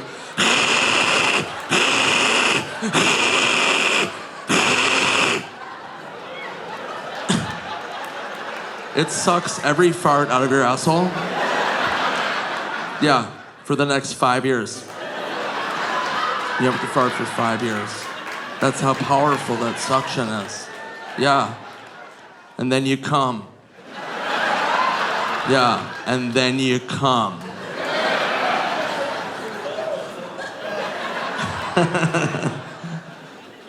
So I thought those flights were stupid. Then there's a flight to Mars. I don't know if you've heard about this. It's a real flight to Mars. The planet. Mars. They want to get over and colonize Mars because they found water that's frozen. Okay, yeah, we better get over there and figure skate. I don't know what the fuck's going on there. They found frozen water. They didn't find like a Buffalo Wild Wings or something. Where I'd be like, I might do that. Yeah, the game's on. The flight to Mars takes 4 months. 4 months. I'm pretty sure it's one way, by the way. That's dicey right there. You're done figure skating, you're like, okay, I wanna go home. Nope. If I had to do a flight to Mars for 4 months, I would need a bar of Xanax the size of a canoe. There'd be the whole seat next to me would be a bar of Xanax, and here's what I'm doing.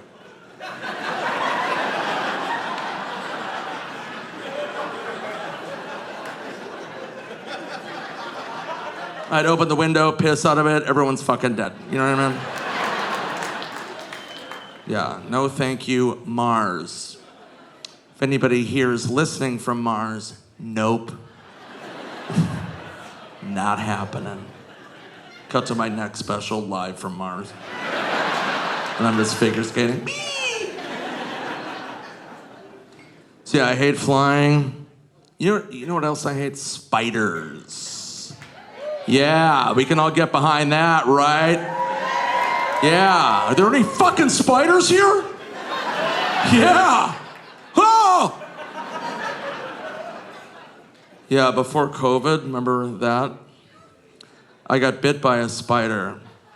Yeah, I went to bed. I was in dreamland, very happy, and I woke up and I had this red knot on my calf. And I was like, oh shit. I better go to the bar. Yeah, not stupid. So here's some more life advice. Don't get medically diagnosed by your friends at a bar. Because it turns out they have no idea what they're talking about.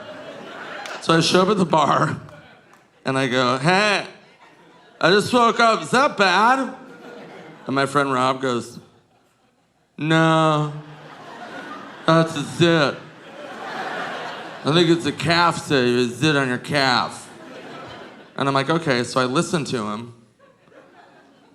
2 days go by, it's inflamed and now insanely painful. So I have to go to the ER. Because I have a fever of like 105. Swear to God. So I go to the ER.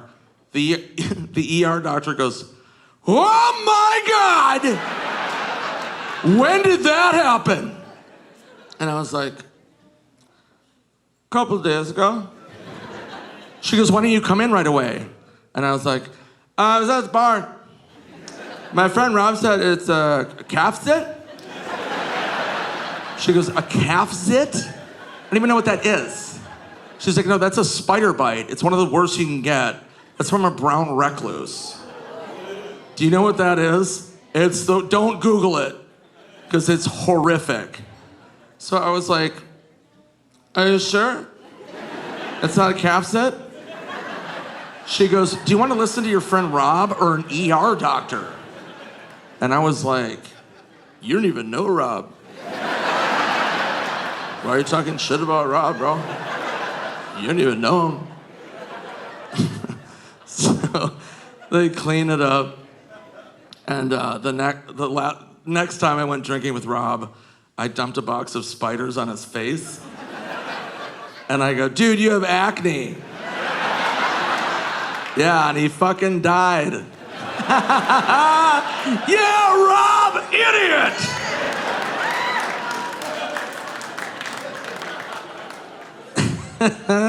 No, I'm kidding. I didn't gather spiders and dump them on his face.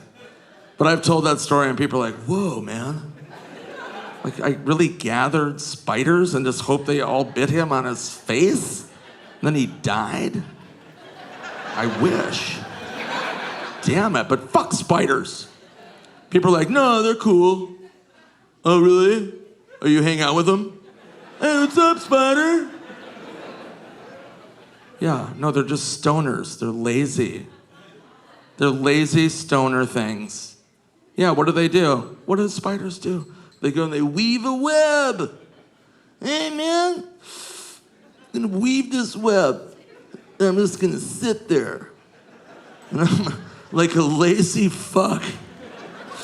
And just wait for other bugs to walk in and then,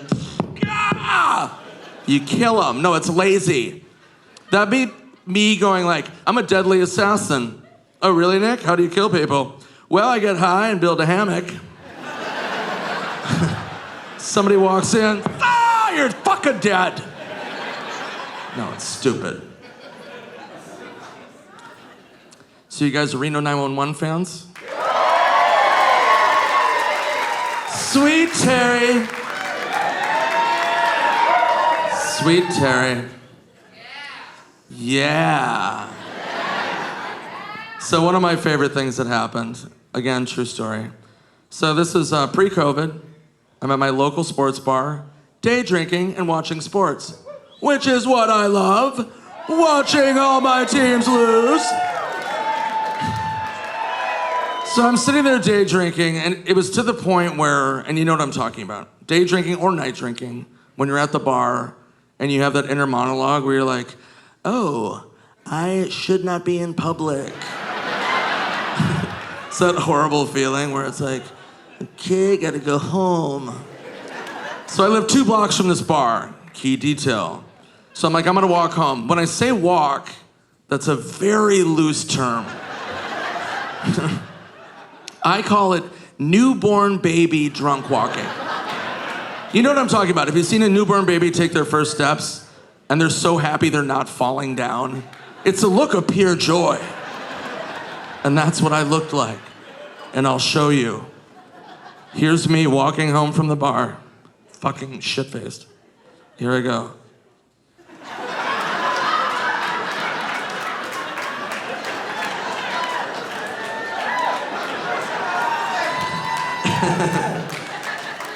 So I made it a block and then wipe out. Yeah, so I fall down onto a lawn and I was like, oh shit, I better take a nap. Yeah, it's nap time, I'm not stupid. So hours go by, I get woken up by police, flashlights on my face, and they were like, hey, what are you doing? I was like, I'll go sleep. And they're like, yeah, you can't do that. That's not your lawn, that's not your house. And I was like, I'm really drunk. And they were like, yeah, we weren't even gonna ask that. We didn't think you were camping alone with no equipment. So a panic attack as I'm drunk in public. So I pull my license out and I go, hey, that's me. I go, I live right there. I was trying to walk home. I was at the bar watching my teams lose. I got sad. So I did a bunch of shots. So, yeah. And the cop's like, okay, are you okay to walk now? I'm like, no. So he's like, oh my God. So him and the other cop help me up, and they walk me to my home. And they walk me into my home, and they put me into my bed. Yeah, it's a true story. And I was sitting there, and I was like, what the fuck is going on? So they're walking out of my bedroom. I didn't know what to do, so I go, thank you, officer. And the cop turns to me and just goes, sweet dreams, Terry. Terry from Reno 911, America's sweetheart on roller skates.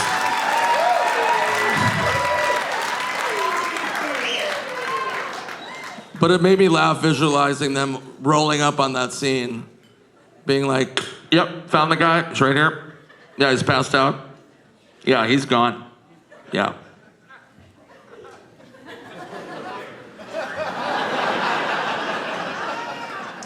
It's fucking Terry. From Reno 911. No hand jobs or roller skates. He's just in the spirit world. Let's get him home. And they did. So you guys like Grandma's Boy? Sweet Grandma's Boy, the best fans on the planet.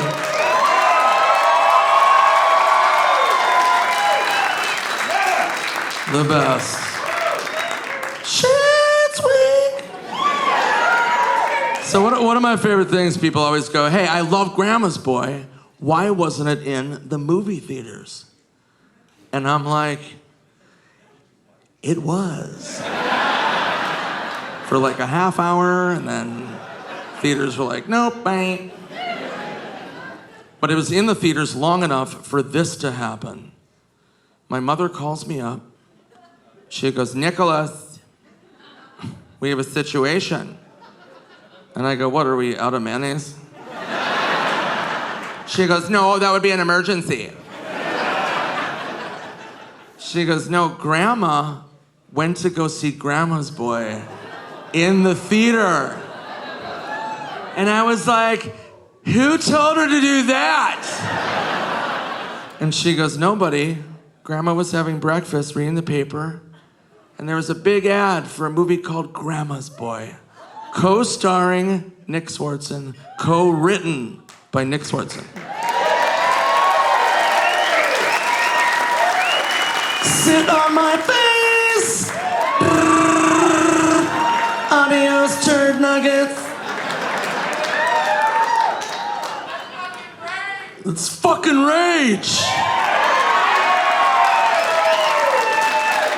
So, love you. So I go, okay, what happened? She goes, well, her nurse brought her to the theater in her wheelchair. And I was like, then what happened? She goes, then Grandma walked out of the movie. Yeah, so I cured her. Yeah, you're welcome, Grandma. So my grandma was horrified, obviously. So I didn't want to call her and upset her, so I called her nurse. And she answers the phone, she's like, hello? I'm like, what's up, pussy lips? No, I'm kidding, I didn't say that. I go, hey, what's up, it's Nick. And she just goes, ugh. And I go, I heard what happened. At what point did my grandma realize this movie was not her life story? Like, what was the breaking point? Do you remember? And she goes, yeah. When the guy started jerking off to the doll, and he goes, I can't stop coming, it feels so good. And then you said, I can't believe you came on my mom. My grandma was like, nope. That is not my life. That's not my life.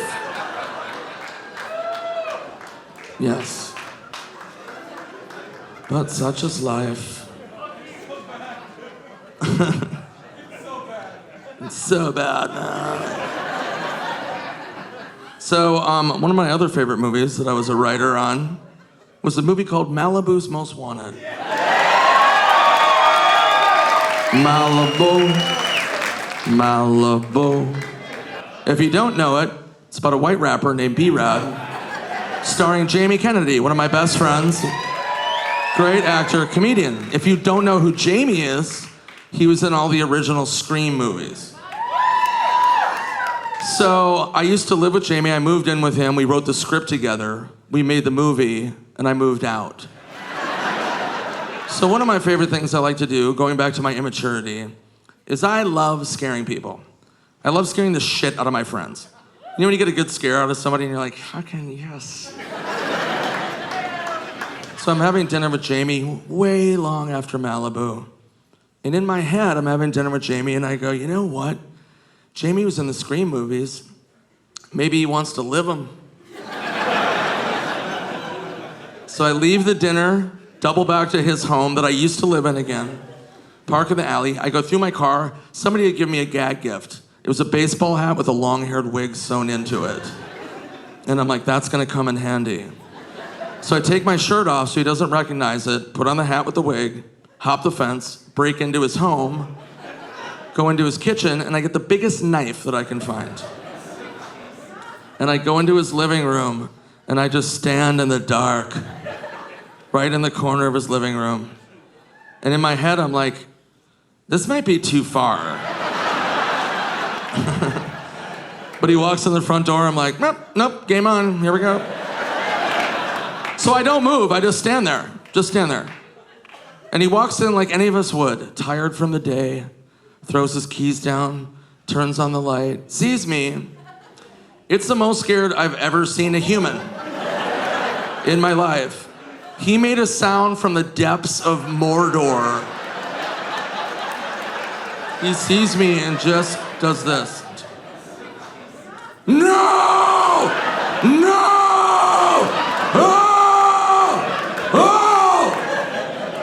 Now I'm scared. I drop the knife and take my hat off. I'm like, it's me, Nick! And he goes, what is wrong with you? Why did you do that? I'm like, did I scare you?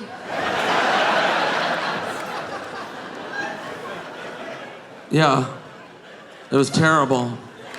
And that's the only way Jamie can orgasm now. Yep, I'll leave you with that, San Jose. I love you. I love you so much. I love you, I love you, I love you. I can't love you enough. I'll be back. God bless you.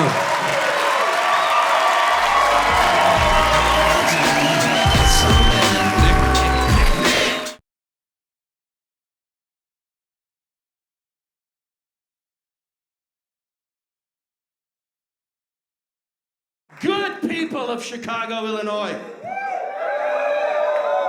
Here at the Metro, are you ready? Back in April of 1960, a dirty Englishman met a lovely American woman in upstate New York, knocked her up with his seed. That seed born a Jew in the woods of Georgia. It is my great honor and privilege to present to you David Cross.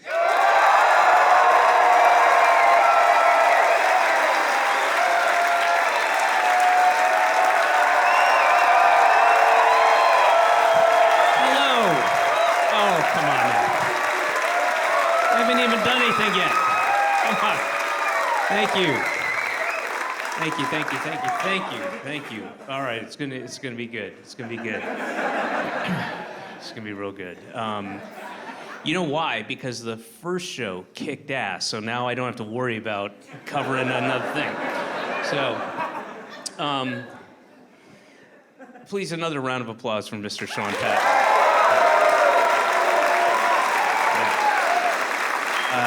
You want to hear the worst segue in the whole fucking world? So I was here back in 2001, a long time ago. Didn't have a kid then, but I do have a kid now. Yeah, all right. So I'm going to talk about that for a minute. No, I do. I have a daughter who 6 years old, just turned 6, and well, I mean, let me tell you something. That kid is That kid is 6 going on 7, if you know what I mean. You know, I mean, she's not special, is what I'm saying. She's not. I mean, she's special to me, of course, but I mean, she hasn't demonstrated any like advanced logical thinking skills or artistic creativity or anything like that at all. I mean,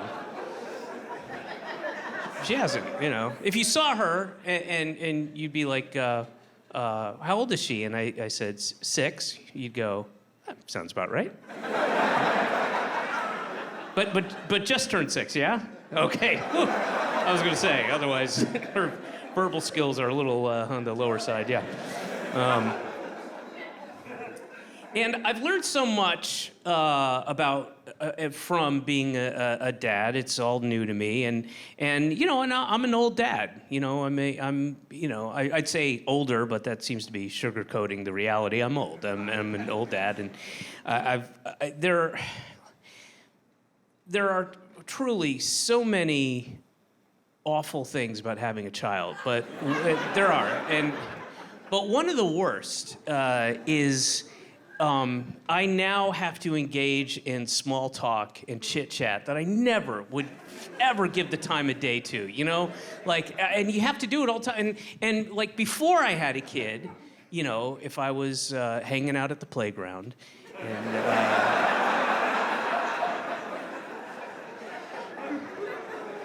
no, but if I was at the park or something and before I had a kid, and then some guy would, you know, referencing a bunch of noisy kids, some guy would be like engage me and go like, oh man, boy, they're a handful, huh? Like before I had a kid, my response would be, what the fuck? And I'd walk away and I'd be correct to do so. That'd be the right thing to do. But now I have to engage with that person because, you know, that's a potential play date. And you have to have as many potential play dates in your back pocket as possible because it is inevitable that at some point my wife will be out of town and I will wake up still, I mean, not even hungover, just drunk. I'll be drunk. I will, you know, clinically be drunk, and I'm gonna have to put that kid somewhere for an hour just to take a shit, you know, and so I have to talk to that person now, and I have to, you know, be nice and all that, and the thing is, you know, I live in Brooklyn, all right? So there's just tons of younger hipster parents, tons, and I can't stand them, and I didn't like them when I was part of that scene, and you know, and I really don't like it. So I'll be at the playground, you know, with my daughter, and this guy will roll up, and this guy, you know, they're like the kind of guy who's got the those bright orange like longshoreman hat, knit woolly hats, but then they roll it all the way up. You know what I mean? Like they roll it that's too rolled up. It's not even over your ears. It's not doing the one single thing a hat is fucking made for. You're not, and you're bald, and so now it's just like a pasty for your head. I don't understand.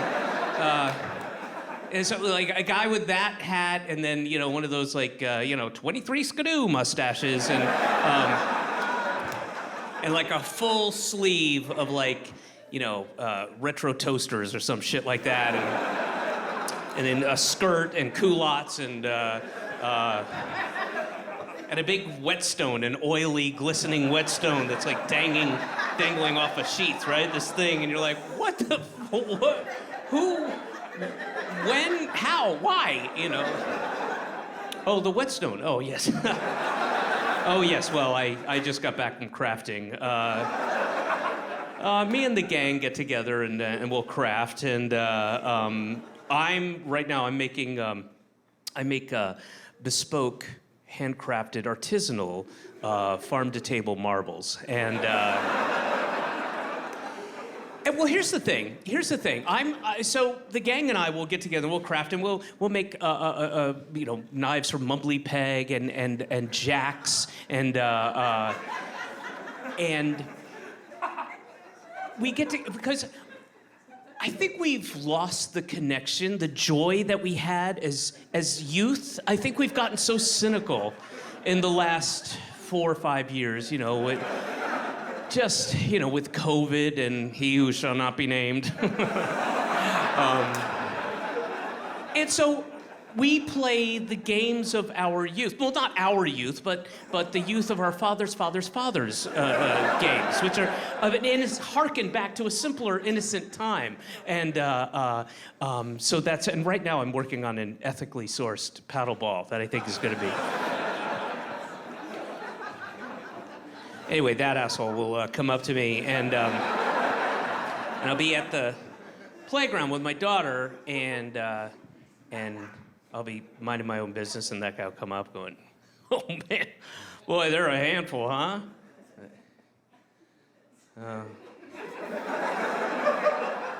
Yeah. Can be. Yeah. Which one's yours? The girl on the monkey bars there. Oh, she's playing with my boy. That's my boy. That's Copernicus. Yeah. Good kid. That kid is something else, man, let me tell you. That kid is 6 going on 30. You know what I mean? No, I don't. How? In what way? Name one way. Does he have heart disease? I mean...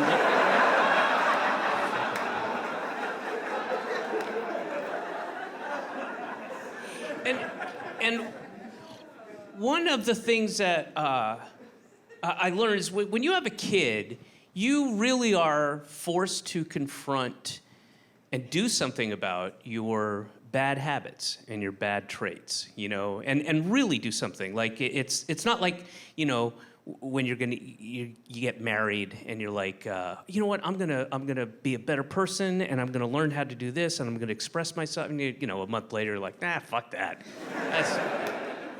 I'm married. It's all done. But no, with a kid, you got to, because you don't want to put those things onto your kid. So you have to be proactive about it.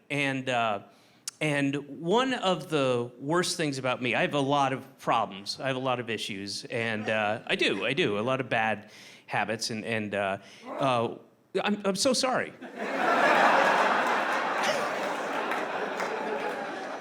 That sounds like terrible news.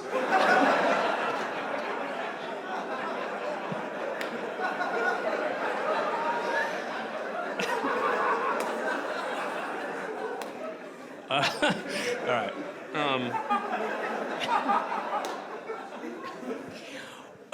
But one of the worst traits, one of the worst things about me is I am really, really judgmental. Like severely, and I have been since I was young. I'm just an asshole. I really am. I'm just like, and I've always justified it by going, well, I'm right. But you can't do that. It doesn't work that way. So I'm just an asshole in here all the time. Like at the airport, it's just nonstop in here. As I'm walking around at the airport, just like in here, it's nonstop. What's this asshole on about? Who's this bitch think she's fooling? Put on some fucking clothes. Put on some different clothes.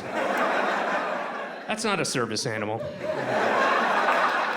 It's not a service animal. A fucking bunny rabbit isn't a goddamn service animal. And, but to give you an example of what a piece of shit I am, this is 100% true. I was in Brooklyn. I was walking down the street. I was going to do a set to get ready to go out on tour. And I'm walking down the street, and we have those COVID outdoor dining shed things. And I'm walking down, and there's this older couple, pretty old. And the gentleman was standing up, and he had his hand extended to his partner, and he helped her up, and it just started to rain, and he took an umbrella, opened it up, put it over her, just her, not trying to squeeze himself in there. And they are just beaming at each other. The biggest smiles ever. And I saw this, and in my head, I saw this, and I thought, oh, that's so nice. That's so nice that they found each other. And then I thought, found each other? Why'd I add that to it? And then I answered myself immediately with, oh, it's because they're both ugly.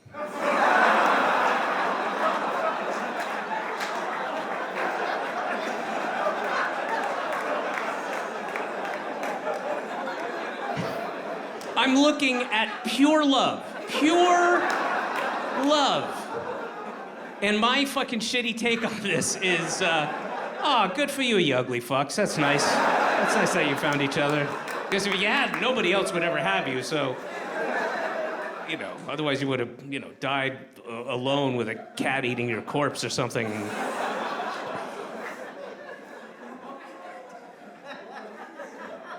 If you had walked past me on the street, this is what you would have seen. You would have seen this. You would have seen a guy going like this, like.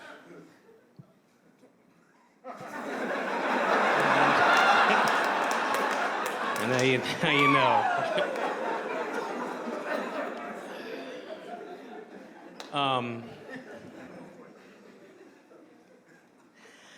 I do want to say that they really were ugly. It was remarkable, and it stayed with me. Clearly, it was disturbing. And so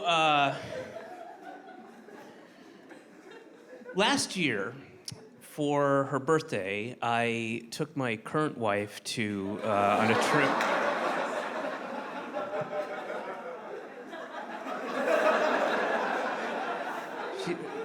She's my current wife. What? That's just factually correct. No matter what happens in the future, she will remain, at this point, my current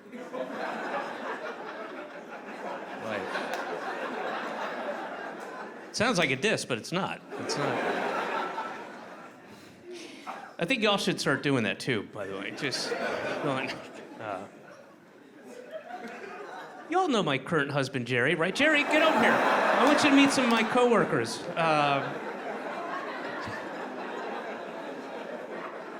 Because it's fucking true, Tanya. All right,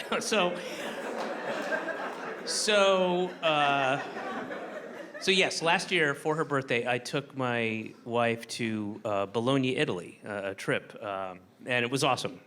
Has anybody been to Bologna? Yeah, it's great. It's great. And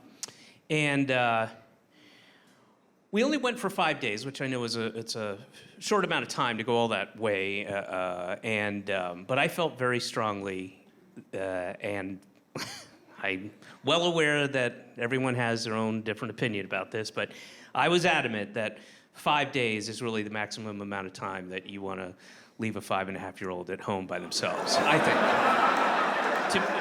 To me. I mean, we would have liked to go on longer. I just think that's shitty parenting, but...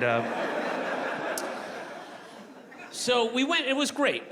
Lovely people, very, very friendly people. The food is amazing, and it's fairly small, so you can kind of get a feel for it after like 3 days of like doing a lot of walking around. And but one thing I noticed was, and tell me if you had this observation, but there are more churches per capita than I've ever seen anywhere else, ever. And I travel pretty extensively. And I mean, it's, because they have these like old, like 12th century kind of cobblestone wide streets that go for a mile, right? And you walk down, and there's like a church here, and that's next to another church, and then there's a Vespa store, and then there's another church, gelato, and then you go across the way, there's churches over there, and then you go down this alley, and it ends up at a church, and then you go underneath a bridge, and then there's 2 more churches, and then you go to the piazza, and there's the Grand Basilica, and there's 3 more churches on the other side, and it's like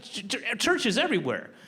But what's weird is they're all the same church, right? There's no mosques or synagogues or Mormon tabernacles or Baptist schoolhouses or Lutherans or Calvinists or Episcopalians or Methodists or Seventh-day Adventists or Unitarians or Jehovah's Witnesses. It's all the same church. The same thing is happening in each one. It's the same dead kid and the same little wispy smoking orbs on a chain and guys in hoodies mumbling on, oh. It's the same fucking thing is happening in each one. I don't know if people were just really lazy back then, Well, I want to go to church, but it's all the way over there. And here's something that I did not know until I went to Bologna. I did not know this is true, but did you know that in Italy, the church pays taxes? It's true. Yeah, they pay their fair share of taxes, and it goes into the government coffers, helps to strengthen the social safety net, so there's medical help for people who need it, and housing, and things like that. And just a reminder that, in America, the church and religious institutions don't pay taxes. And the reason they don't pay taxes is because they don't have to. And the reason they don't have to, there's two reasons stated. The first one is the separation of church and state. Very, very great, good idea on paper. It's so important. It was very, very, very, very important to the Founding Fathers that it's literally the first thing mentioned in the Bill of Rights. First thing mentioned. That's how important it was. The idea that the government could not dictate to the church what it can and can't say, and in turn, the church cannot advocate for a candidate or a party from the pulpit.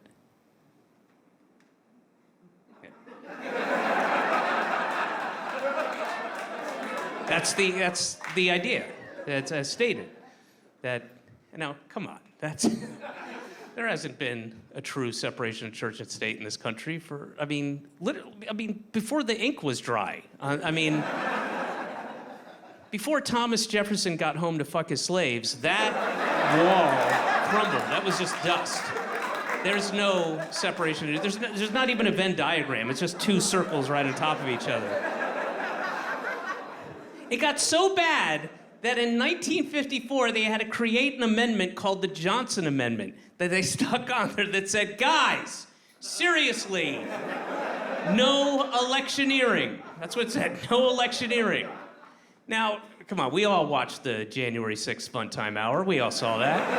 And I distinctly remember, for real, a priest, clerical collar, everything, shouting through a bullhorn atop a pile of maimed security, I'm imagining, about taking the House back from the demon Democrats, the White House. And anytime there's an election, you can go on the internet, on YouTube, and or if you're in the South, just turn on the TV, and you will see pastors, preachers from the pulpit going, and a vote for a Democrat is a vote for Satan himself.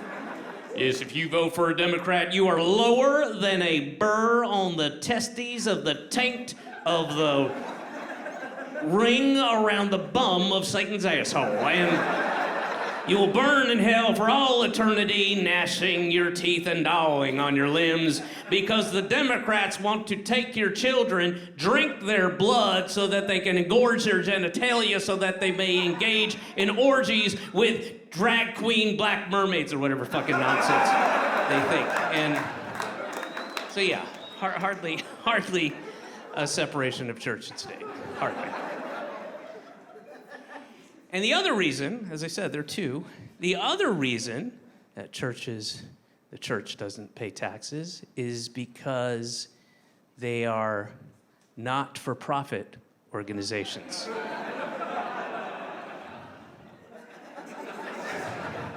The Catholic Church is a not for profit. They're not making a profit. They're not really getting, yeah. The Catholic Church, the same Catholic Church that beyond all their church properties own literally around the globe over 5,000 like business offices, towers, skyscrapers. They own over $1 billion worth of shares cumulatively. General Motors, General Electric, Shell Oil, Gulf Oil, Bethlehem Steel. And the Catholic Church even owns an observatory. They do, this is for real. In Arizona, the largest telescope, an observatory in Arizona called the Mount Graham Observatory, for real. The Catholic Church owns an observatory. So, suck on that, Galileo. Didn't see that one coming, did you? Oopsies. What the fuck does the Catholic Church need with an observatory? There's only one possible explanation, only one. And that is they are on the lookout 24/7, 365 days a year for the second coming of Jesus Christ. It's the only reason. Have you seen anything? No, sir, there's nothing yet. Well, keep looking. I am looking, sir, I am. I've been doing this for a long time. I need to get some sleep. Just keep looking.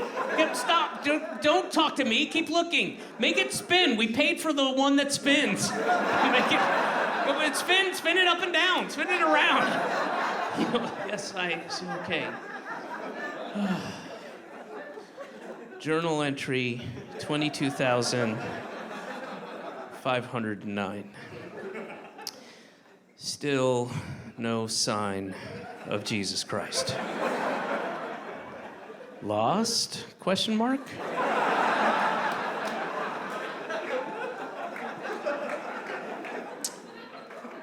But then, one very special, magical morning,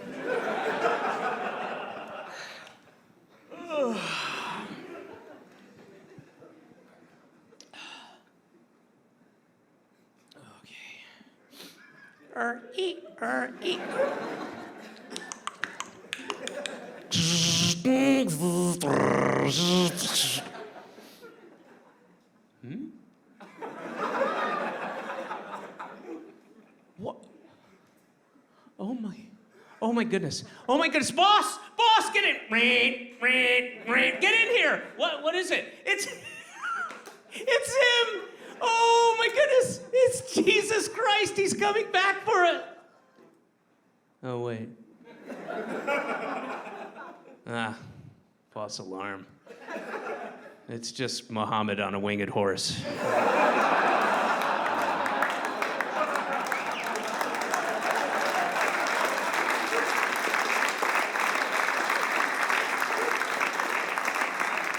Shoot him down. Shoot him down. Fire up the Jewish space lasers. Come on. How do you think we got him?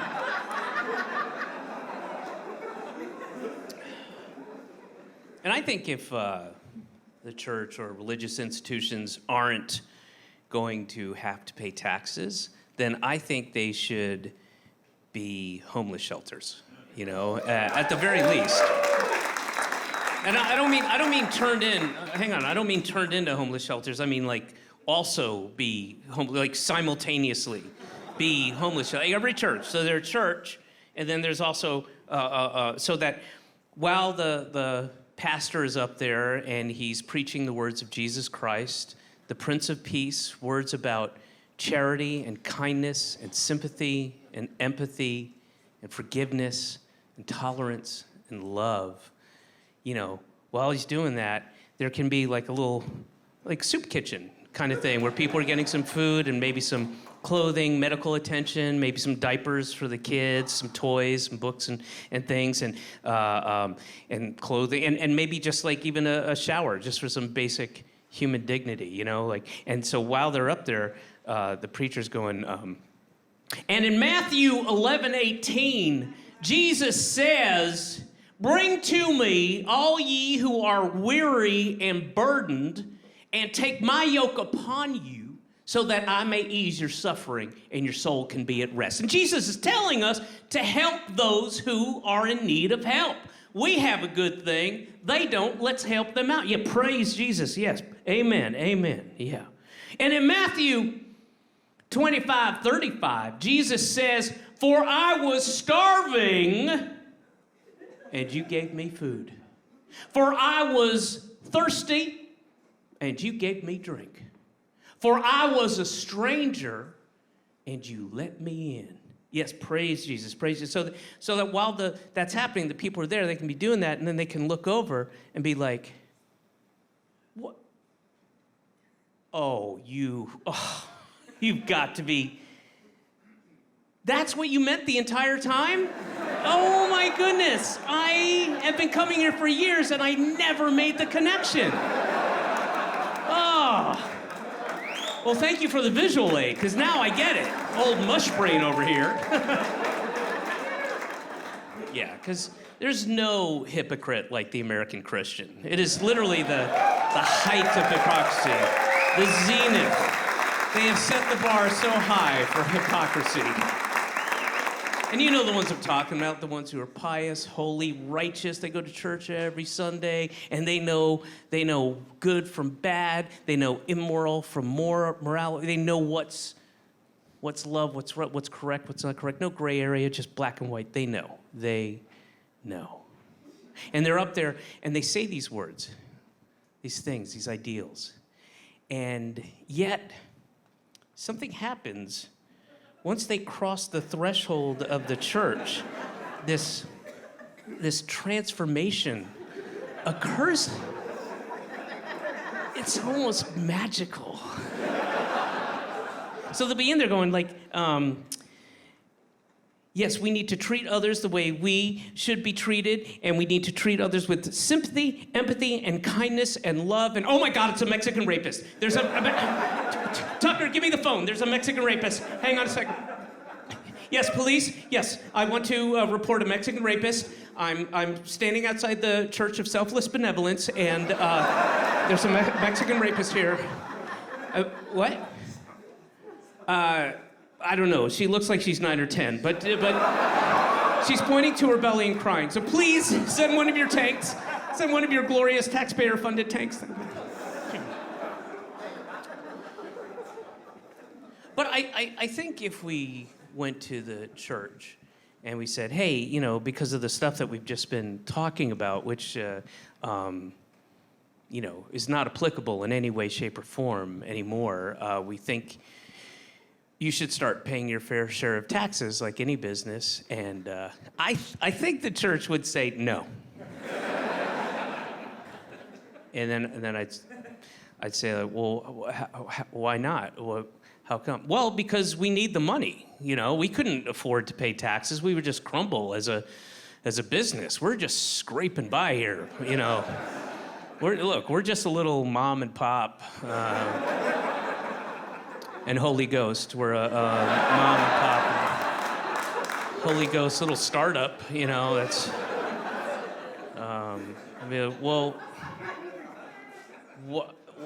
okay, well, what do you need that money for? Is it for more jewel-encrusted golden cups? No, we got plenty of those. I think we have all of them. Do we? We have all the jewel-encrusted golden cups, so we're good with that. No, we got plenty of those. No, don't, those stay here. Don't touch those. No, those stay here. We need them to give the place a little zhuzhing, you know?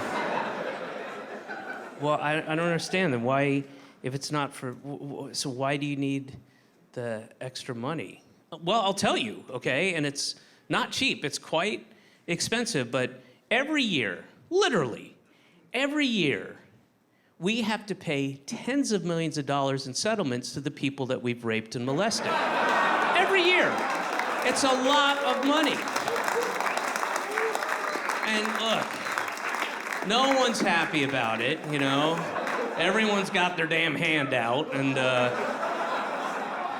you know, every time somebody snitches on a priest, then we have to go to the priest and go, I'm sorry, Father O'Brien, but the Hernandez boy ratted you out, so we're gonna have to send you secretly, under the cover of night, to another parish again. So is there any place you'd want to go? You know, I've always wanted to rape a boy in Pennsylvania.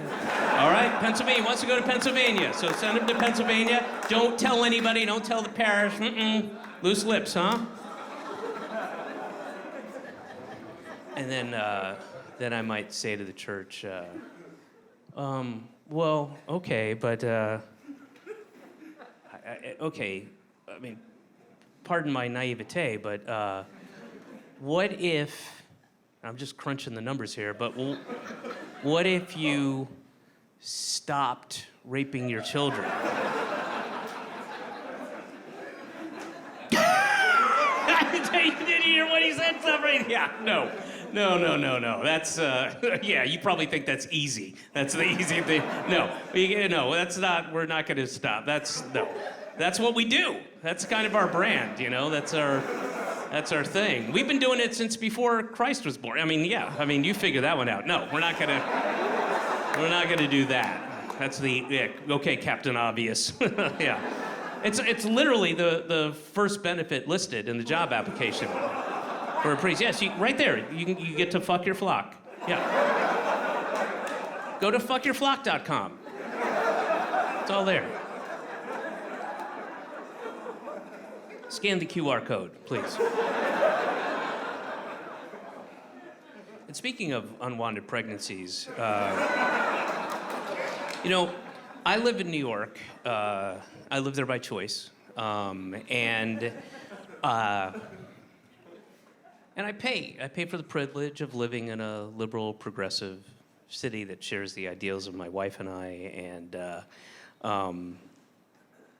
and I forget. I mean, I live in a bubble for real, and believe me, I've been traveling all over this country, and I want to live in that bubble.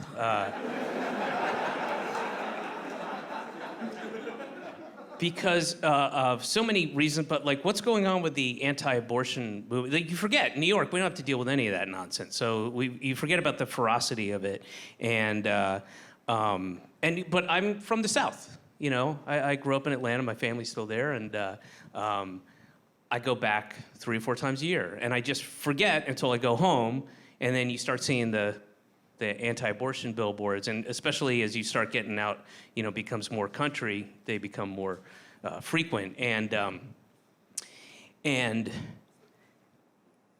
it's always a variation of the same billboard.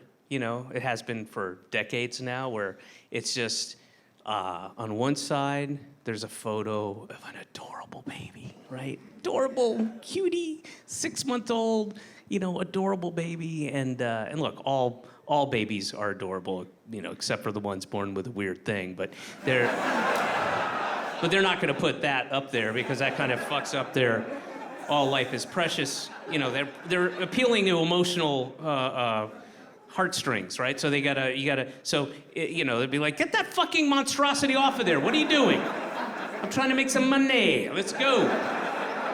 Come on, no, put a picture of an adorable baby, okay, please? All right, and also while you're at it, in Photoshop, could you extend her eyelashes a little bit and maybe plump up her lips a bit, just for me, for later? All right, thank you. I'll be in the confessional booth, okay?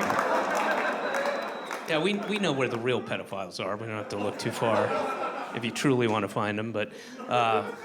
Yeah, so it'll be a photo of an adorable baby. And then on the other side, I'll say, like, choose life, you fucking whore. All life is precious. And I think what the pro-choice movement should do is to buy the very next billboard after that, right? Like 150 feet down the road. So you see that one, and then like 15 seconds later, you see it. And it says the same thing. It says, you know, choose life, all life is precious, same font, same size, same color. But then, instead of a photo of an adorable baby, it's a photo of like a 32-year-old dude in his basement apartment, like jerking off to anime, right? Like, Just going hard, man. Rule 34. Right? A big pile of empty Monster Energy drink cans at the foot of his gamer chair, and a big gas mask bong on the table, and just sitting with his filthy mustard and cum-stained robe splayed open, hunched over the computer going, "Is there a Bitcoin just for fascists?" Yeah. Precious. Fucking precious. All life is precious, yeah? Yeah, all of it. It's not. Guys, it's not. All life is not precious. And I'm gonna tell that to my daughter, you know? I'm gonna sit her down and go, "Hey, listen, kiddo, has anybody tried to tell you that all life is precious and God and the Bible and all that?" They have? Okay, well, this is your dad talking, okay? That is a load of horse shit, okay? It's just not true. It's simply not true. Just in the 2.5 blocks that we walk to school, we pass by a lot of unprecious life. Nothing precious about any of them, all right? I don't wish them ill will. I don't want them to die or anything, but they're not precious. It's not, words matter. They fucking matter. And you see that boy over there? Copernicus? Yeah. I want you to stop hanging out with him, all right? He's fine. His dad is a bit of a douche. And, hey, you know what, kiddo? This would be a great place for an edit. Oh, he's still there! He's probably still holding that orange. I swear to you. Oh, my God. It's true. Yeah. Hopefully he's okay, but yeah. And speaking of unwanted pregnancies, I've learned so much from my daughter. And one thing I learned that they don't really tell you about, but you have to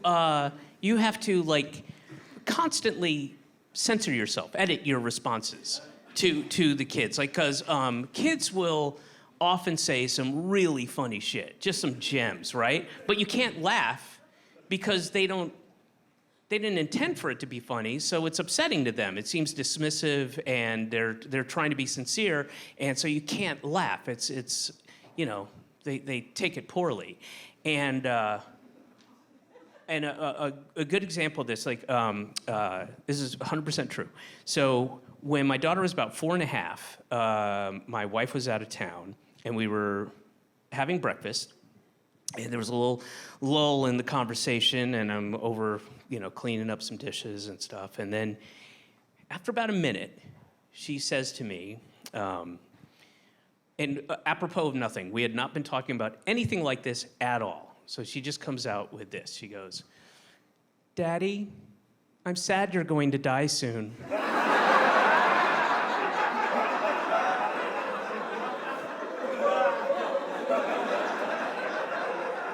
And, my immediate reaction was like, oh my God. She's a witch. And I went over and I sat down next to her, and I very quickly bound her hands and legs, threw her in her sack, drove to a river, and dumped her off the bridge. But here's the thing, I love that kid so much, and I'm almost embarrassed to say that I'm surprised at how much I love her. Not because of her, but I just didn't think I was capable of that depth of love for another person or thing, I used to think I had kind of a mild form of autism when it came to love, because I never had that connection that, you see in the movies and the poems and the books and the The Notebook. I've never felt like that, Wuthering Heights, I haven't read it, but I assume there's some love shit in there, and I've just never felt that for anything, any person, you know, and I have a wonderful dog, you know, and but I would take a bullet for that kid. Instinctively, I would take a bullet for her. I would not take a bullet for my wife. No. No. Absolutely not. No. Fuck that. No. Wait. Honey, it's your bullet. He said. He said it's. I'll be downstairs playing video games. No, but I would take a bullet for my dog. Now here's the thing. I love that kid so much. I really do. But at the same time, and I'm 100% sincere when I say this, I also resent her. I really do. Because she's rich. She's a fucking rich kid. And I know it's not right. I know it's a leftover hangover prejudice I had since I was a kid. I grew up really poor, and I was always suspicious of rich people. I didn't get it. I didn't like it, and I just didn't like rich people. I still don't, you know. And I'm rich. You know. I mean, I'm not rich. I pay my taxes, but you know what I mean. You know what I mean. And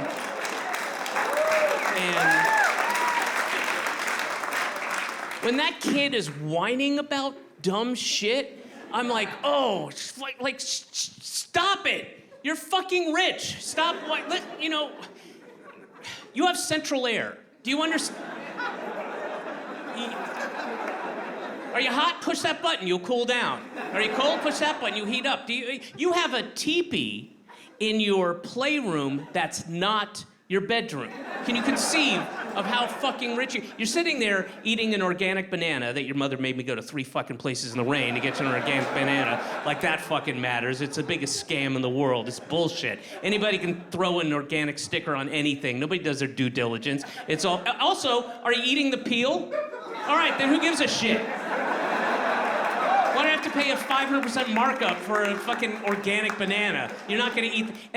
Okay, so I'm sorry. Let me get this straight. So, our water is contaminated, our air is polluted, our homes are slowly trying to kill us. But yeah, an organic banana, that'll set everything straight. Good. Hey, you know what? I didn't have anything organic until I was 40, and that was by accident, and I'm fine. All right. So seriously, quit your whining, young lady. Seriously, listen to me. Listen to me. Until you drive your 1982 Chevy Malibu with a broken side mirror an hour and a half through a snowstorm in a Western Mass so you can do a set for a bunch of disinterested, drunk, anti-Semitic, racist Christian patriots for $30 and a cold egg roll, then you can complain to me about how your purse doesn't have as many sparkles as Madeline's, all right?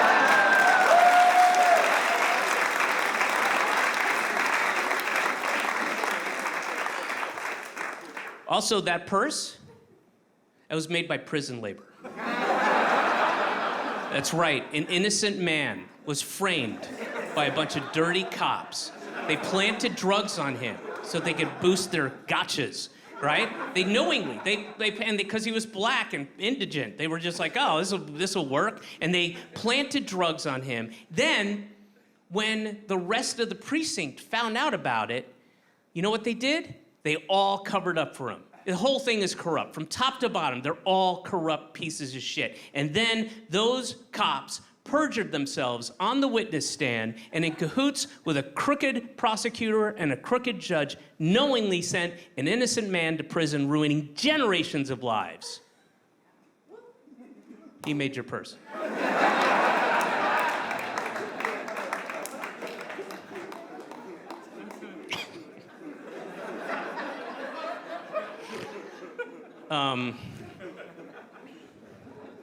Another thing that's changed since I had a kid is news affects me more. It affects me differently. It affects me in deeper ways that I can't shake, that are depressing. And like before I had a kid, get up in the morning, cup of tea, turn on the computer, and there's a Yahoo News front page, and be like, top story, you know, a woman in Florida murdered her 3-year-old daughter. And, you know, before I had a kid, I'd be like, fuck, man, that's messed up. How'd the Braves do? You know? Now, though, now that I have a kid, I see those stories and I cannot shake them. And they really are depressing and disturbing. And, you know, next morning, a man in Florida murdered his 6-year-old son. Jesus, fuck. God damn. Next morning, a woman in Florida murdered her 4-year-old daughter and son. Jesus. Next morning, a man in Florida murdered all his nieces under the age of 8. Next morning, a couple in Florida murdered their twins. And like, I see this like, you murdered a 3-year-old? What the fuck is wrong with you? You don't have to murder a 3-year-old. They're 3. There's a million ways they can die. Just leave them at the top of the stairs and go do laundry. What are you thinking? You don't have to scream and yell when they're running into the median. Just like, Cody, stop. You know? I mean, you're not thinking, right? Hey, kiddo. Hey, here's 5 inches of water. I'm gonna go make some fish sticks.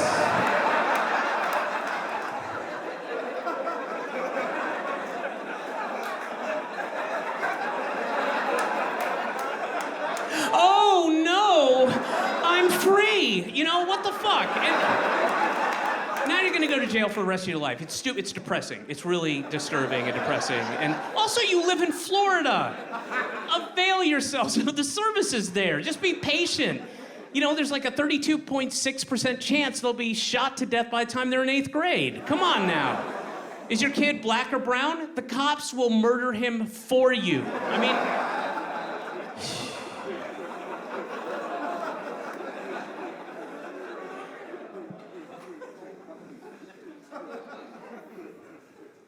Man. I think it is really messed up that they're gonna have to change the end of the Flintstones theme song just because of Florida.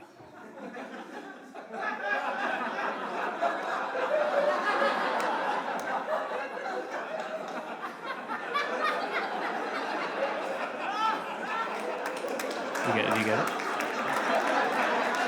How you guys doing up there? You guys get it? How about y'all? Do y'all get it up there? Back of the house? You guys?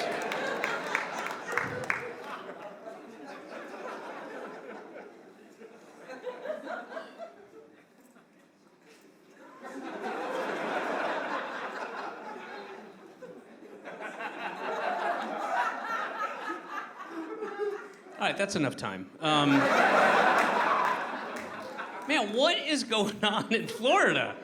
Like, they are just so proudly ignorant. They love it. They love they're oh my gosh, it's amazing. This is true. This is only a couple weeks old. All right, this is for real. I'm gonna read this to you. Don't have it memorized. All right. If you want to see the outcome of Ron DeSantis's Stop Woke Act, look no further than changes made to a first-grade social studies text about Rosa Parks. All right, so here's what the old version was that kids were learning about Rosa Parks. The law said African Americans had to give up their seats on the bus if a white person wanted to sit down.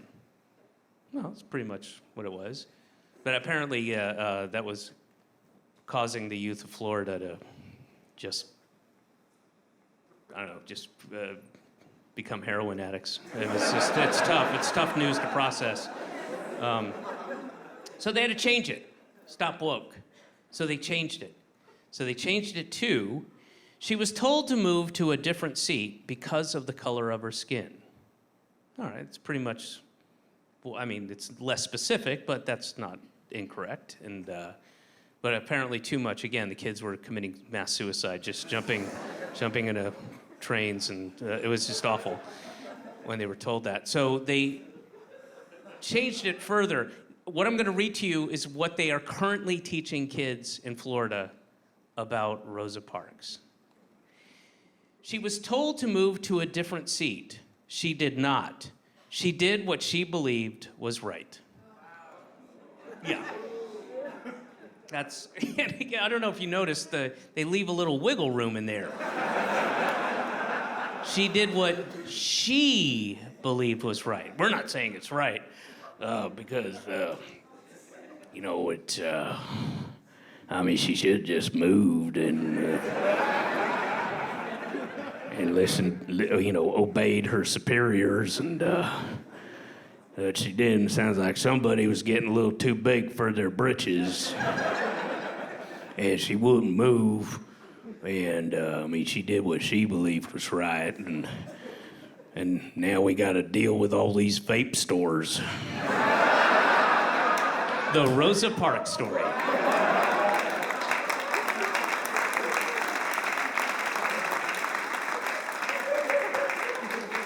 Martin Luther King Jr. told us all about a dream he had. But everyone knows it's boring when people tell you their dreams. He was rude and insolent. Nevertheless, a kindly white gentleman named James Earl Ray was so moved by his dream that he decided to gift Martin Luther King with a present. He looked around his house. What is there? What could I possibly give him? Then he said, you know what? I'll give him these free bullets. But I live so far away, how can I get them to him quickly?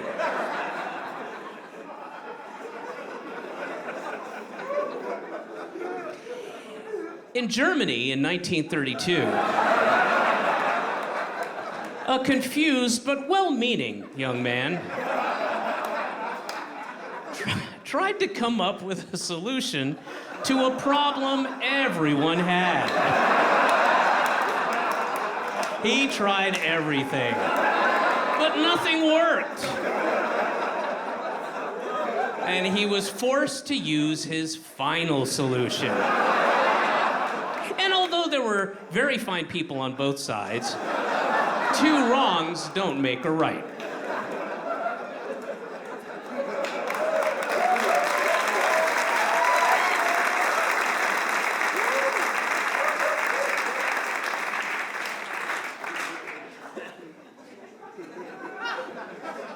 It's just nuts what's going on in Florida in the you know, Moms for Liberty banning books. Nothing says liberty like banning books.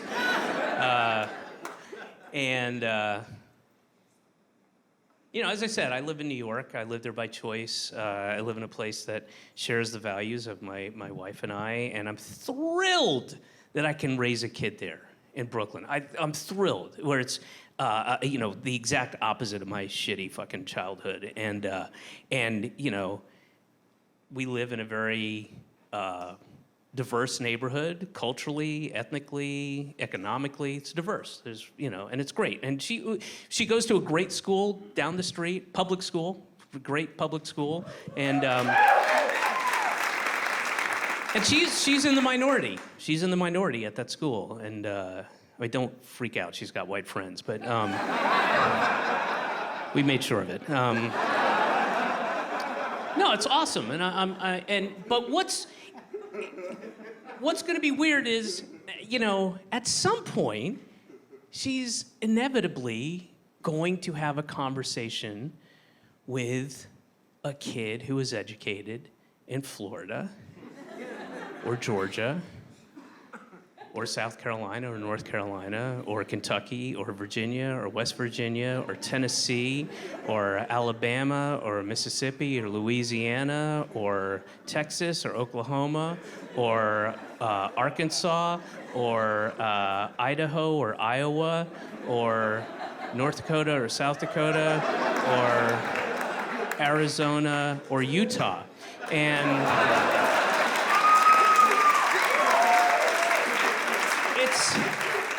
it's going to be weird because they will have completely different frames of references.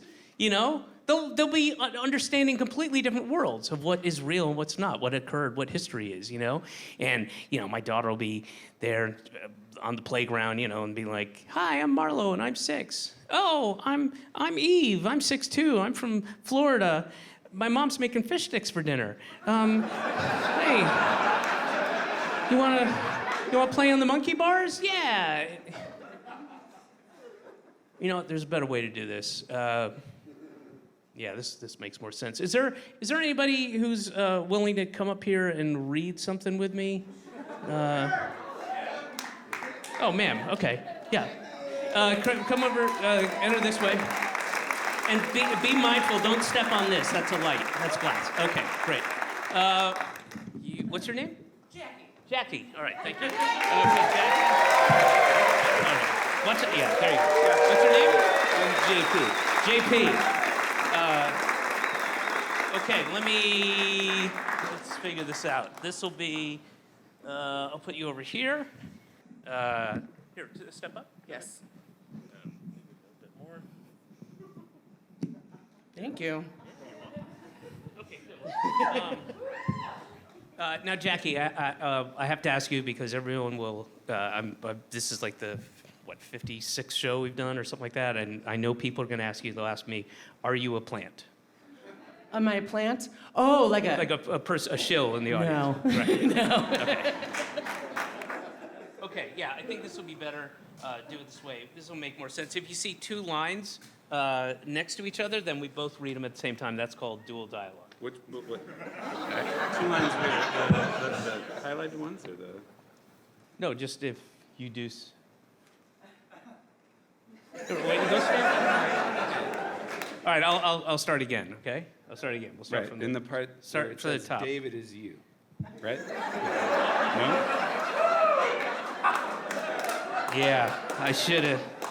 What was I thinking? I should have put JP. Damn it. Oh, boy. I fucked that one up. Yeah, I guess I'll read David's part. All right, I'm gonna start over. Ready? I mean, I think this will be better to do it this way. Makes more sense. And if you see 2 lines next to each other, we both read at the same time. That's called dual dialogue. And I just read this part. Well, that's one way to approach it. I would go with the present tense as opposed to past tense. So if you were to read that in present tense, it would say... Oh, and I just read this part? Where it says audience member. Here, I've highlighted it. Okay. So I'll read Marlo's part? No.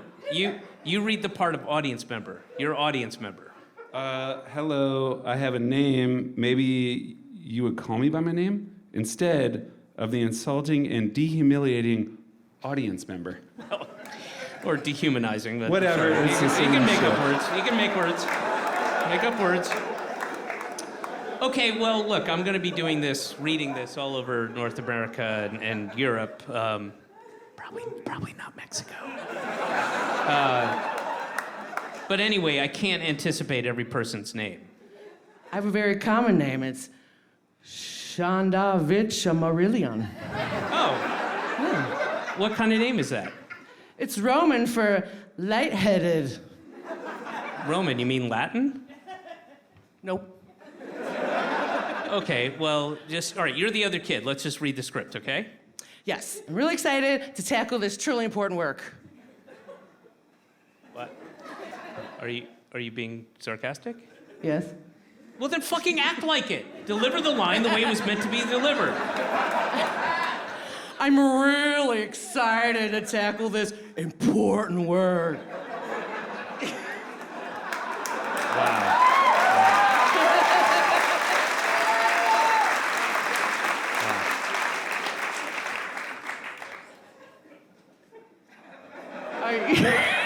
Wow. Are you being sarcastic?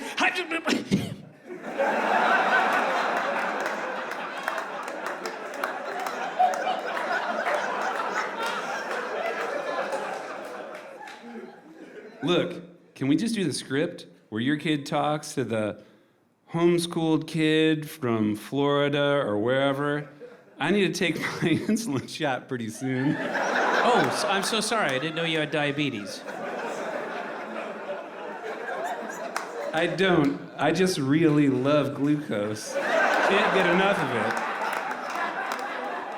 it. Is that supposed to be a joke? I know, right? Do you think I could open for you? Would you do that joke? I would only do that joke twice. Twice?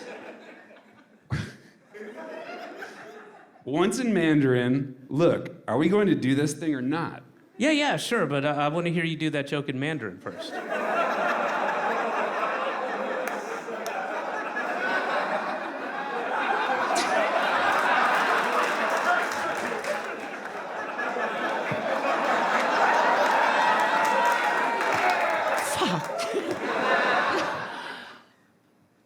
Tonal language,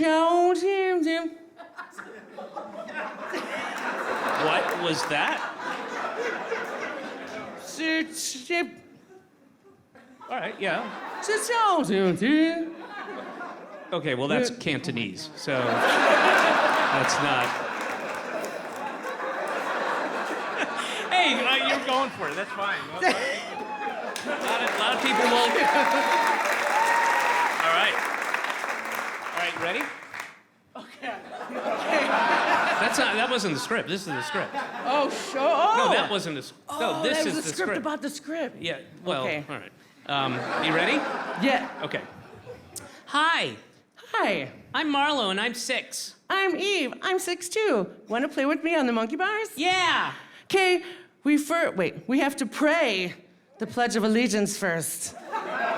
What's that? The Pledge of Allegiance to the flag. I pledge allegiance to the flag of the United States of America, except for New York and California. And to the Republicans for which it stands, one nation, under the police, with...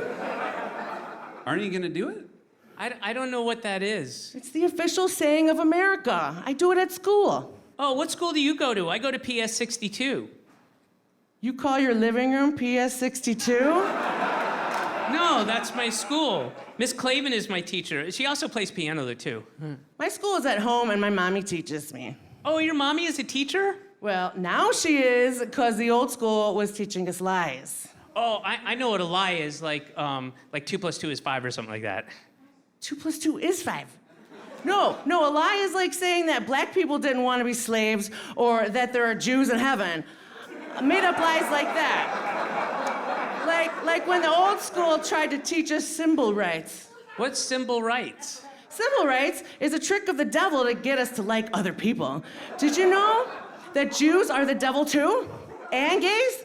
In fact, the Jewish Democrat devil invented rainbow flags to groom us into sodomy. They won't teach us that at school either, so that's why mommy teaches me now, to keep me safe. Well, safe from what? From the Hollywood pedophiles, or the communist Jews, or Muslims, or Mexicans, or libtards, or angry, lazy black mermaids who are all out to get me. Oh.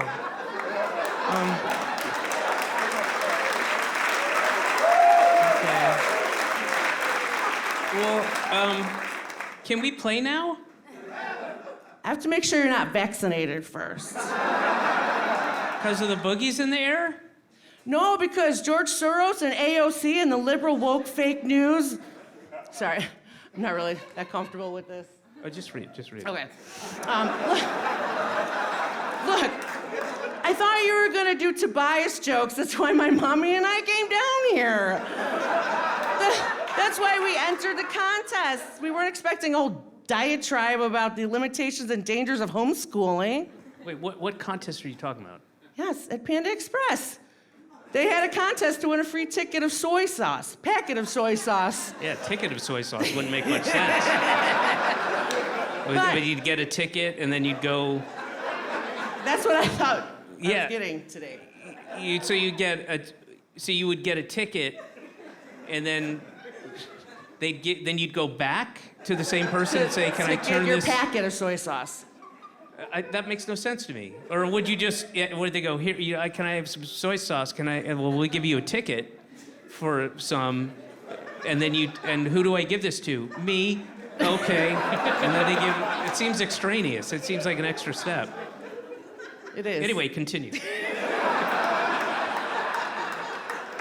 But we lost the contest and ended up with 2 tickets to this show.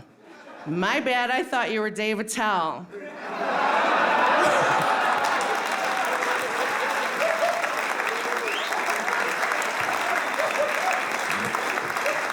Come on, mommy. Let's get out of here. This guy sucks. Can't even finish a bit. Worst daddy in the world. My asshole. More like worst daddy in the whole country. JP! Give it up for Jackie.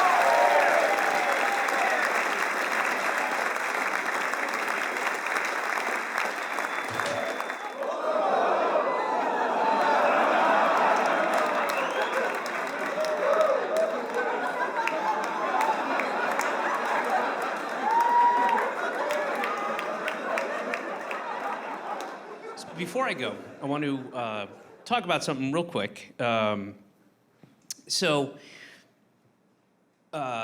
can't speak for any other comics, but for myself, when I put a set together and get ready to go out on a tour, the first show is always a good bit different than when I get to this part of the tour. And as I said, I think this is my 56th, 57th show, something like that.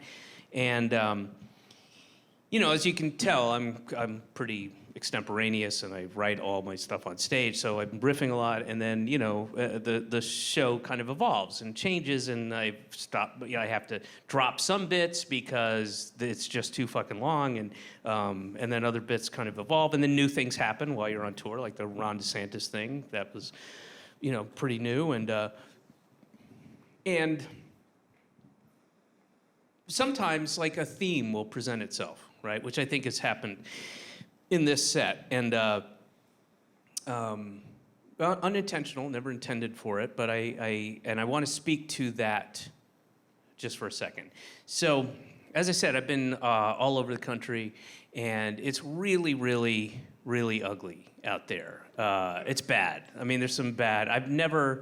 It's so divided, and the anger level and the undercurrent of violence and the incivility and the ignorance, willful ignorance, and it's just really weird. And I don't, the level of racism and anti-Semitism and anti-Asian sentiment, and which people are okay with.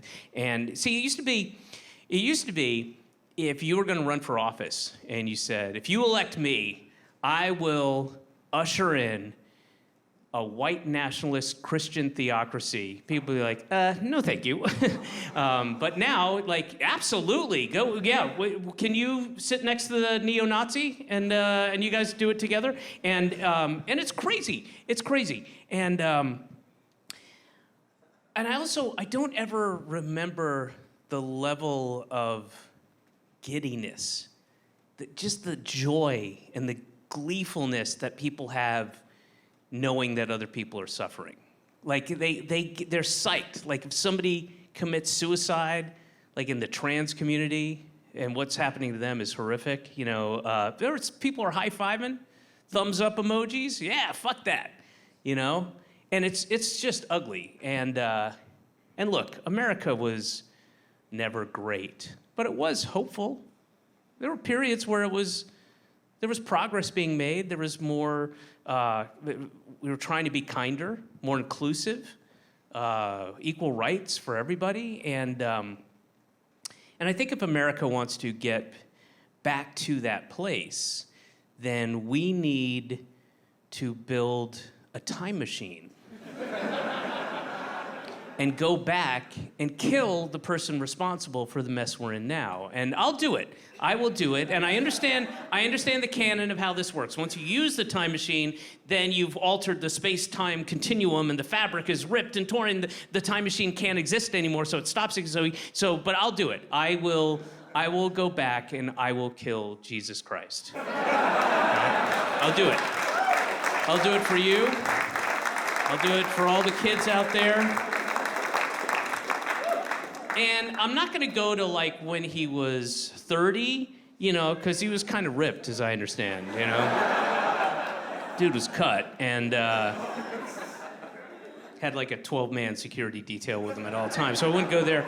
And I certainly wouldn't go to when he was first born, the Immaculate Conception, the Virgin Mary, and I think that's a little unseemly to kill a one-day-old, but we really don't know anything about Jesus, though, literally from the day after he was born up until he was like 30 and a half, right? We don't know anything about like teenage Jesus. We know, we don't know anything about 14-year-old, sullen, mopey, covered in acne, hormones raging out of control, just emo Jesus, just,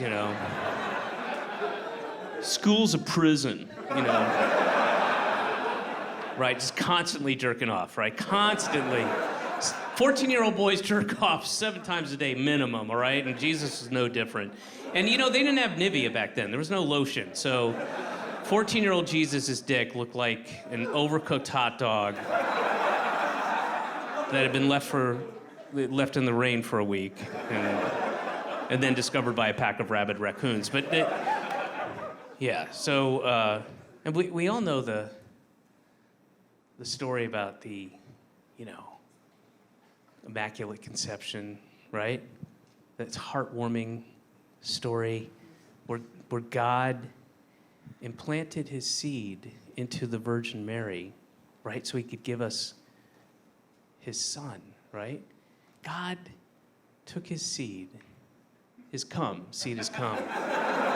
That's what it is, seed is cum.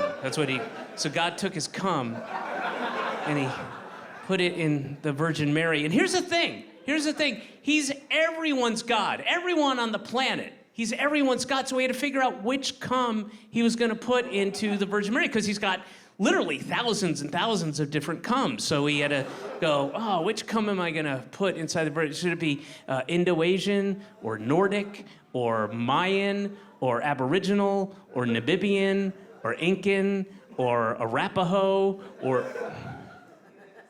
You know what? I'll go with Jew. Jew's my... Yeah, that's good cum. That's good cum. And then God took his cum, and God's way in the heavens. He's all the way in outer space. And he had to take his cum and send it, right, through all the different galaxies and solar systems, and he sent it all the way, but it always had to maintain an eternal temperature of 98.6 degrees Fahrenheit, right? Otherwise the cum would have degraded. And so he had to speed it up and then slow it down, and it had to go through different galaxies and solar systems till it got to the Milky Way, and then it found our solar system, avoiding planets and moons and asteroids and space dust, and always, again, maintaining an eternal temperature of 98.6 degrees Fahrenheit. Then getting to Earth, and then go through all the different atmospheres, because God loves atmospheres. So he gave us a whole bunch, and it's got to go through the exosphere and the thermosphere and the mesosphere and the stratosphere and into the troposphere, and then wait for the opportune time for Mary to go like this, and then up it went. And because Mary is a human woman, she went through the 9-month gestation period, and where she grew Jesus, and then God sent the angel Gabriel to Joseph and Mary to explain what was happening, and to say, you have to go to Bethlehem, okay?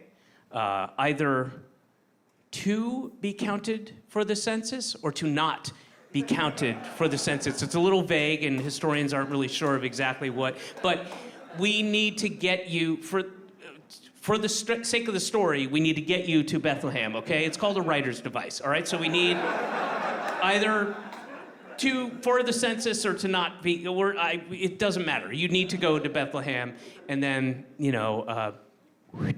Gabriel went back up the chimney, and then Joseph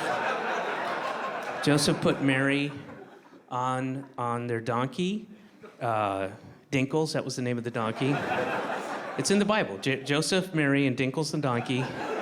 They went to Bethlehem, and we all know this part of the story. They got to the inn in Bethlehem. The inn, singular. There's only one. They got to the inn, but there's no room at the inn, so they had to sleep in the manger. Now here's a question. 2,023 years ago, what was the difference between a room at the inn and the manger? There's no difference. There's no difference. You're still sleeping on hay next to a goat, you know? They act like it's an Airbnb where the Wi-Fi went out. No, I'm sure that when the innkeeper told Joseph, you'll have to sleep in the manger, it's like, good, some fucking fresh air for once, you know? And so they got to the manger and they laid down on the hay, and then Mary started going into labor. They started timing her contractions, coming quicker, and she's about to give birth to the Son of God. And there's a little commotion in there. She's gonna give birth. Joseph, it's time. And Jesus is coming, but he's not coming out. He's not, what's happening? Because I can feel it, and he's trying to get out, but he's not coming out. And here's what they leave out of the story. But when God implanted Mary with his cum, he forgot to do something that's really integral to the whole process. He forgot to fuck Mary. So her hymen remained intact. So Jesus is ready to come out, but there's this wall of flesh, and he's like punching and kicking and screaming and clawing and scratching, and he can't do it, and it's traumatic. I mean, ask any Scientologist what happens in there. It'll scar you for billions of lives. And I mean, it messed him up good. It gave him a Messiah complex. And so Mary sussed out what was happening, said, Joseph, hang on, I'm gonna get back on Dinkles, maybe go around triple speed, see if I can knock this little fella out of there. And she did. She tore her hymen, came back, and then she laid down and she started to give birth to the Son of God. And then here comes Jesus out of this massive hairy bush. Got a Jewish woman in biblical times, come on, it's a massive hairy bush. And here comes Jesus, and he's covered in placenta. There's a little bit of blood, and there's shit too, because that's also part of the birthing process. When you give birth through the vaginal canal, you lose control of your bowels and your sphincter, and shit comes out. It happens. There's shit. So here comes the Lord and Savior of all mankind, just covered in shit, and they cleaned him off with some hay and some goat urine, and then. So I would go to Jesus when he was like 4, right? And I would dress appropriately so as not to arouse suspicion. I would bring something to distract the villagers. You know, I'd be like, hey, check this out. It's a Furby. I would take Jesus. Hey, kiddo, come down. I wanna take you down to the river and show you something that's pretty cool. All right. So listen, kiddo. Listen, so this is very important for me to say and very, very important for you to hear. I want you to know this, okay? You are a beautiful person with beautiful ideas. You live your life in a clean, honest way that is all about other people. You're about kindness and generosity, selflessness, love, unconditional love. You're about diversity, equity, and inclusion, all right? And this is not about you, okay? This is about your fans who are gonna take every word you say and willfully, maliciously twist it for their own perverted sense of power. And everything they do is completely antithetical to everything you ever preached and the way you wanted us to live. And they will literally murder millions of people in your name and drive millions of others to suicide in your name.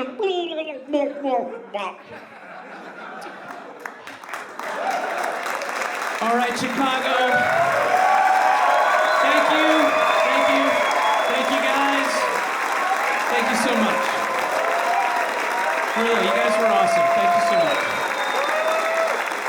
Thank you. All right. Thank you, guys.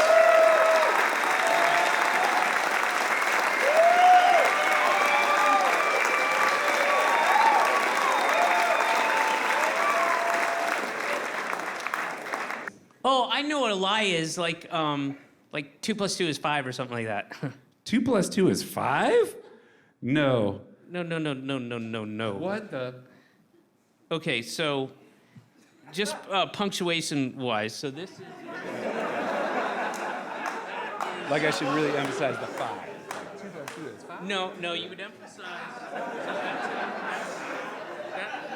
So that word is italicized and bolded. So you put emphasis on that. 2 + 2 But you also, there's is no... 5. Yeah, there's no question mark. It's an exclamation mark. Is 5. Like 5. That's what you no, want. the Tell me what you want. I'm telling you.